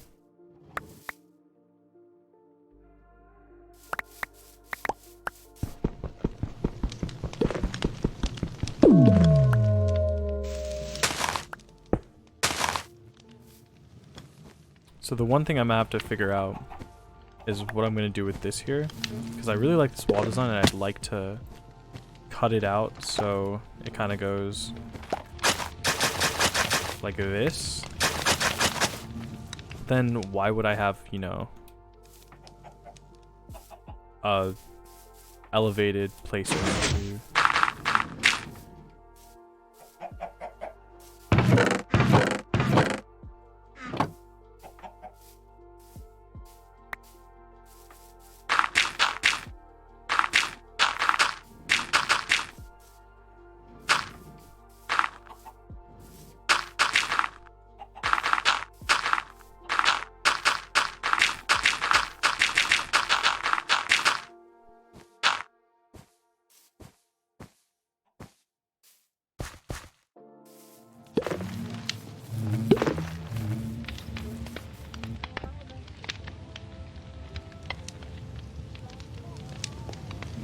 Okay, I could do it like this, where I go...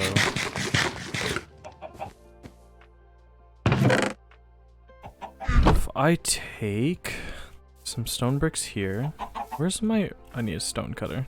If I do... this, what if I go...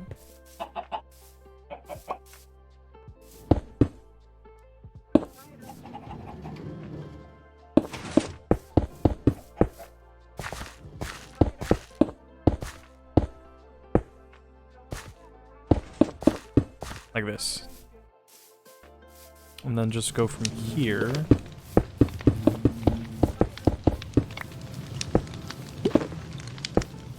Here. Like that. Actually, and then 1, 2, 3, 4. Like that.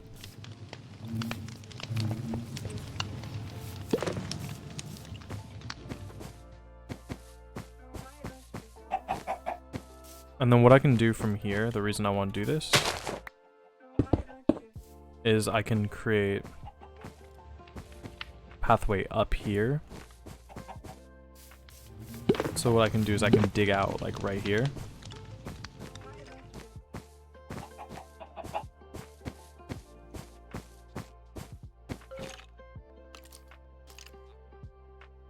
I heard a skeleton.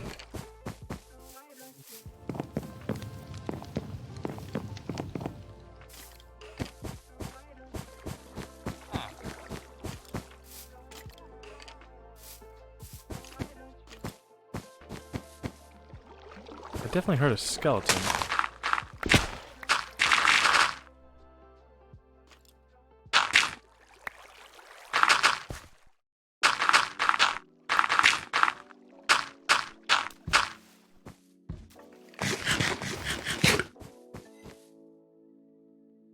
I need to pause my music so I can hear this thing. That is definitely a skeleton. Like right under here.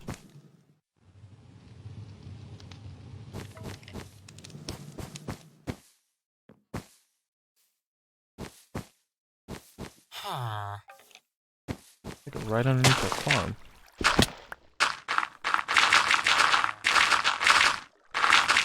Alright, this is too much work.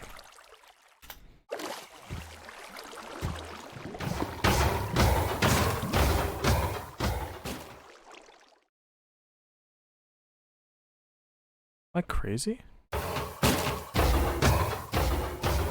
Oh. Oh.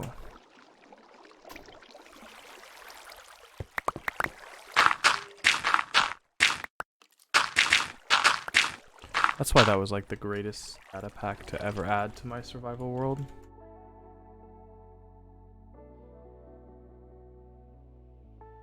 Because it lets me find dark spots like that.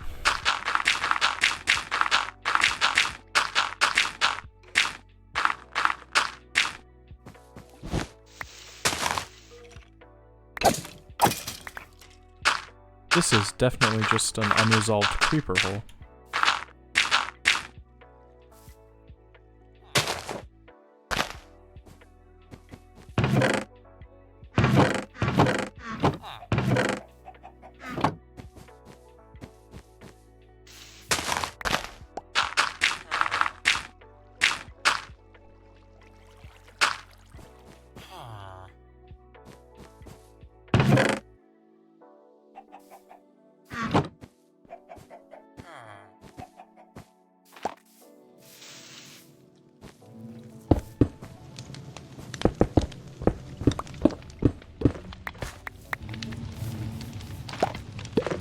So the question now begins, or the question I have to ask myself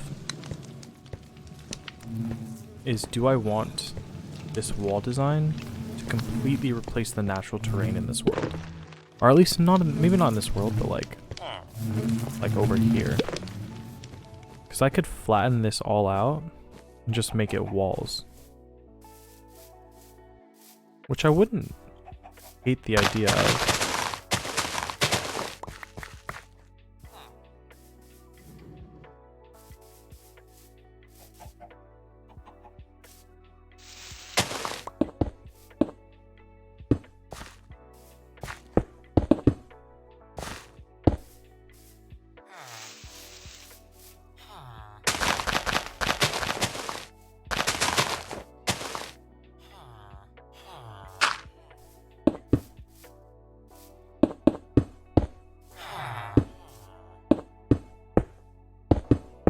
Like that. In my mind, it just helps chunk things out a little bit better. Because this whole project, or like this whole sort of thing I've been doing with this world has been trying to make it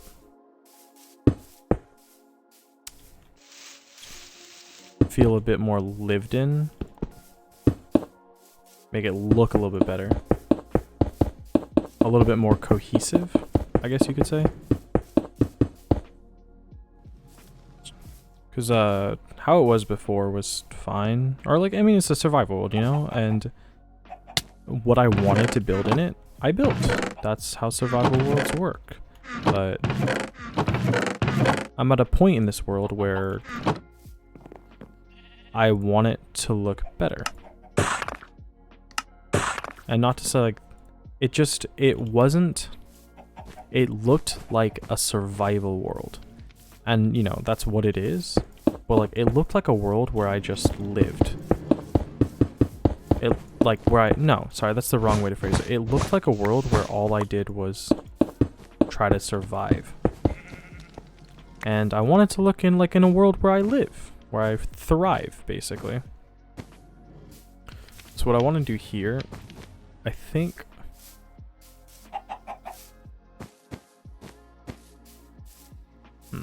What do I want to do here?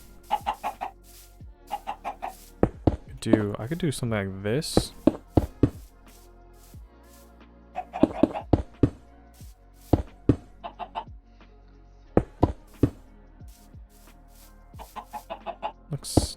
fine. Like that.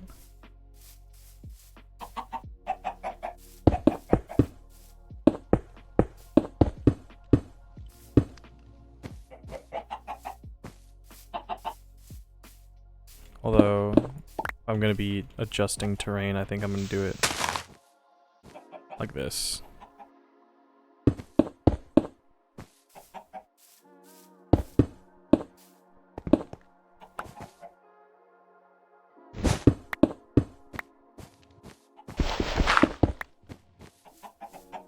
I've started to discover I actually really like this style of build, so I'm going to keep it. Or I'm going to do it in a little bit more places, because I like how it looks.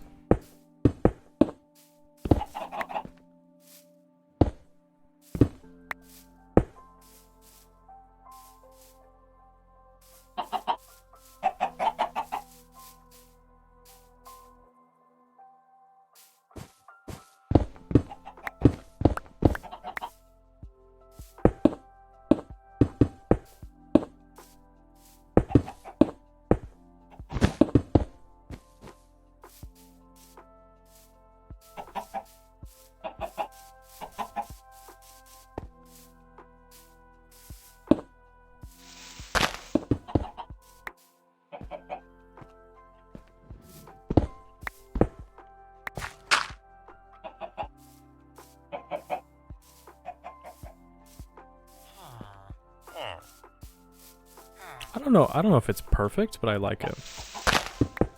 At the end of the day, that's kind of the idea of building your own world, yeah?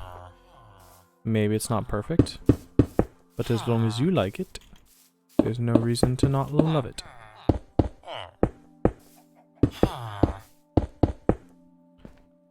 Besides, I've been trying to make some more simple builds because kind of been struggling with making things too like overly complicated and complex and just not finishing them. So I've been trying to fix that.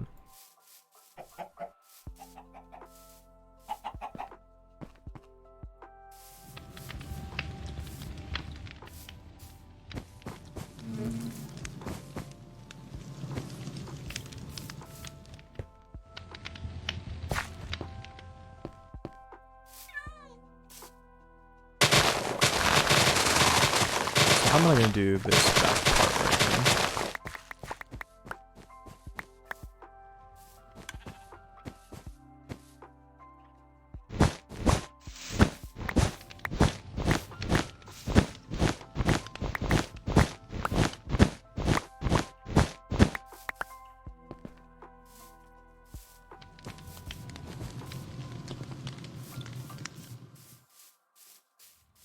I guess do it like this, where I go, oops, I come over here and make it like a staircase up. Oh, actually, I did want a staircase up here.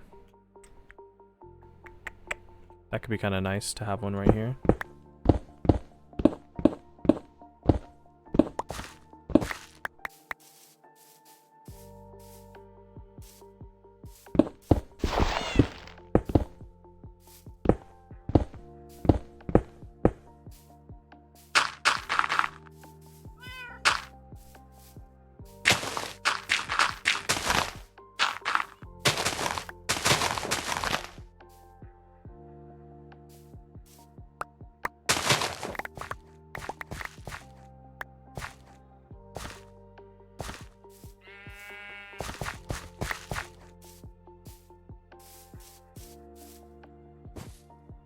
And then, because it would be a stair here, stair here, stair here, stair here, stair here. And the last stair would be here. I guess 1, 2, 3, 4, 5. Like that. Actually, no, because it would be level, so it wouldn't really matter anyway.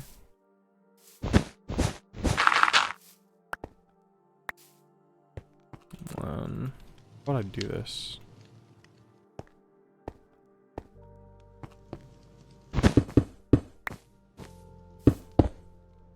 Like that.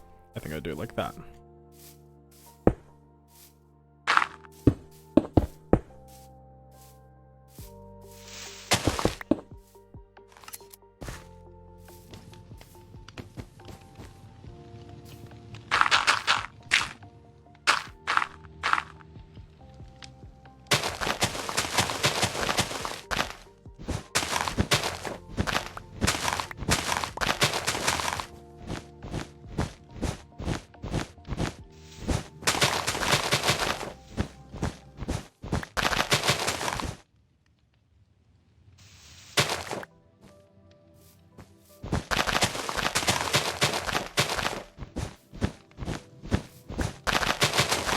There we go.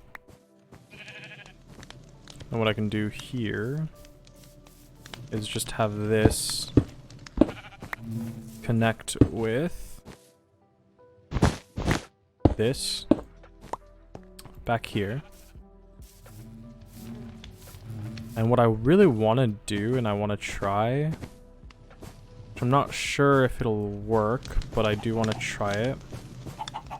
Starting from this block, I mean, it's gonna work. It's not like it physically can't happen.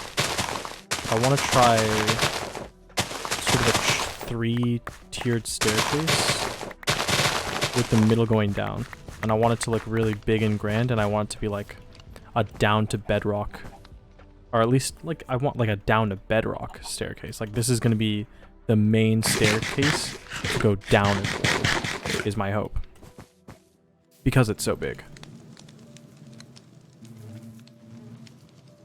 So let's see how big it is.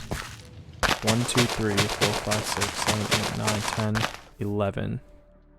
Now the unfortunate thing about that is you cannot divide 11 by 3. I would ideally like the staircase to be 5 blocks wide on each side. And like, I want it to be like 5 blocks wide, actually,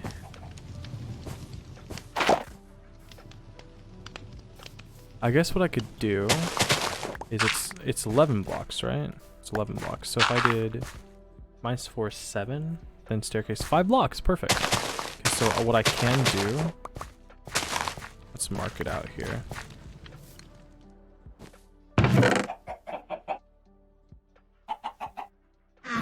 Let's mark it out. Where's my wool and where's my red and white wool? Did I put it in here? I did. Nope, that's just the red wool.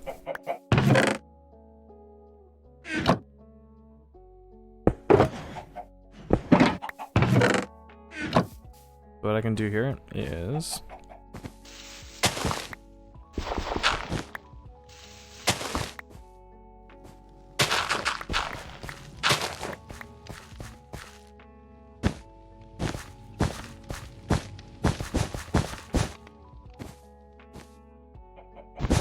grab some carpet. So this will be one staircase. 1, 2, 3, 4, 5. Bam. Because the staircase going up is going to be like 5 blocks max. The staircase staying down will be much bigger. Now the question is, do I like the look of a 7-tiered staircase? And unfortunately, I think the answer is yes. And that's unfortunate because then I'm gonna want to make it that big.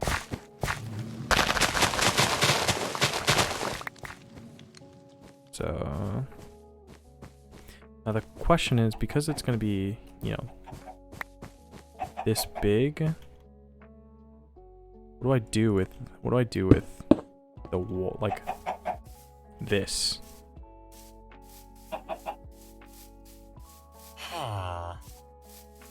I guess what I could do is just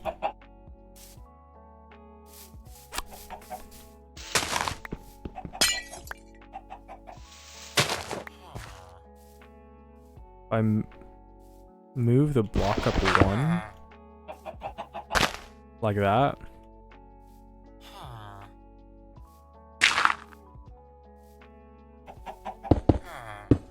I'm gonna do this and then just go shit. Of course. I have to move this block over 1. I do think this is the easiest. It makes sense spatially the most to me. Do it like this. Oops. If I do this, like that, and then I can connect it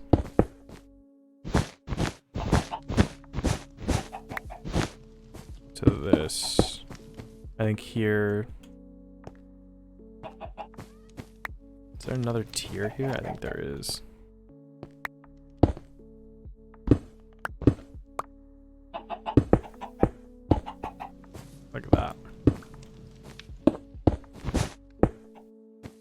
Like that. Bam.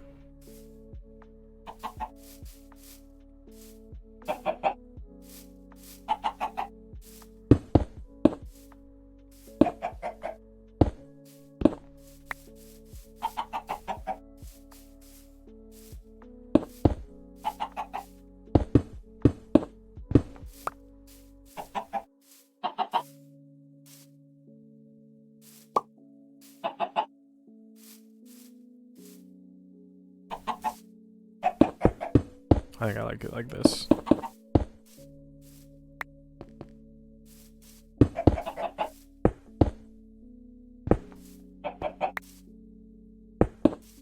And then right here, what I can do is fit the chicken farm somewhere in here a little bit. I can move it back if needed. Yeah, in fact, I think I'm gonna move it back a block. I'm gonna move it back here. Like that.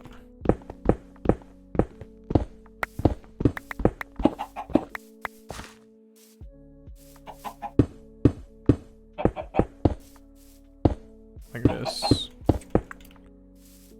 And then just move this back a block, I guess.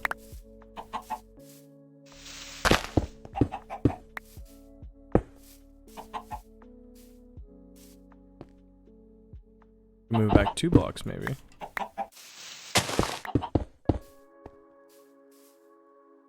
But then just readjust this a little bit.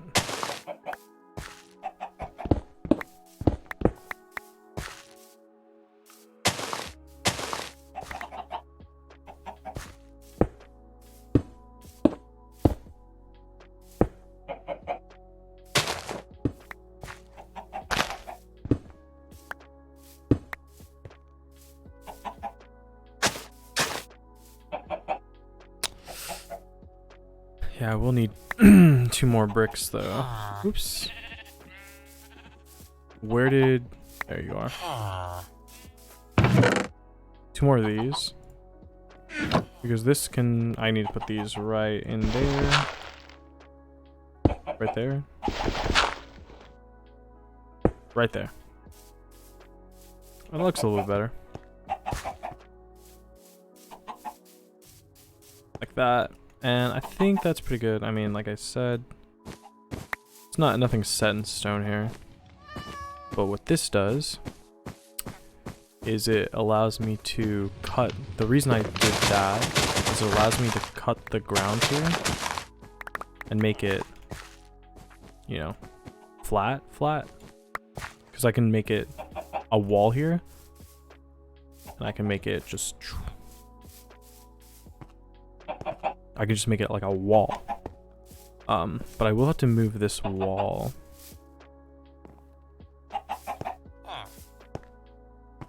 What I think I'm gonna do is just make like a legit bulletin board wall here.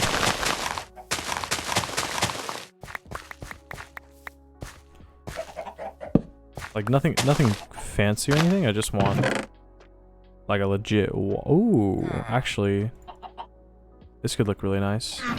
If I use bamboo wood, maybe.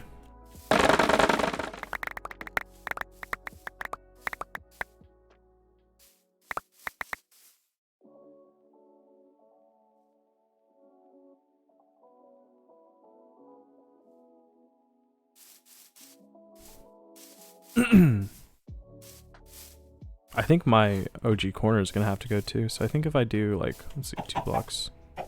2 blocks, just right here. Oops. Something like this. 1, 2, 3, 4, 5, and then bam there. That could look pretty good. And then, does endstone look okay? Or would I rather use endstone bricks?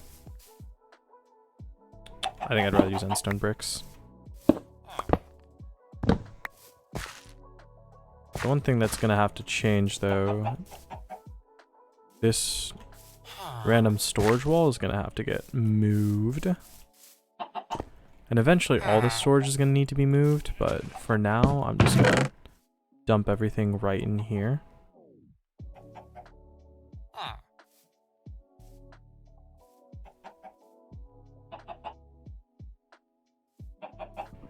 Just gonna dump everything right in there.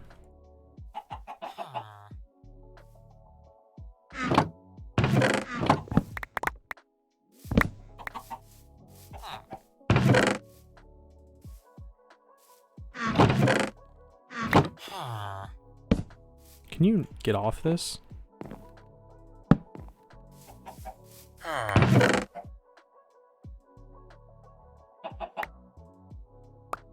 Actually, do I really want crossbows?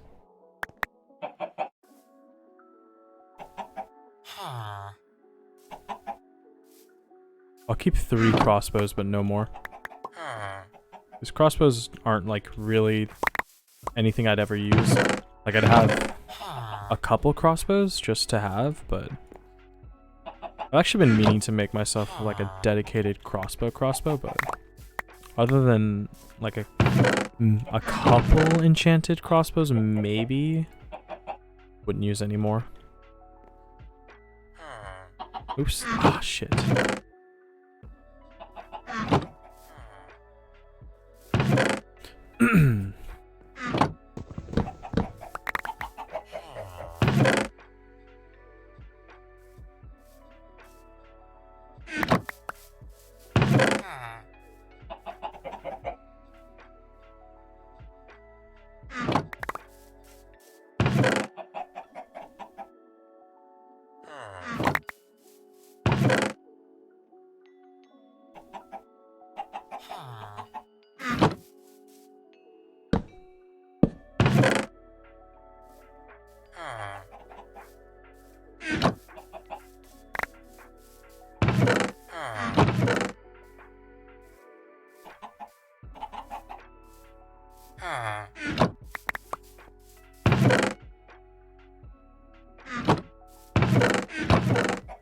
Oh my god, how many chests do I have in here?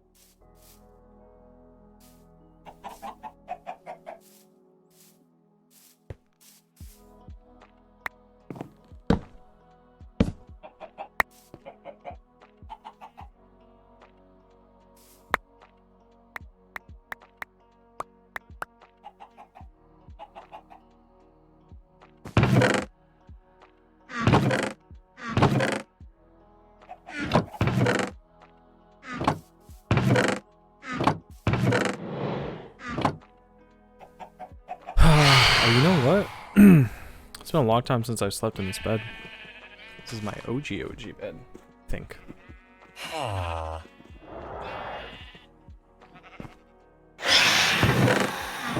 Inventory management is a bitch.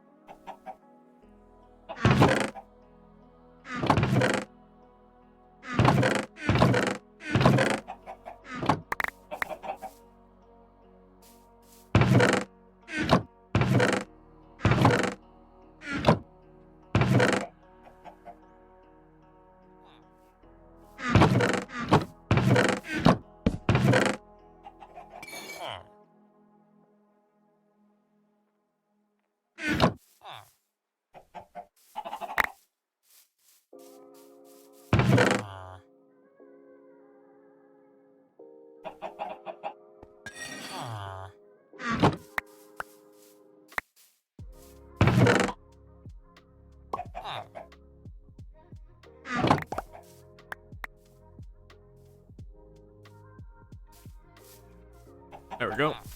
And I can finally make this bulletin board.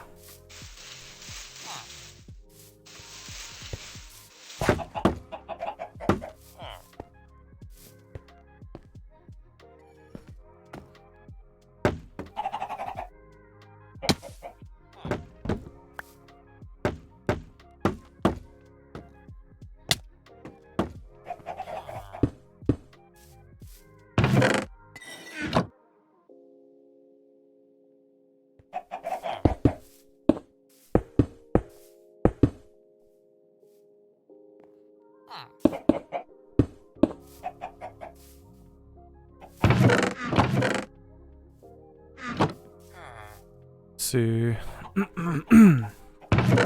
try and make the signs out of the same material, possibly. Do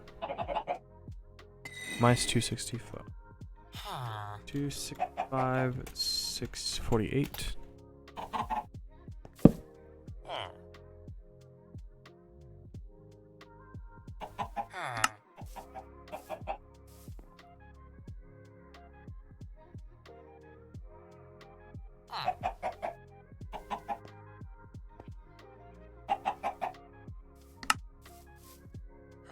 Minus 1,000, minus 6,000.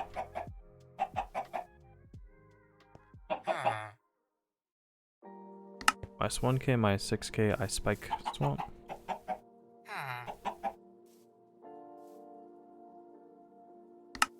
And then 462. 462 minus 145777. No, it's definitely not that far. Minus 145777. It was.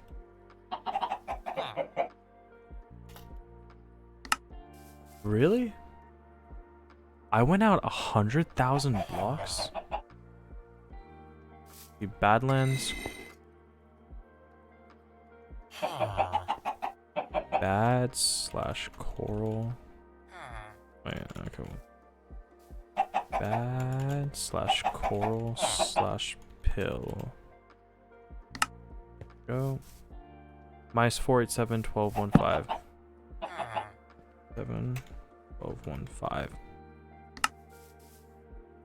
Mountains slash mesa.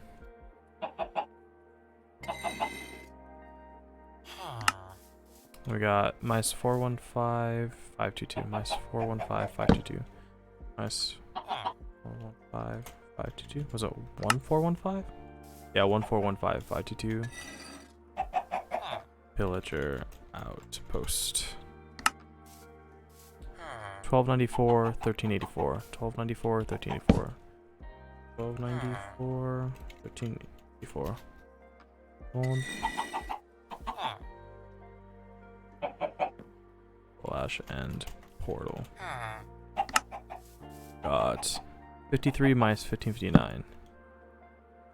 Minus 1559. Got future and portal.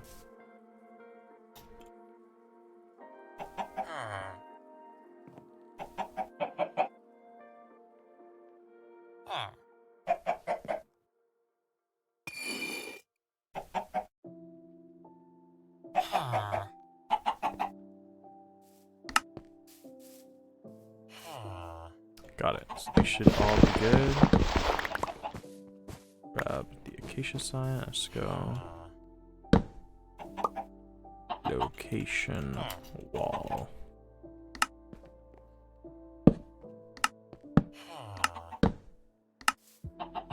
Beautiful. One thing I do want to do really quick, other than cleaning up this area, is I want to see if I can dye that color at all. It's a really... Right. Nope, that's horrible. Yellow would look really bad as well.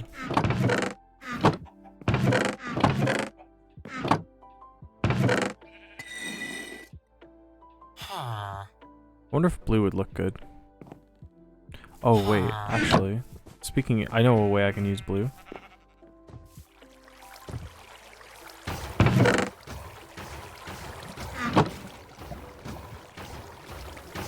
it's not quite blue, but how does it look? Terrible. Wait. Remember how I said there's nothing in... I've literally never used cocoa beans ever? What if?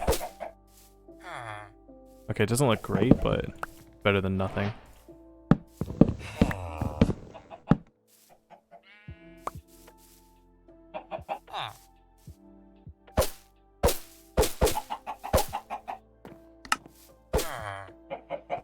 Yeah, that's bad.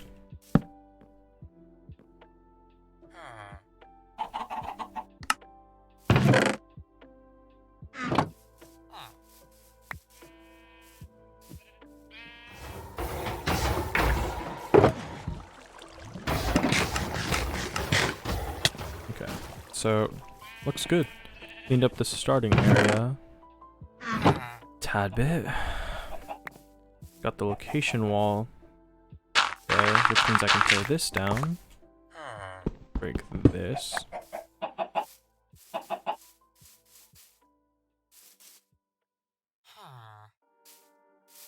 And then I can do the chickens a little bit later.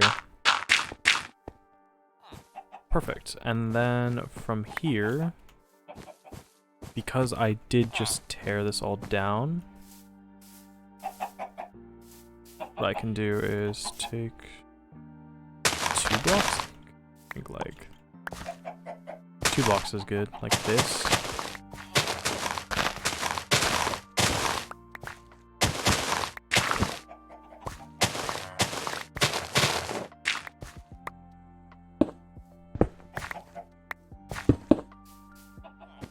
There you go. And that's kind of what it'll look like.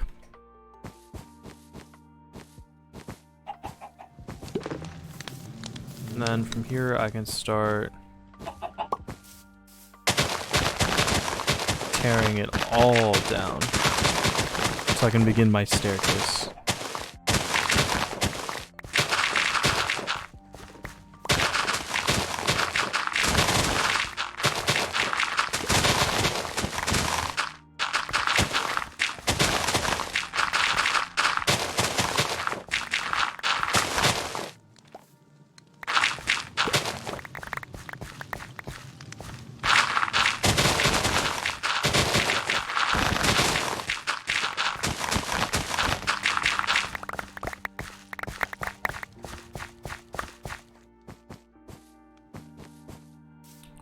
And then I think I want to use dark oak over here if possible. Where did I put my dark oak? Oh, this is going to be an adventure and a half. Try and find dark oak wood that I stashed over here somewhere.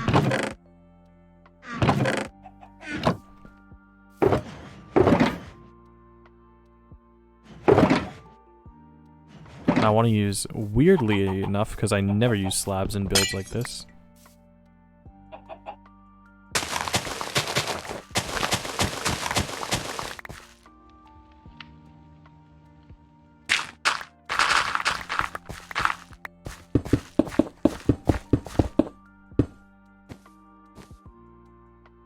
I want to use slabs like this.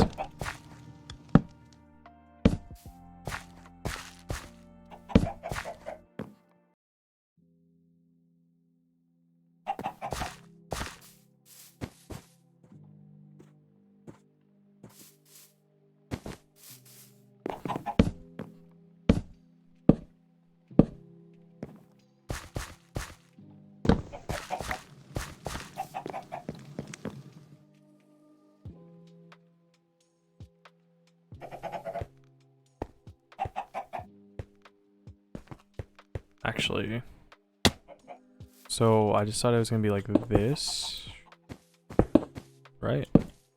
Yeah. So the wall here,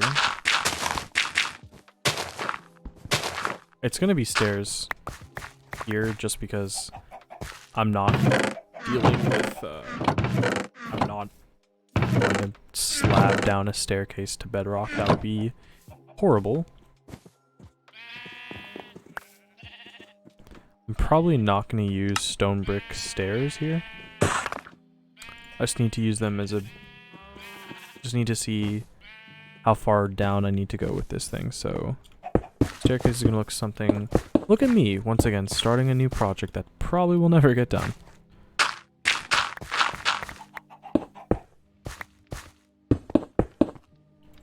One, two, three, 4, 5, 6, 7.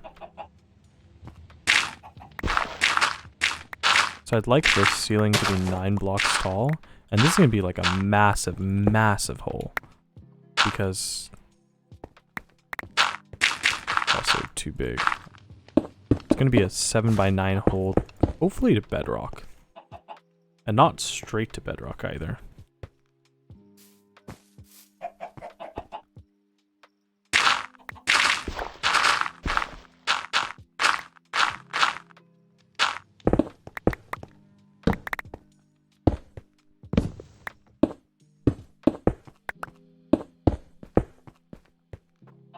So I think I want sorry, this staircase to end right here.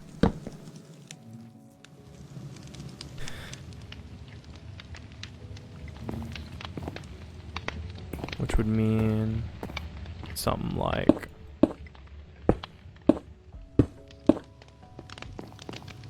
that.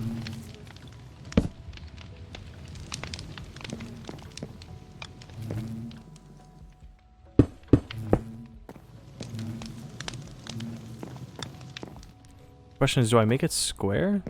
Or do I do something like this? Yeah, I think I do this. This looks nice.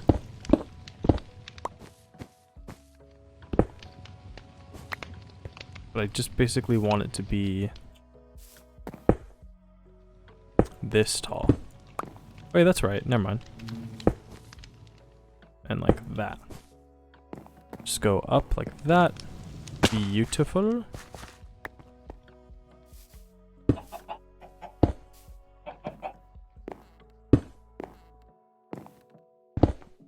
Wait, no. Yeah, it's too tall, actually. I made this entire thing too tall. Because it should be this tall. Oh, I see. Just tear it all down really quick. That tall. Yeah, it's tall, and then here be this tall.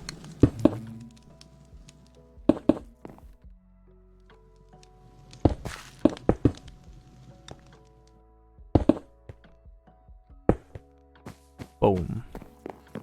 It won't be open, but that's fine.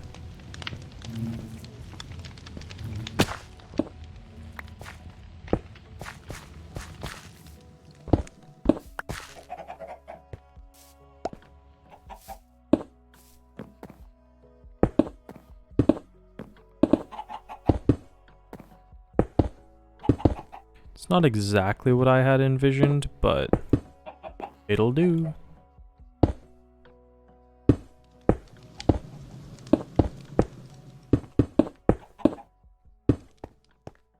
Based. And then from here, once my music starts again, let's see. Whoopsies. We got one,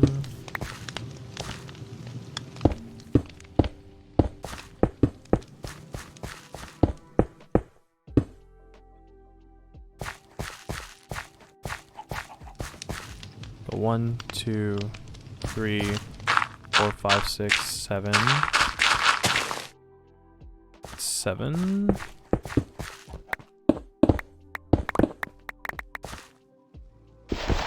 8, 9, like that.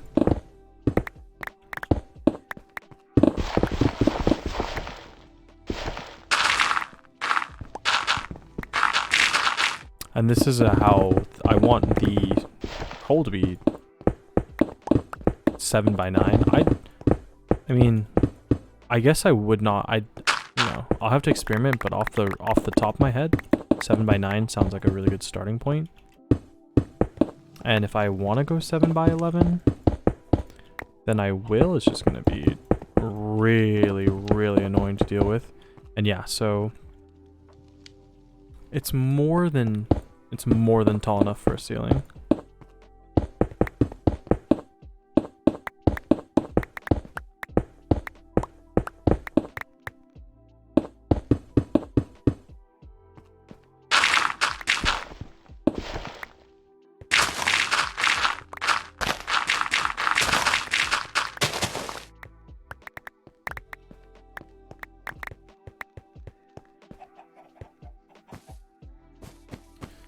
Okay, so from this block, it would be 1, 2, 3, 4, 5, 6. Oh, 1, 2, 3, 4, 5, 6, 7. 7. Oops.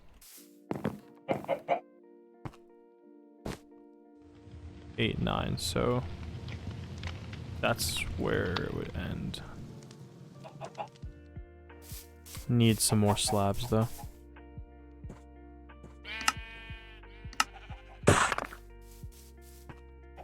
7, 8, 9.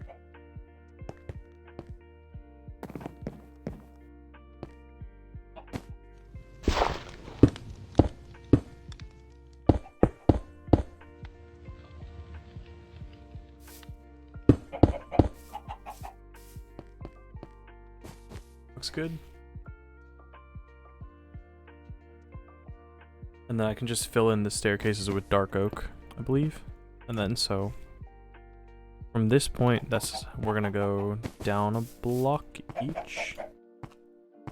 So let's make sure 1, 2, 3, 4, 5, 6, 7, 8, 9. Yep. That is perfect.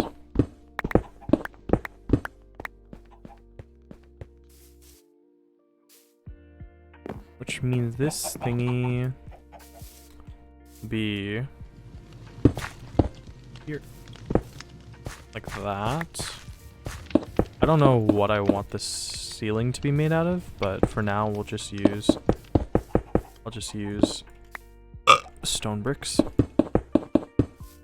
Because this is what I have on me. Oh, and I am hungry. Oh boy.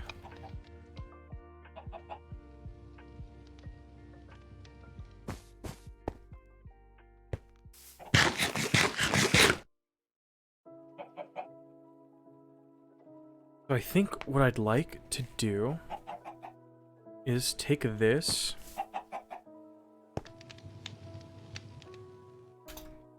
and make it so it stops at the seabed. Like right here. So I can make like a pathway to the sea. I'd also like to stop it here. So you can see the chunk border. The spawn chunks would be kind of nice. But like have like areas where it flattens out. So I can see like notable areas. This tunnel, by the way, is for stasis chamber, which I don't think is going to be made because the stasis chamber I learned after building that whole long tunnel should require the chunk you're trying to enter be active. Is that true?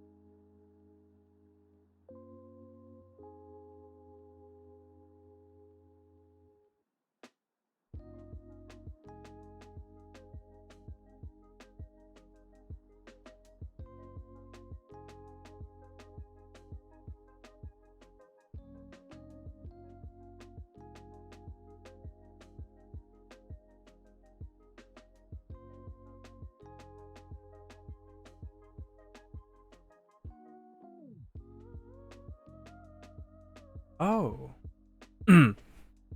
Okay, so actually, doing a little bit more research based off this Minecraft guide from 1.9, which was, wow, goddamn, 8 years ago, but should work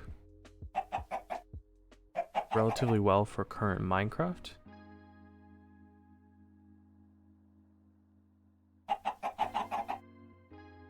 Wait, now I gotta do a little bit more research.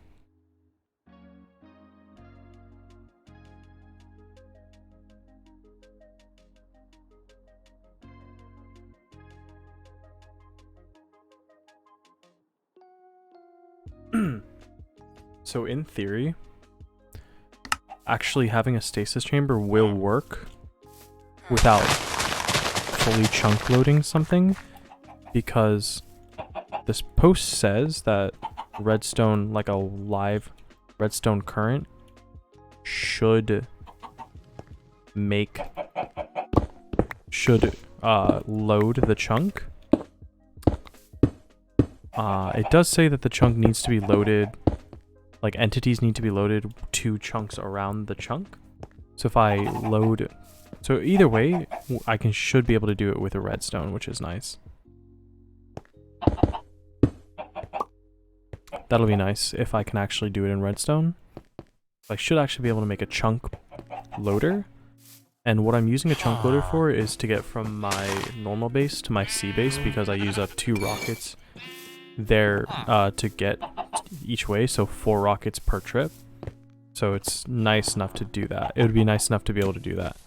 But it is 11 a.m. I have been streaming for almost 5.5 hours, and I'm tired. So I probably gonna sleep now, and I'm probably done streaming. But if you watched either live on Twitch, which I know you didn't, but if you're watching this live on Twitch or as a Twitch VOD or a Twitch VOD exported to YouTube, I appreciate it greatly. Yeah, I mean, if you enjoy this, feel free to come out and catch a stream live. I don't really have a consistent schedule, so that might make it hard, but I generally like to stream Minecraft. I don't really stream other games too much, but if you'd like to watch me, you know, do more in this world, because it's a pretty impressive world now. It looks pretty good. I've been making improvements to it, but if you'd like to see me, you know, keep going with this sort of home-based upgrade project, then feel free to come out. Watch me live. If you know you want to catch me live and you're not sure if I'm gonna stream, you don't really like want to follow me and look for notifications, then just, you know, comment on a YouTube short or something. I read all those comments, don't reply to them all, but if you ask me something, I will surely reply to you. So if you want to watch something like that, comment on a YouTube video, comment on the comment on like the VOD on this on YouTube, and I'll be sure to tell you when I plan to stream next. So that's all. If you, like I said, thank you for watching. I hope you enjoyed, and as always, thank you for your time, and have let me try that again. As always, thank you for your time, and have a wonderful day.